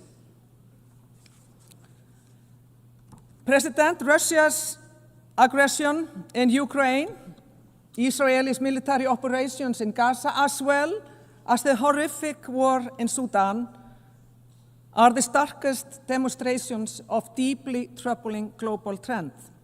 Growing disregard for international law and multilateral commitments. We are seeing this when it comes to international courts. The opinions of the International Court of Justice, ICJ, and the International Criminal Court has been defied and targeted with punitive measures. At a time when more accountability is most needed, the very institutions that were set up to exert that accountability, they are now being actively eroded. And it pains me to see friends partake in this. This is especially alarming for small states like my own, whose very existence depends on functioning system of international law and commitments. When the powerful abandon the rules, all nations are at risk. The same applies to arms control, disarmament, and non-proliferation, with troubling erosion of long-standing commitments and the weaponization of emerging disruptive technologies. We must also recognize new challenges, global corporations that transcend borders, shaping economies, technology, and also daily life without sufficient accountability. This is a reality without precedent, and one that demands also international responses. I implore all of you, not least those representing major powers, to think about this, to ponder what kind of world we actually want to live in. I, for one, know my mind in this respect. Madam President, human rights are not optional.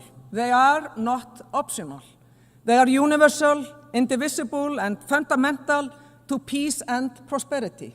It is a matter of pride for us that Iceland is seen as a global trailblazer in terms of gender equality. 50 years ago, next month, the women of Iceland set out to strike against the systematic inequality in the so-called women's strike. This set us on a path. But no country is perfect, however, and none has achieved full equality. My government, which is led by 3 women for the first time, is committed to pushing this progress further. And on that topic, Iceland expects nothing less than to see the United Nations finally led by a woman when the next Secretary General takes office. Dear colleagues, I must speak plainly. Those who rely on democracy, human rights, and free trade, we are under pressure. Populist movements are gaining ground, and we see how disinformation and conspiracy theories spread online, corroding trust in facts, in institutions, in one another.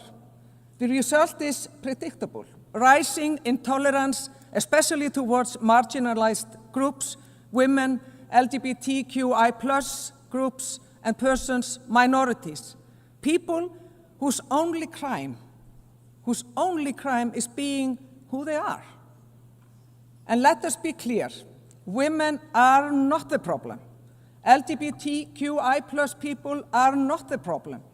Minorities are not the problem. The problem lies with those who spread fear and division.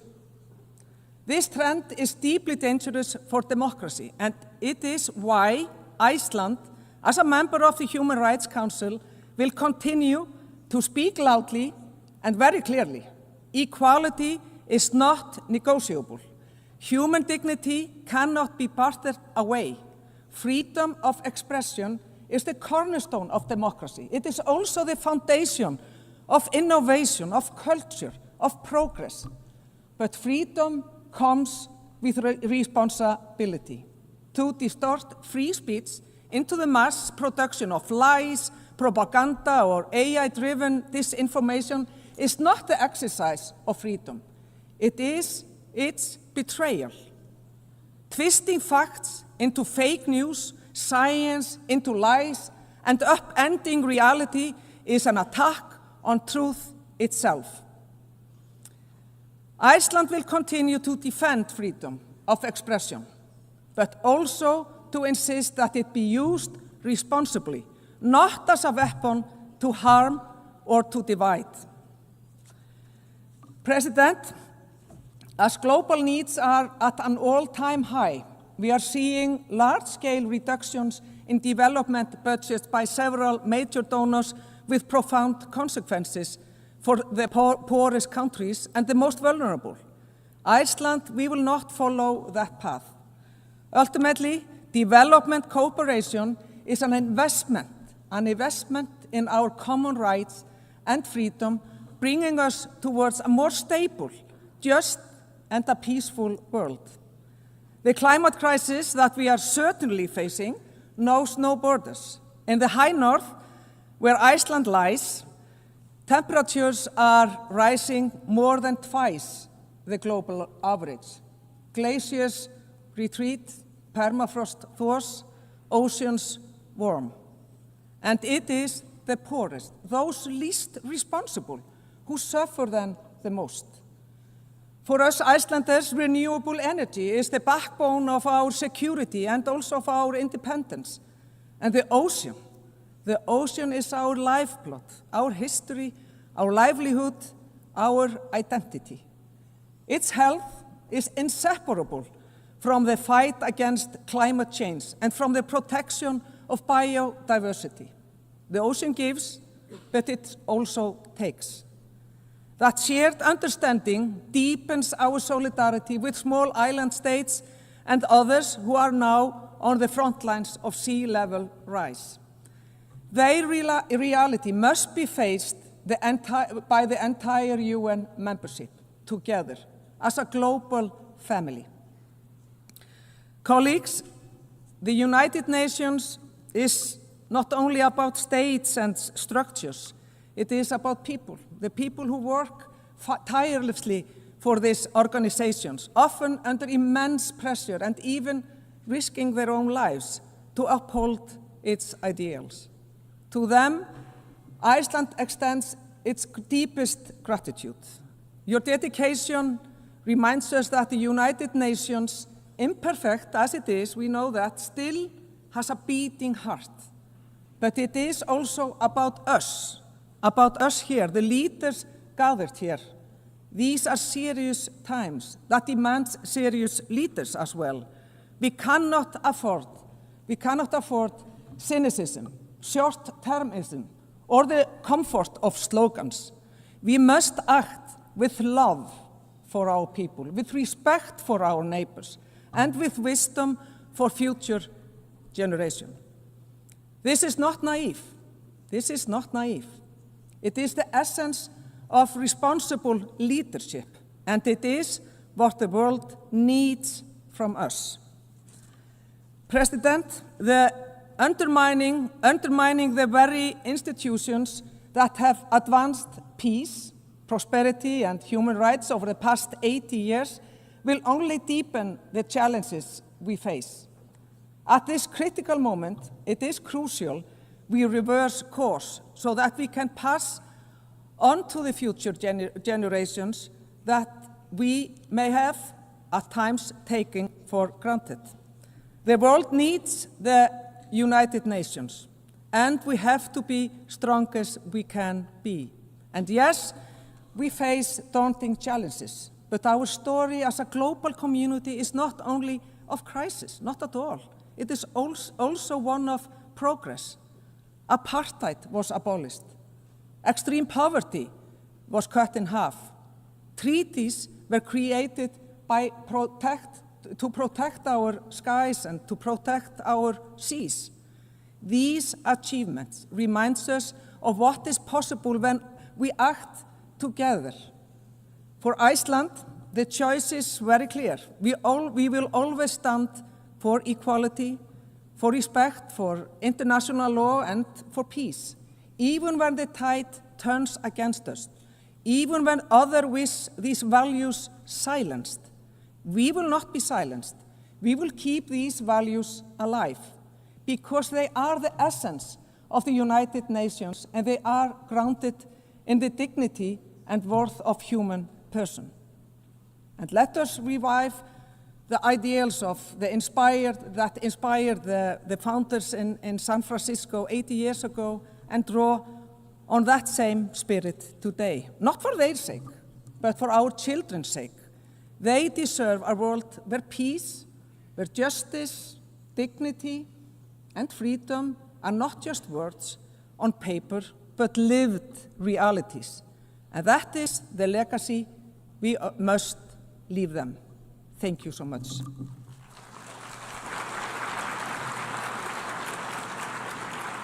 I thank the Minister for Foreign Affairs of Iceland.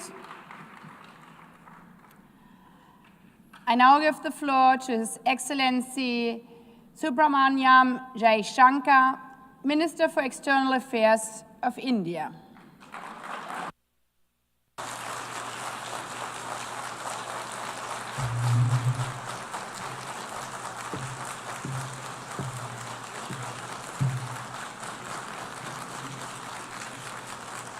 Madam President, Excellencies, ladies and gentlemen, Namaskar from the people of Bharat. We are gathered here 8 decades since the founding of this unique body. The UN Charter calls on us not just to prevent war, but to build peace. Not just to defend rights, but to uphold the dignity of every human being.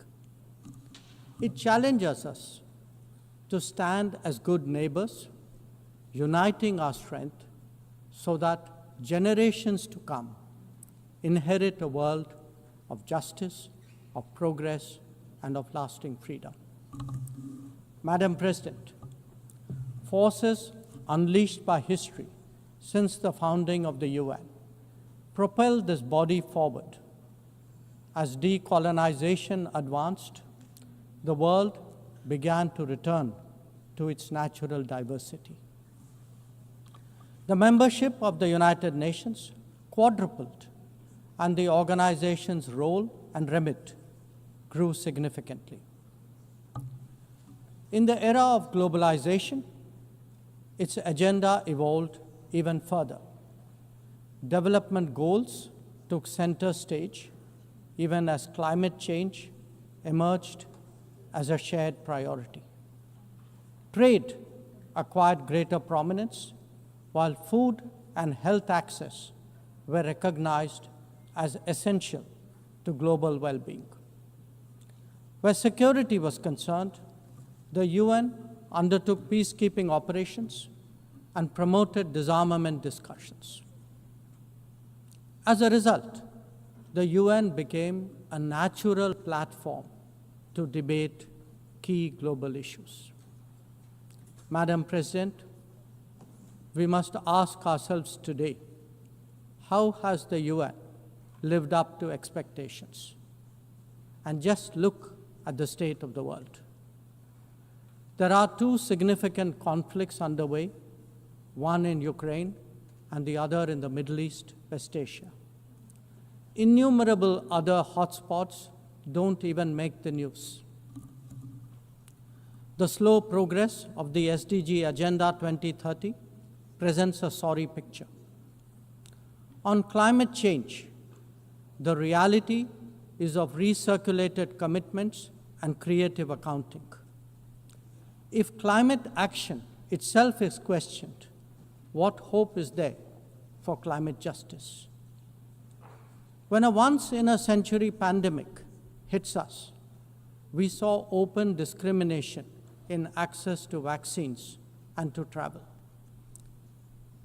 Energy and food security have been the first casualties of conflict and disruption, especially since 2022. Better off societies insulated themselves by having the first call. The resource-stressed ones scrambled to survive, only to hear sanctimonious lectures thereafter.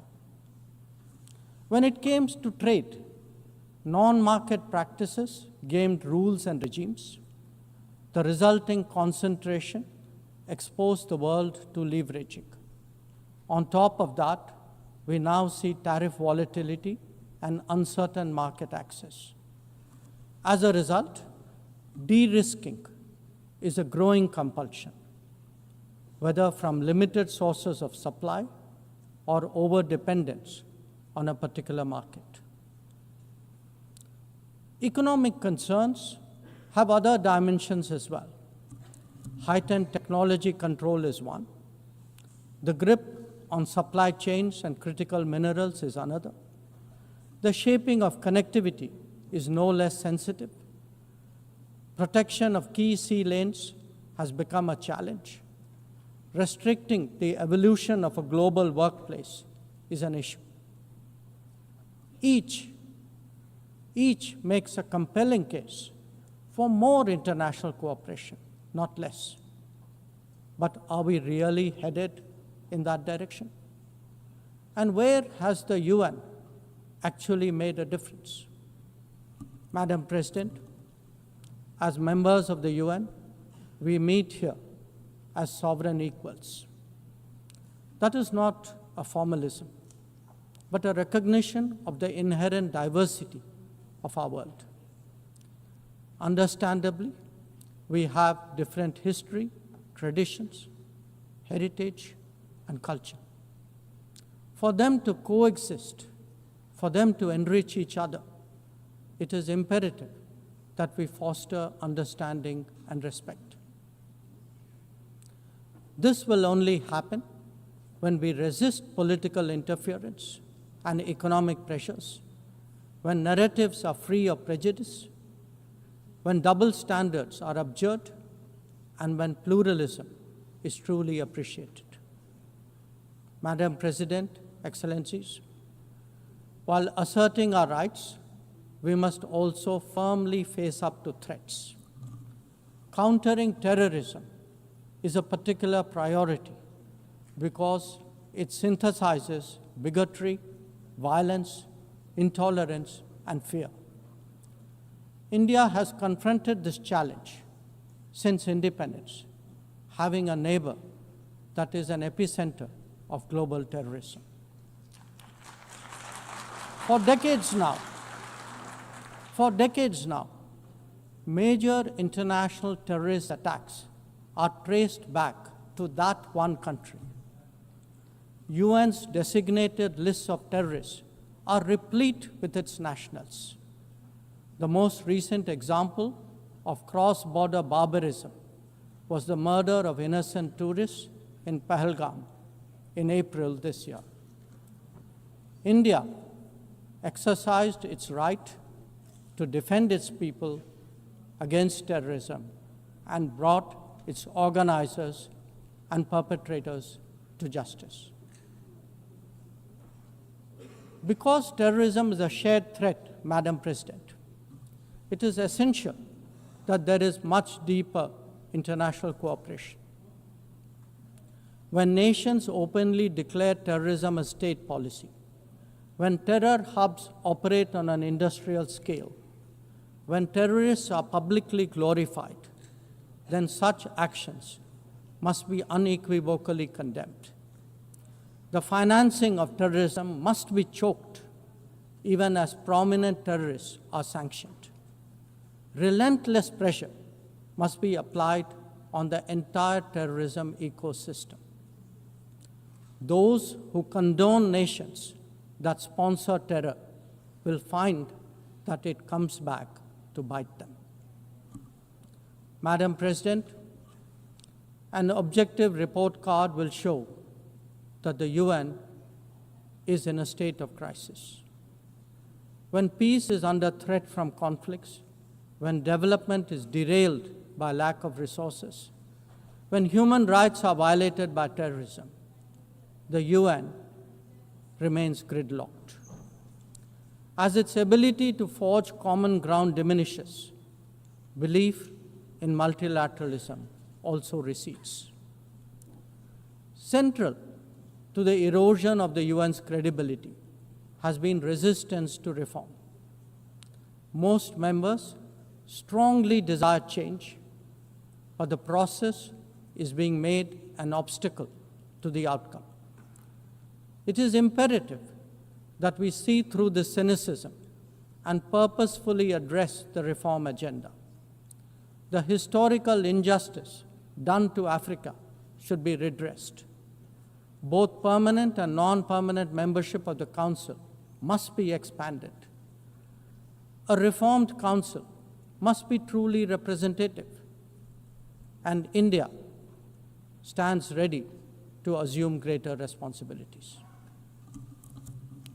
Madam President, today the predicament of the Global South is especially acute.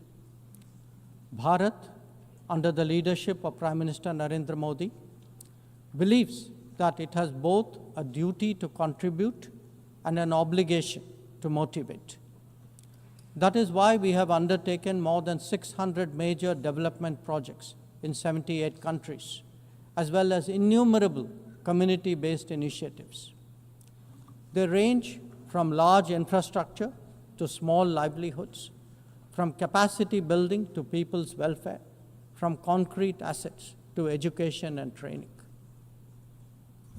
Turbulent times require that we step forward during moments of crisis. India has been forthcoming in that regard, especially in its immediate vicinity. Whether it is finance, food, fertilizer, or fuel, we have responded to the urgent requirements of our neighbors. Madam President, climate events and conflicts have created a demand for HADR assistance. Reflecting our growing capabilities, Bharat has endeavored to be a first responder. Be it essential medicines or relief supplies, the operations of a field hospital or limb fitment camps, these efforts covered 19 nations last year. The people of Afghanistan and those of Myanmar saw India extend its hand during recent earthquakes. Our efforts at ensuring safe commerce, combating piracy, and preventing attacks on shipping in the Northern Arabian Sea also bear mention. And the Indian tradition of UN peacekeeping operations continues in the Democratic Republic of Congo, in Western Sahara, Central African Republic, Golan Heights, Cyprus, Lebanon, Abyei, South Sudan, and Somalia.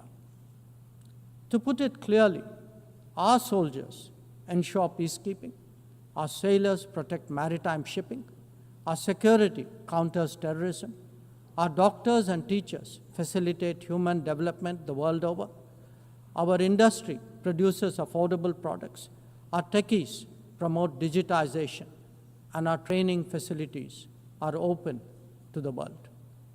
These remain the core of our foreign policy. Madam President, each one of us has the opportunity of contributing to peace and prosperity. In the case of conflicts, especially Ukraine and Gaza, even those not directly involved have felt its impact. Nations who can engage all sides must step up in the search for solutions. India calls for an end to hostilities and will support any initiative that will help restore peace.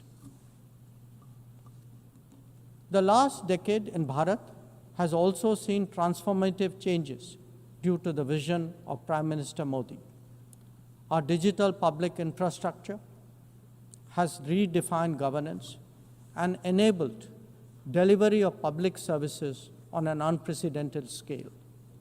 Our startup ecosystem, innovation culture, and microfinance are changing the face of society. Our rapidly growing infrastructure facilitates both ease of doing business and ease of living for citizens. India remains committed to sharing its experiences and tools with others on their journey of development. Artificial intelligence as a horizontal and cross-cutting technology has a particular promise for development. India's approach is to harness it responsibly for human welfare. Inclusion and impact will be the watchwords for the summit that India will host in 2026. Madam President, Bharat approaches the contemporary world guided by three key concepts. One, Atmanirbharta, or self-reliance. That means developing our own capabilities, building our own strengths, and nurturing our own talent. We see its results already, be it in manufacturing, in space programs, in pharma production, or in digital applications. Make, innovate, and design in India also benefit the world. Two, Atma Raksha, or securing oneself. We remain determined to protect our people and secure their interests at home and abroad. That means zero tolerance for terrorism, robust defense of our borders, forging partnerships beyond, and assisting our community abroad. And three, Atma Vishwas, or self-confidence. As the most populous nation, as a civilizational state, as a rapidly growing major economy, we are confident about who we are and what we will be. Bharat will always maintain its freedom of choice and will always be a voice of the Global South. Madam President, these are certainly challenging times for the international community. Many of our assumptions and expectations no longer hold. In such circumstances, it is imperative to stay strong, to hold firm, and to deepen friendships. International cooperation must prevail because islands of prosperity cannot flourish in an ocean of turbulence. A world order requires common purpose, as it does empathy for others.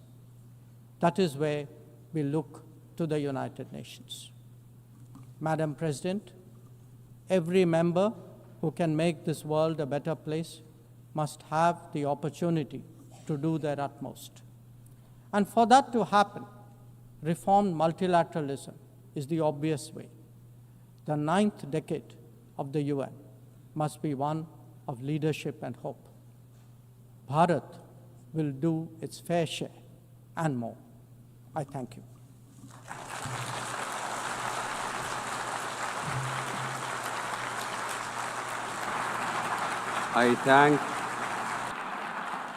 I thank the Minister for External Affairs of India. والآن أعطي الكلمة. I now give the floor to His Excellency Badr Ahmed Mohammed Abdel Ati, Minister for Foreign Affairs, Immigration and Egyptian Expatriates of Egypt.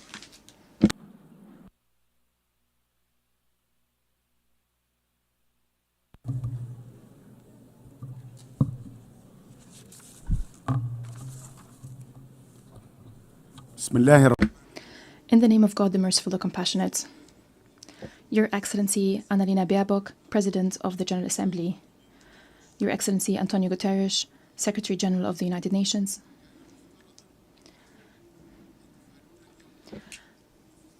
our celebration today of the 80th anniversary of the United Nations was supposed to be an occasion, an opportunity to reflect on the journey of this organization, an opportunity to think of the achievements of the organization in maintaining international peace and security and ensuring prosperity and development for all, and establishing an international order based on international law that are applied by all, that apply to all, to preserve the dignity and rights of all.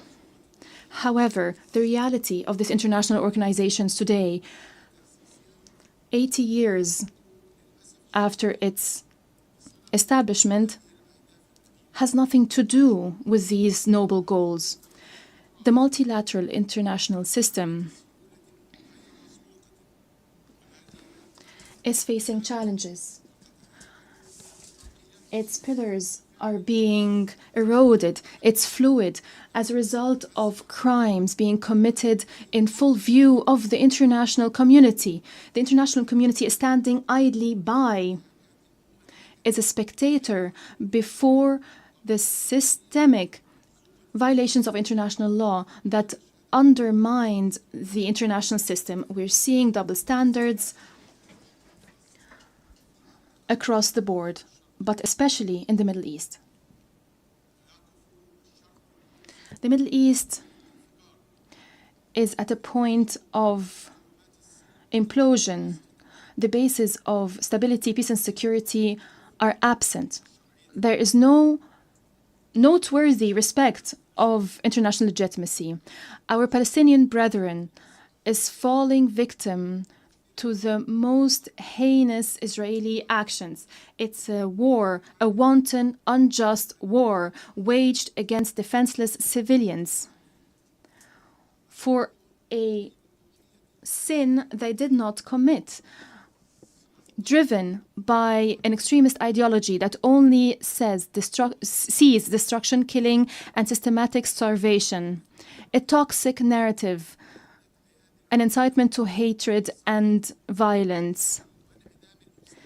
The aggression is transpiring without accountability, and it has affected one country of the region after the other.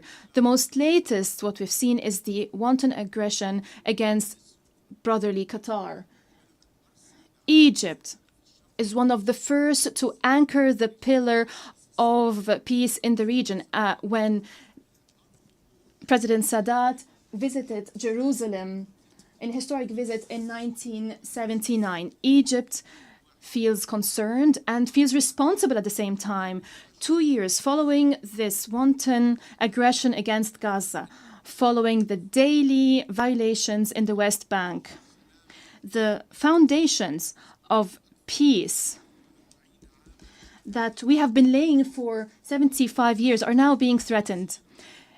In light of these difficult circumstances, Egypt presents its vision to deal with the situation in the Middle East and the international system as follows. First, we express our appreciation and gratitude to President Donald Trump, which announced his full commitment and his willingness to work with the leaders of the region to end this unjust war against Gaza, according to an integrated, comprehensive vision that stops the bloodshed, that ensures security for all, that restores the foundation to bring back lost trust.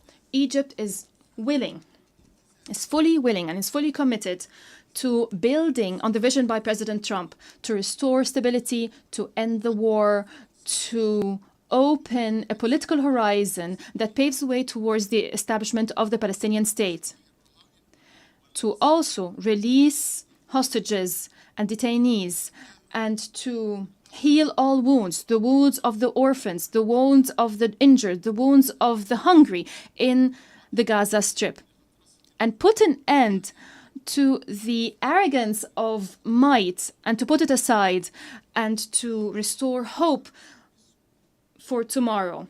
Egypt, since the outbreak of this crisis, have done its utmost to reach a ceasefire that is sustainable in Gaza, in partnership with brotherly Qatar and the United States of America. We worked on resuming the entry of humanitarian aid without obstacles to address the starvation that is made by Israel, created by Israel.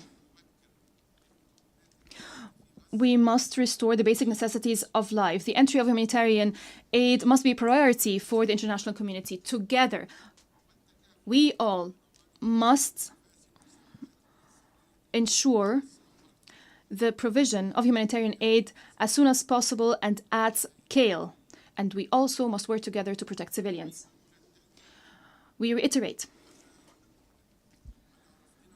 that we categorically reject any scenarios to forcibly displace the Palestinian people. This would be a crime of ethnic cleansing. We say this very clearly. Egypt is not and will not be a gate to liquidate the Palestinian cause. We will continue to support the resilience of the defined Palestinian people that is holding on to its national territories. We will never, never be a partner in a new Nakba. Bringing humanitarian tragedies, even more humanitarian tragedies. Egypt also presented a plan for reconstruction and recovery that was accepted at the Arab, Islamic, and international level. We commend the invaluable role of UNRWA, the indispensable role of UNRWA. It is providing valuable support to millions of Palestinian refugees. We also commend the role of the United Nations and its specialized agency. We call upon the countries of the world to provide the necessary and sustainable support to UNRWA. The continued of Israeli occupation, the genocide transpiring today in the Gaza Strip, depriving the Palestinian people of their legitimate rights, most notably the right to establish its independent state along the lines of the 4th of June 1967 with East Jerusalem as its capital. This hollows out any narrative of peace and security in the region. In this regard, we express our full support to the conference on the two-state solution led by the Kingdom of Saudi Arabia and France. We commend the courageous decisions by states that have recently announced that they do recognize the independent Free State of Palestine. Israel cannot be secure when others are not secure. The region cannot see stability without an independent state of Palestine.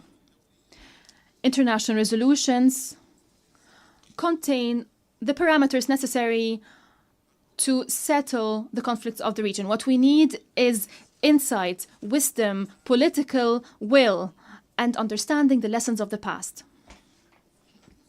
We need foresight. In this context, we warn of the continuation of oppressive policies and irresponsible Israeli practices to close the door on peaceful coexistence and regional cooperation. In light of these challenges, Egypt and Saudi Arabia presented a joint vision for security and cooperation in the region, adopted by the League of Arab States. This would be the foundation for a new vision of a region where all countries enjoy balanced security, comprehensive security.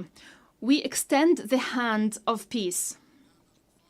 Don't fail children that look to a bright future, young people that wish to build and restore. Don't fail the elderly that want to live in dignity and peace. I quote President Abdel Fattah al-Sisi: "Peace is Egypt's strategic choice to ensure a secure and stable future for the peoples of the region. End of quote. Second, Egypt looks at the conflicts in the region from a perspective of international law, from a perspective that gives precedence to the sovereignty of states and settling disputes by peaceful means and maintaining national states and national institutions. Also, counter-terrorism. These are all bases for stability. In this context, Egypt stresses the importance of supporting brotherly Sudan that is going through a delicate juncture in its history. All efforts must be made. We strongly support maintaining and preserving the institutions of the Sudanese state, including the Sudanese National Army. We're working in cooperation with the Sovereignty Council and international partners as part of the International Quartet to restore stability, peace and security in the Sudan, based on national Sudanese ownership to fulfill the aspirations of the brotherly Sudanese people. We also firmly support brotherly Libya and its national institutions. Presidential elections, parliamentary elections must be held simultaneously as soon as possible. It is important for all foreign forces and mercenaries and foreign fighters to leave Libya. If we are serious about peace and security in Libya, this would consolidate stability and security and would unite Libyan institutions and allow it to extend its authority over all Libyan territory. The Yemeni crisis must be settled based on international parameters. We must maintain the security of navigation routes along the Red Sea. It is the lifeline of international trade. Egypt is one of the most affected parties from this escalation. We lost more than $9 billion revenues of the Suez Canal as a result of disruptions in international trade going through the Red Sea. The stability, security, and territorial integrity of Somalia is part and parcel of the security of the region. We call for making concerted efforts and mobilizing the necessary funding in order to activate the AU mission in Somalia. Egypt intends to contribute to this force with a military and police component. I also must strongly condemn repeated Israeli violations of the sovereignty of Lebanon and Syria. We condemn continued violations of Lebanese and Syrian territories. It is of utmost importance to respect the territorial integrity of Syria and Lebanon. Against this background, in light of these complex regional challenges, Egypt is playing a prominent humanitarian role. We're hosting more than 10 million refugees and displaced persons on our territory. We are providing an environment that respects their dignity, that respects their rights, and that ensures that they receive basic services without discrimination. Despite increasing burdens that go beyond our capacity, and I don't think that there is any other country in the world that is hosting such number of refugees, providing this kind of services and treating them as Egyptians. As I said, these burdens go beyond our capacity, especially in light of regional and international economic crises. Nevertheless, Egypt continues to fulfill its moral and humanitarian responsibility. We believe it is important to share responsibility. The principle of shared responsibilities is contained in the International Convention on Refugees. President Abdel Fattah al-Sisi is leading the way to settle disputes. Our region has seen targeting nuclear facilities that are subject to the AIEA Safeguard Agreement, which is inconsistent with international law. Fourth, we believe that cooperation according to international law is the pillar of mutual respect and the only way to ensure joint benefits. Experience has shown that unilateral measures deepen crises and increase gaps. Ethiopia saw that imposing a fait accompli and violating international law as part of its destabilizing policy in the Horn of Africa and the Eastern Nile Basin declared that the dam has been completed and what's happened just has happened. It is delusional, as it believes that Egypt will forget its rights when it comes to the Nile. There's those who pay lip service to international law, but we are ready to resort to justice, to resort to international arbitration.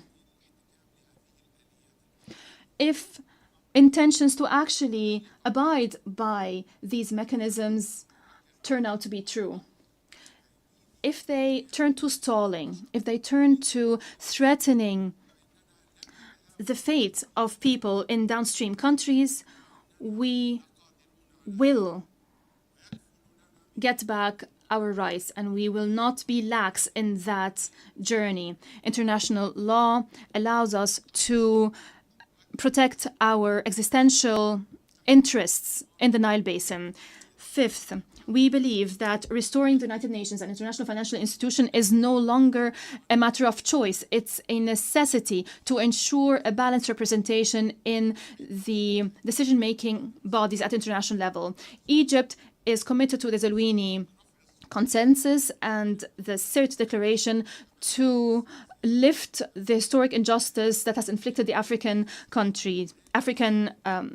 continent. We also believe it's important to provide concessional financing and address the debt crisis. In conclusion, once again, I stress that we look forward to building upon the outcomes of the 4 Financing for Development conference hosted by Spain in July to take effective steps to finance development. We also look forward to enhancing efforts for developing countries to have access to AI and digital technologies.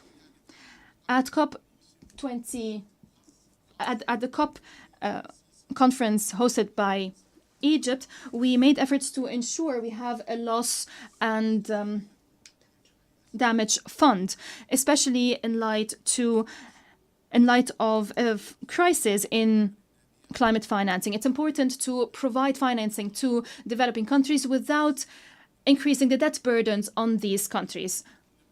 Ladies and gentlemen, the international landscape is critical and precarious at the moment. In light of our role, regionally, internationally, and in light of our historic role, we had to warn of the upcoming danger and present a roadmap to address this critical phase. We are at a critical juncture.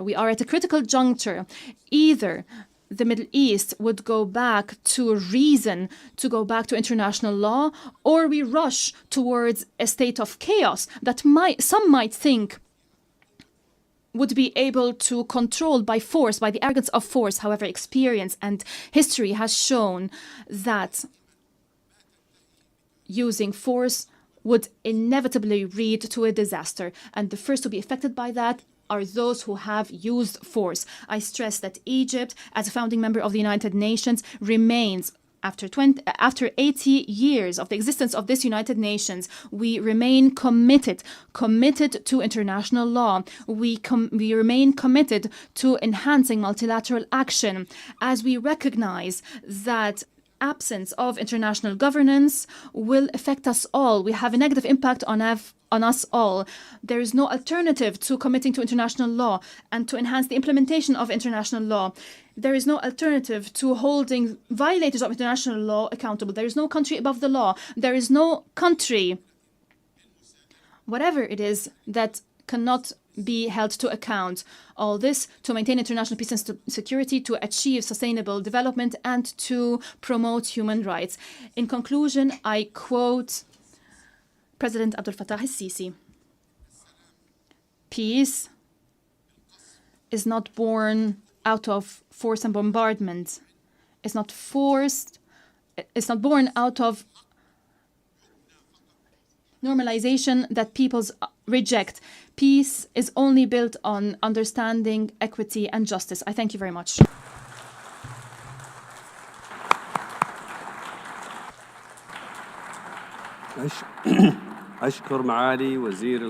I thank His Excellency, Minister for Foreign Affairs, Immigration and Egyptian Expatriates of Egypt.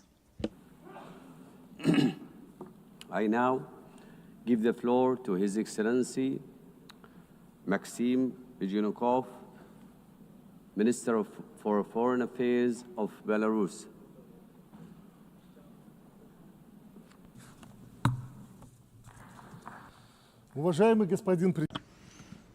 Distinguished Mr. President, ladies and gentlemen, the theme of this year's general debate is Better Together, 80 Years and More for Peace, Development and Human Rights. An excellent theme. The key word here is together. So together, let's remember everything and reflect. And I'm confident that we will find the true root causes of the challenges and threats facing the planet today. First, the 80th anniversary of the great victory in the Second World War. 8 decades ago, a bloody and merciless war ended, which was a great tragedy for all of humanity. And only at the cost of millions of lost and broken lives did we overcome this challenge. The contribution of the United States and Great Britain to great victory is obvious, as is that of the Chinese people who threw off the yoke of Japanese militarism. However, the decisive factor was the feat of the Soviet people, a multinational people who fought down to the last drop of blood for their freedom and the freedom of oppressed peoples. Note that they did not hand over the keys to their cities to the conquerors, they did not hide behind pro-Nazi collaborationist regimes, they did not supply the Nazi regime with equipment and soldiers. Back then, 80 years ago, this was obvious. The liberators were greeted with flowers and rejoicing in the capitals of Europe, monuments and memorials were erected in their honor, and streets and cities were named after them. Only 80 years of life have gone by since then, a life of prosperity and peace in Europe, and how everything has changed. The West has developed its own version of the truth about the events of those years. Memories are being erased, monuments demolished, history textbooks rewritten. Once again, we hear Nazi slogans and chants in city streets. This is how the 21st century generation is being raised, a generation that did not see the horrors of that war. They did not even hear about it from their parents. And so they are fueled by the false heroism of their ancestors who in the past had joined Hitler's coalition of nations, dreaming of world domination. If history is being rewritten, then its conclusions are also being rewritten. This calls into question the legitimacy of the post-war world order based on the universal principles of the United Nations. That seems clear. And it seems that they were forced into doing so. The West was forced into doing so for a certain period of time. The collective West was at that time forced to share the burden of responsibility for the fate of the planet with the so-called Soviet bloc, to set aside their thoughts of world domination for a while and to wait, of course, to wait for events to come to pass that would allow everything to be turned on its head. From this rostrum, in the past few days, we have already heard people say that the Holocaust is our shared shame. Why is it our shared shame? Everyone is answerable themselves before history. We, Belarusians, for example, fought Nazism down to the last drop of blood and laid down our lives to do so. We saved Jews at the cost of our own lives. We cannot remain silent about this today. We remember the hundreds of villages burned by the Nazis together with their inhabitants, the millions of Belarusians torn apart and mutilated, and the hundreds of thousands of children and women taken into European slavery. And therefore we understand that preserving memory is important so that history does not repeat itself, so that there are no more national ideologies of racial superiority, where there is no place for entire peoples, so that there are no concentration camps, that terrible invention of the West, and also to make sure that there is no genocide against any people. The Belarusian people have been living in peace now for 80 years, and if you look at our history, that is an incredibly long time to live in peace. Never have Belarusians lived so well, with such dignity and under such peaceful skies as in the last 30 years, when, under the leadership of our president, we have been successfully building a socially oriented state in the interests of ordinary people. At the same time, we sacredly preserve the memory of the terrible tragedy of the Second World War, and we pass this memory on to younger generations. Why don't many others around us, especially to the west of our border, want to live like this? Well, the answer is simple. The politicians there are blinded by their personal ambitions. They cannot see ordinary people behind those ambitions, even in their own countries. And so it is no surprise that they treat human life with such contempt, as well as that of other peoples, for example, calling on Ukraine to fight down to the last Ukrainian. This year is also significant for the UN, which is celebrating its 80th anniversary. The organization was created by the victors of that bloody war. We remember that Belarus was among the first founders as well. Belarus, a country where 1 in 3 people were killed, tortured or burned. And throughout all these years, the Belarusian delegation has been one of the most reliable supporters of strengthening the foundations of the UN, initiating the most bold, peace-loving and historically hard-won initiatives. Therefore, we have the right to speak directly today about what our organization has achieved by the time of its anniversary. And I would like to talk about 3 key elements. First, it is indisputable that the UN remains a central element of international life. This has been made possible by its undisputable legitimacy, its universal membership, and its comprehensive agenda. However, we can see that the principle of universality has been seriously undermined, especially in the last decade. And that has been done by those that are constantly trying to turn the UN into a tool for advancing their own interests, in addition to doing so contrary to the aspirations of humanity. Secondly, the UN is indeed preserving the planet from another world war. Its key mechanism, the Security Council, allows the great powers to discuss matters of war and peace at the table rather than on the battlefield. However, unfortunately, this body is being used less and less. Its influence on world affairs is no longer what it used to be, and let's be honest, the UN has proved incapable of preventing many of the bloody regional conflicts of our time, and the further thing goes on, the more this is true. Thirdly, a huge network of international structures has been created under the UN, and a multitude of legal documents have been developed. This infrastructure provides an opportunity for effective interaction across the entire spectrum of human activity. But if you look closely, only some of the UN structures remain truly effective and are actually fulfilling their functions. Why is this happening? Well, it's obvious. The organization has to keep up with the times. That requires reform, which our Secretary General Antonio Guterres has been talking about, and first and foremost, that of the UN Security Council. And here I'm talking inter alia about expanding the category of permanent members to include developing countries from Africa, Latin America, and Asia. Over the past 8 decades, the membership of the organization has grown exponentially, and many states that were not even on the world map when the UN was founded want their opinions and voices to be heard, and they have a right to do so, as now they are important political and economic actors. They rightly expect the UN will work in the interests of all of its members and to strengthen cooperation between them, rather than being a tool for manipulation by individual countries. And this includes settling scores with other states. Fourth, we also see a problem in the fact that the UN is being used for certain purposes. The actions of the United States of America to reduce its support to the UN, which has already caused plans to cut staff in our organization, are a very unpleasant wake-up call. But you'll have to agree that if the UN is able to be an impartial forum and move with the times, it will be in demand by everyone, the weak and the strong, the developed and the developing. Otherwise, it will suffer the same fate as the League of Nations. And Belarus does not want that to happen because, for the time being, we do not see any alternative to the UN. And that is why talking about these institutional problems sincerely today is important to understand their nature and to correct them. The 50th anniversary of the Helsinki Final Act is being marked this year as well. This document, initiated incidentally by the leadership of the Soviet Union, consolidated the realities that had developed in Europe after the Second World War. The act also predetermined the stable nature of relations between the Soviet Union and the United States, which was reflected in all regions of the world, and helped to make the Cold War slightly more manageable. It also introduced the principle of indivisible security, adherence to which prevented the Cold War from escalating into a hot one. The Helsinki agreements provided an opportunity to build a united, indivisible and prosperous Europe during and after the Cold War. However, history took a different path. Today, the so-called victors of the Cold War have completely forgotten this principle and adopted a logic of superiority and confrontation. Incidentally, it was precisely this logic that was behind NATO's eastward expansion. As a result, the balance of power in Europe was undermined and security threats arose for many states. The Yugoslav crisis, the bloodshed in a number of post-Soviet republics, and the conflict in Ukraine are the most striking examples of such consequences. Today it is clear that the way to end the bloodshed in Ukraine lies in all parties in Europe returning to an understanding of the importance of respecting the principle of indivisible security.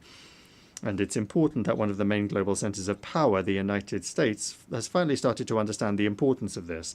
Unfortunately, the EU countries aren't doing the same thing. They continue to stoke regional conflict with the firewood of Ukraine.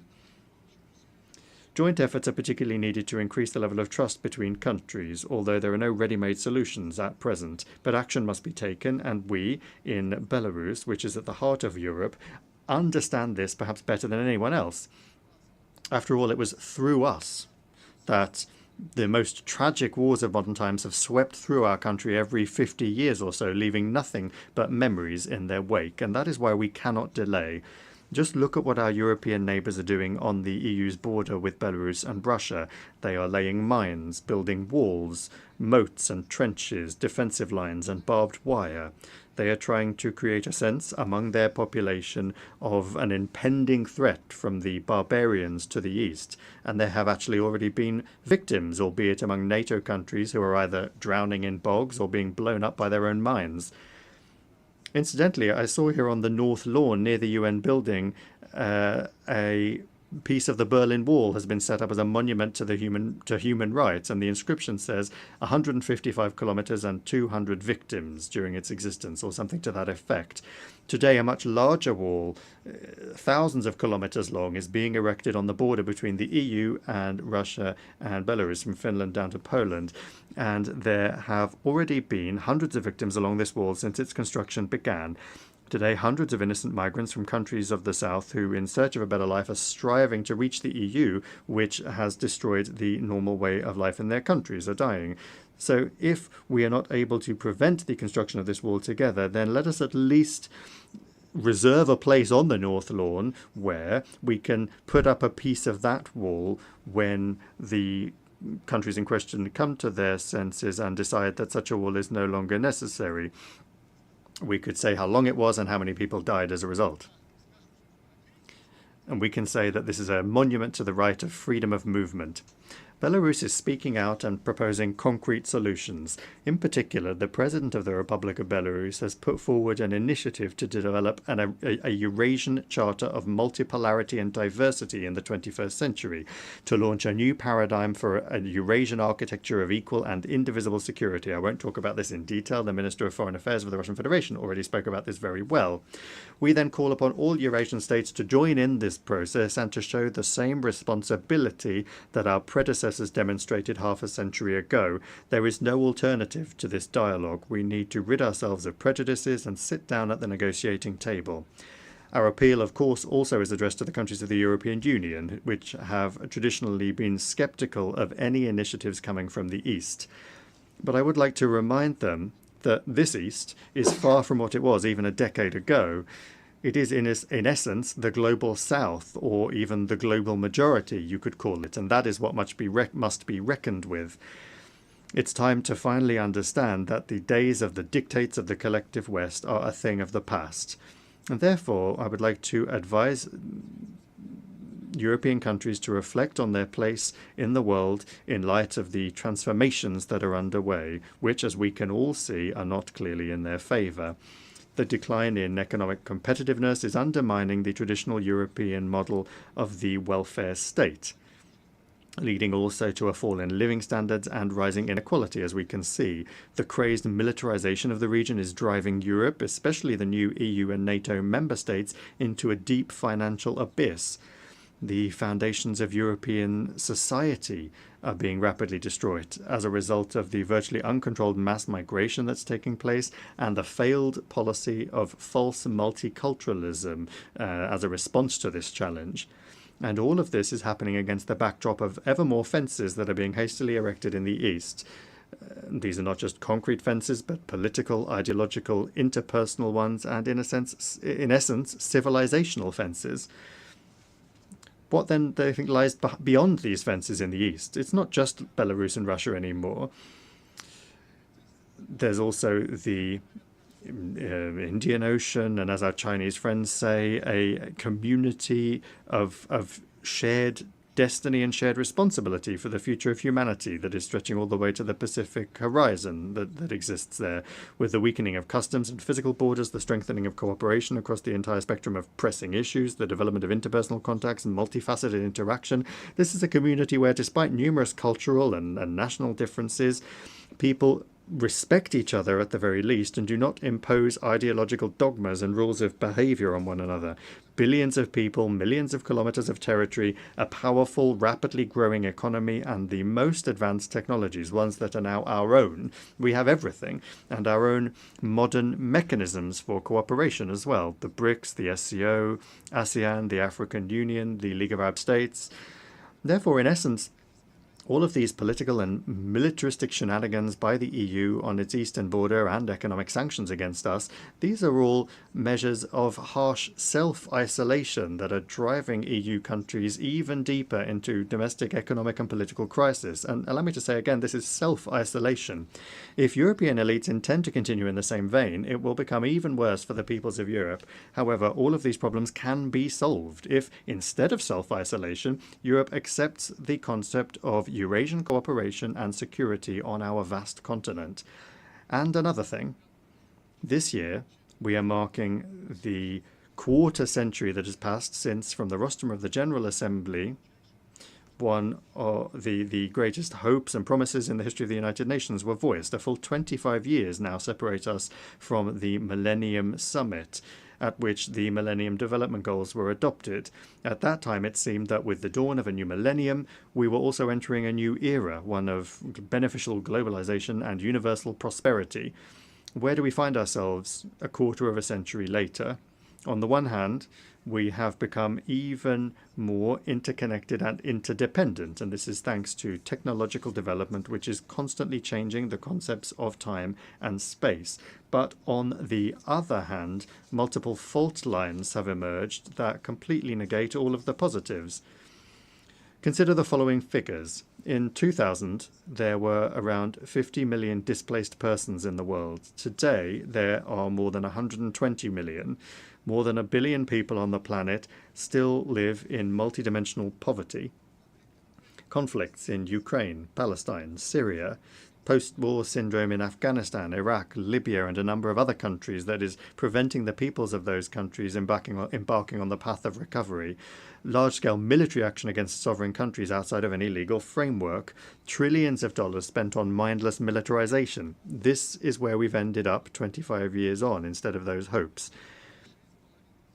Just consider the 6.5 decades of the economic blockade of Cuba, which has also been completely unjustifiably declared a sponsor of terrorism. And in the same vein is the story about some kind of drug threat from Venezuela, which is completely unfounded and unacceptable.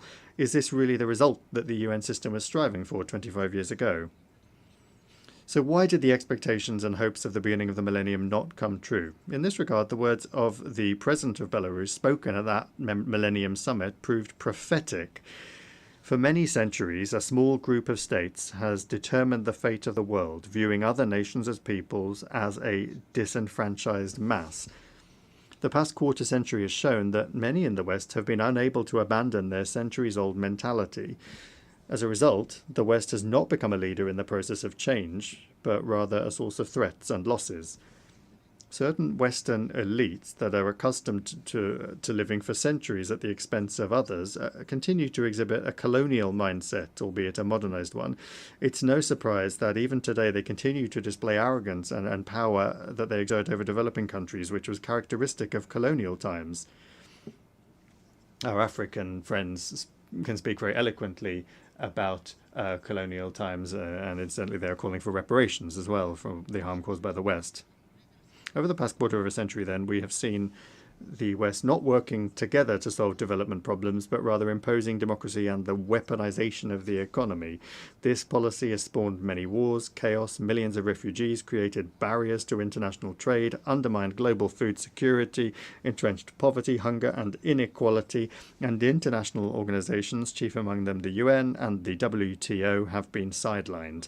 That is why, in response to these negative trends, the idea of regionalization is becoming popular, and cooperation mechanisms that aren't linked to Western countries, such as, well, as I already mentioned, the BRICS, SCO, ASEAN, CIS, the League of Arab States and the African Union, they're growing and strengthening. They reflect the interests of the global majority countries. They work on the basis of mutual respect, equality, and consensus, rather than domination and plunder. They essentially are forming a fair multipolar economic architecture for development. And it's only natural then that the Chinese President Xi Jinping has put forward a very timely initiative on global governance, which Belarus fully supports. Mr. President, the words of the great Italian thinker of the past century, Antonio Gramsci, who wrote "From a fascist prison," are more relevant today than ever. The old world is dying and the new world is struggling to be born. It is indeed paradoxical that even today the new world is being born in agony because the old world does not want to quietly leave the stage. We're not the ones destroying the old world. The West itself is doing a perfectly fine job of that, but we, the global majority, are trying to build a new one, and I would like to underscore that particularly. It's together. It is the key word from the theme of this General Assembly. We're doing this together with our like-minded partners. Thank you for your attention.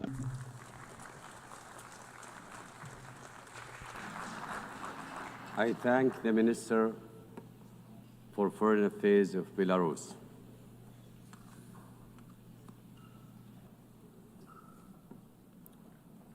أعطي الكلمة الآن. I give the floor to His Excellency Mohammed Salim Wild Marzouk, Minister for Foreign Affairs, African Cooperation and Mauritanians Abroad of Mauritania.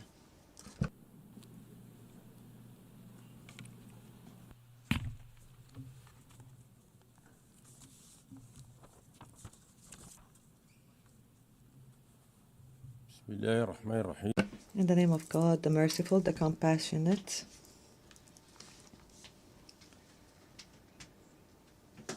Your Excellency, Mr. President, Your Majesties, Excellencies and Highnesses, His Excellency Antonio Guterres, Secretary General of the UN, Your Excellencies, ladies and gentlemen, may God, peace, mercy, and blessings be upon you. I would like at the outset to extend my warmest congratulations to Her Excellency Ms. Annalena Baerbock on her assumption of the presidency of the 80th session of the General Assembly. I am confident that her rich experience and her high competence will contribute to her successful leadership of this session. I would like to also extend my sincere thanks to His Excellency Philemon Young for the highly competent leadership of the 79th session. I also extend my thanks to His Excellency Mr. Antonio Guterres, the Secretary General of the UN, for his tireless efforts to develop and enhance the role of the UN. Mr. President, ladies and gentlemen, I'm pleased to convey to you the greetings of His Excellency Mr. Mohammed Wild Sheikh Al Ghazwani, President of the Islamic Republic of Mauritania, and his wishes for the success of the 80th session of the GA. His Excellency honored me by allowing me to deliver on his behalf the address of the Islamic Republic of Mauritania.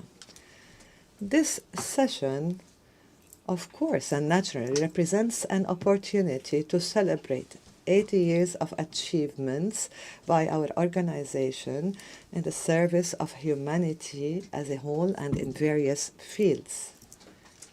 But it is also an opportunity to objectively diagnose the major shortcomings and deficiencies that have characterized this or that aspect of the UN's journey over the past 8 decades. In this context, it is clear that our world today consists of two contrasting realms, two contrasting worlds. One is rapidly advancing toward the fourth industrial revolution and artificial intelligence, while the other remains hostage to poverty and marginalization. This gap, this ever-widening gap, particularly in view of the current context of growing conflicts and wars, this gap presents a difficult test to humanity. It requires us to unite our efforts, to devise solutions that are capable of narrowing this gap by achieving just and comprehensive human-centered development and the right of every human to a dignified life. The theme of our session today reflects and accurately captures this noble goal. Better together, 80 years and more for peace, development, and human rights.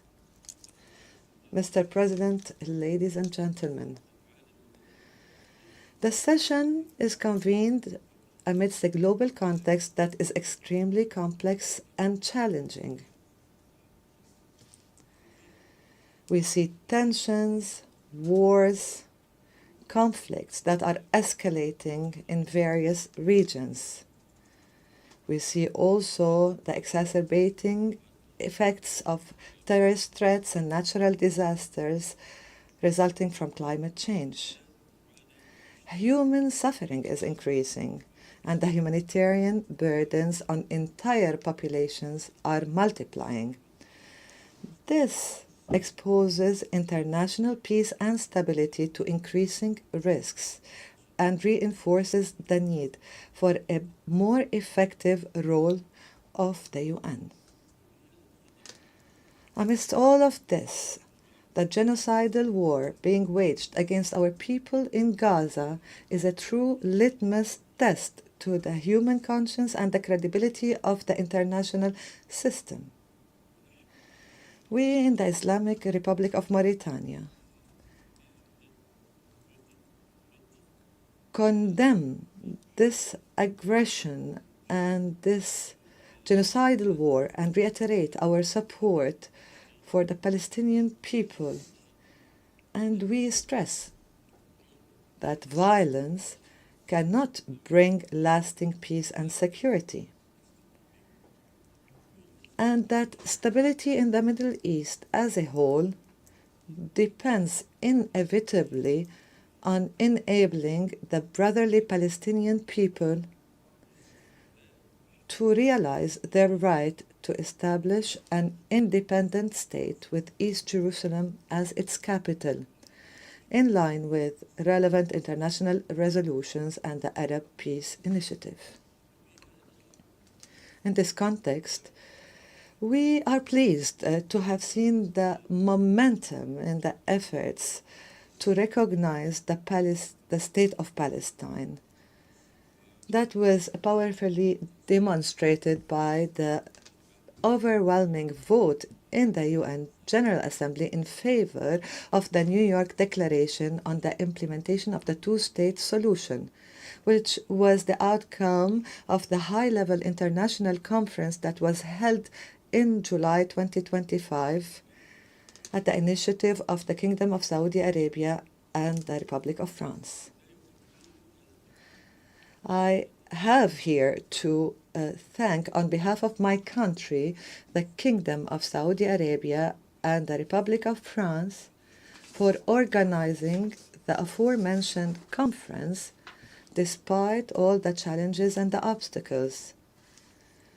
I commend the positions of those countries that have recognized the state of Palestine, and I hope that other countries will follow suit in upholding the principles of truth and justice until Palestine becomes a full member of the United Nations.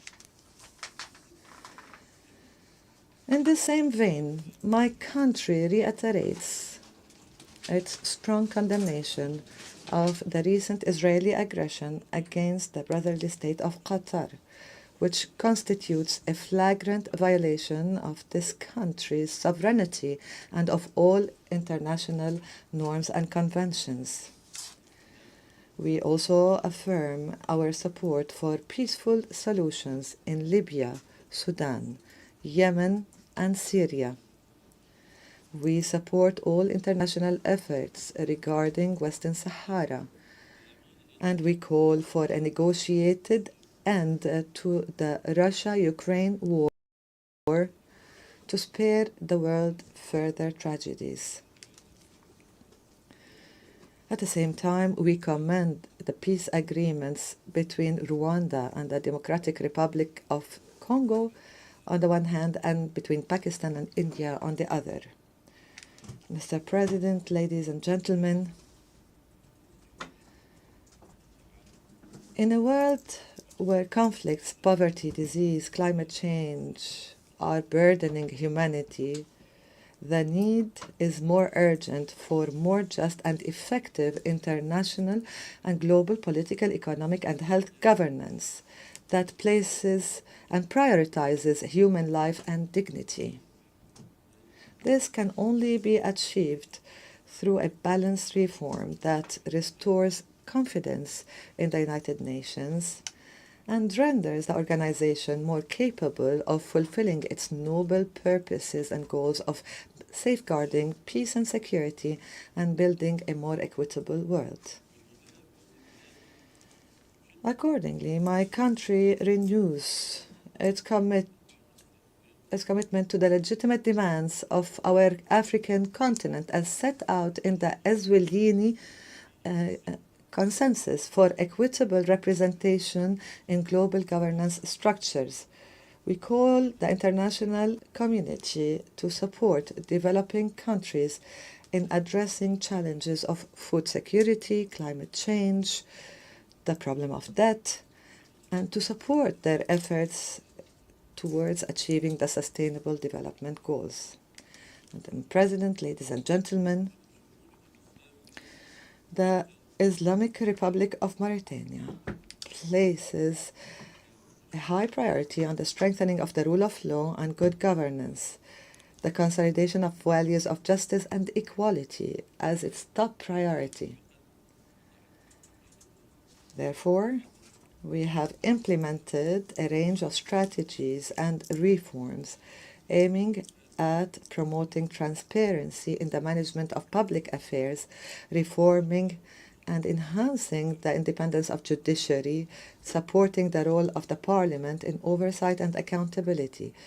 This will ensure fighting against corruption and the protection of rights and freedoms, as well as strengthening the trust among the different national components. In the same context, and in an attempt to reinforce our status and image as a land of stability and consensus and a state of law, His Excellency President Mohammed Al-Ghazwani has chosen to make dialogue a constant approach in managing all public affairs, making sure to engage all Mauritanians and consolidate good governance.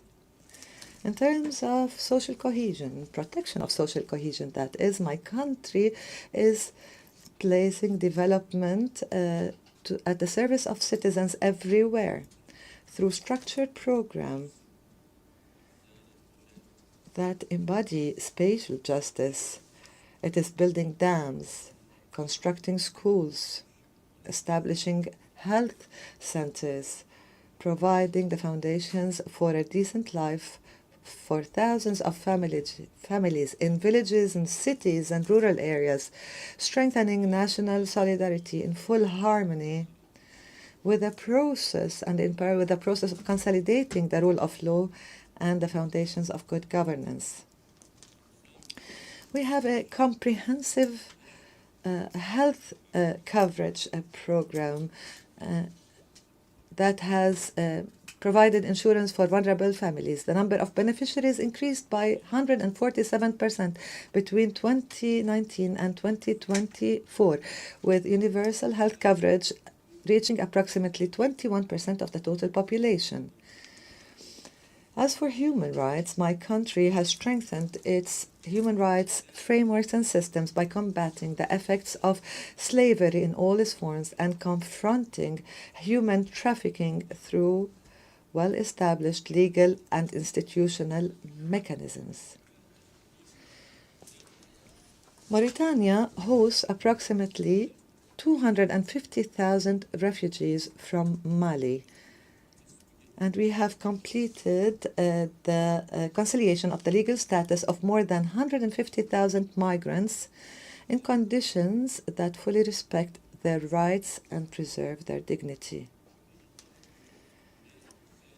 As part of its priority to human development, our country has launched a comprehensive educational reform process with the participation of educational stakeholders. The process aims at developing educational programs, teaching methods, promoting the values of citizenship, in addition to developing vocational training programs to better equip young people for the labor market. Women's role in the public and political life has also been strengthened, improving their access to health services.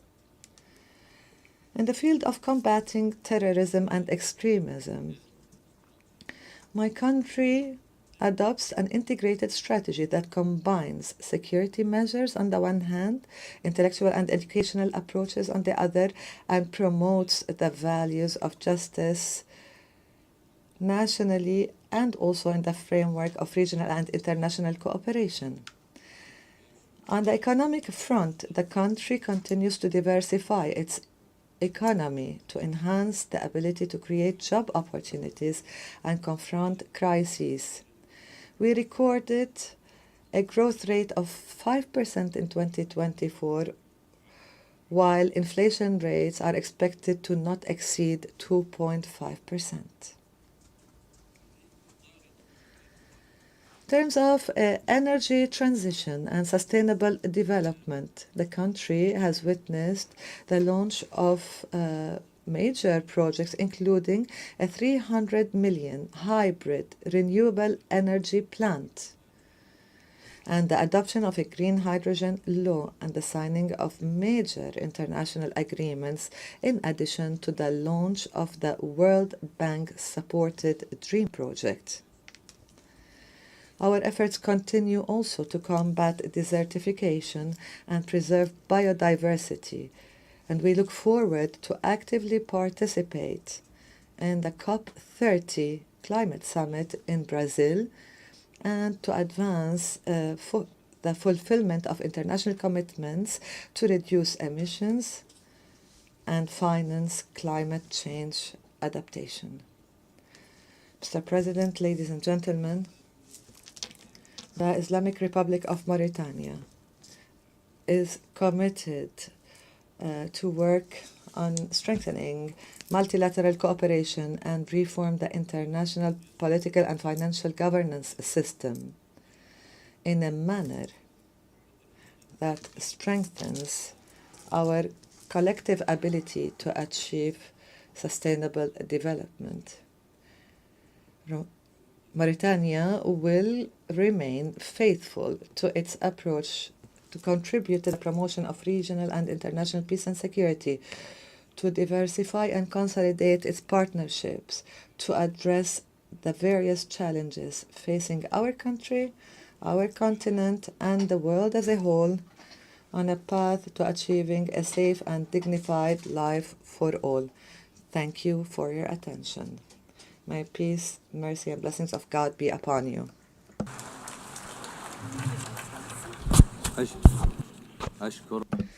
I thank His Excellency Minister for Foreign Affairs, African Cooperation and Mauritanians Abroad of Mauritania.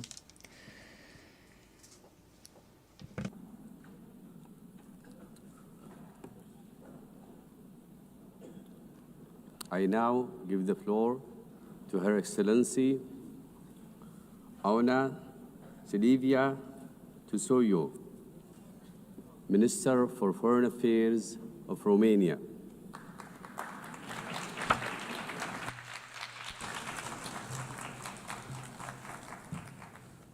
Excellencies, our very presence here today, representing our countries together in the same room, part of the same conversation, is in itself a deep expression of our commitment to multilateralism. What is also now important is that this is a place for our hopes and our trust in the framework provided by the United Nations. Romania stands firmly by the United Nations as we mark 80 years since its creation and 70 years since we joined. And yes, we do celebrate, and we are proud of both our membership and the history, the mission, and the work of this organization. But we also have a duty to see what works, to see also what does not work, and to act accordingly. We are living in troubled times, without precedent in history. People say that we want to prevent war, but war is very near to us. People say that we want to live under the reign of international law, but the world assists impassively to its repeated violation. I have heard similar statements many times in the interventions here of world leaders in the United Nations plenary, that we live and we face unprecedented times. However, the phrase that I just mentioned does not belong to me, and it is not about 2025. It was said by another Romanian Minister of Foreign Affairs, almost a century ago, by the Romanian diplomat Nicolae Titulescu, twice President of the General Assembly of the League of Nations. He was himself an advocate of collective security, speaking to the world in an attempt to prevent the escalation towards war, in an attempt to ensure that multilateralism has the power to fulfill a vision for peace. We all know here what is the history of the League of Nations, but we also know here that we must not repeat it. The United Nations must not share the same fate. Today, the world does not assist impassively. The world is here, present, involved, committed to peace efforts.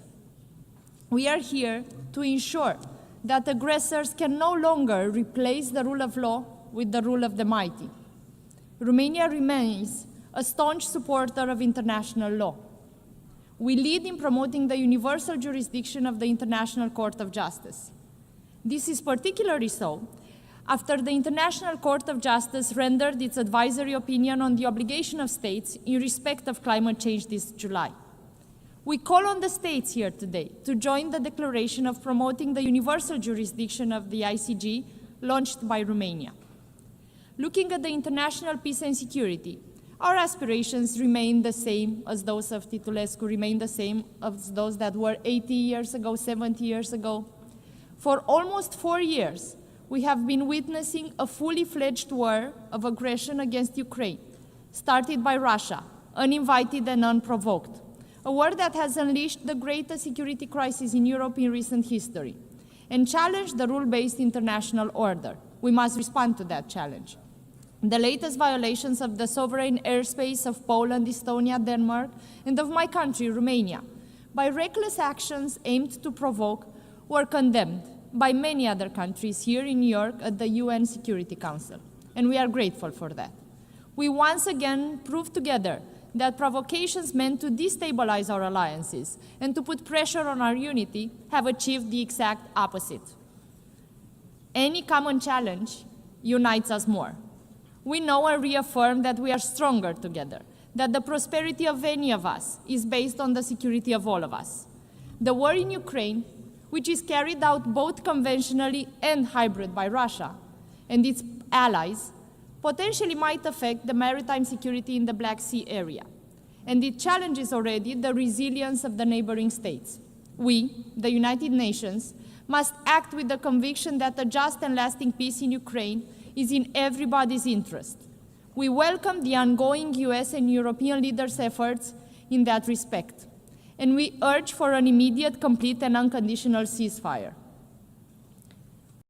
We also consider that the recent statements of President Donald Trump and that of European leaders are also an acceleration needed towards peace. In the meantime, Ukraine continues to need our support and our solidarity. In full accordance with the UN Charter, are also an acceleration needed towards peace. In the meantime, Ukraine continues to need our support and our solidarity. In full accordance with the UN Charter, Ukraine has the right to protect its sovereignty, its independence and territorial integrity, and has the support of its people to do so. Romania's support has been substantial and multifaceted, and we will continue to stand with Ukraine for as long as it is needed, because their security, peace there, is also connected directly to our own security and prosperity. The government of Romania supports the pursuit of justice and accountability on the brutal war of aggression of the Russian Federation against Ukraine. Looking at the global map, we are also concerned about the escalation of tensions and conflicts in the Middle East. An immediate ceasefire in Gaza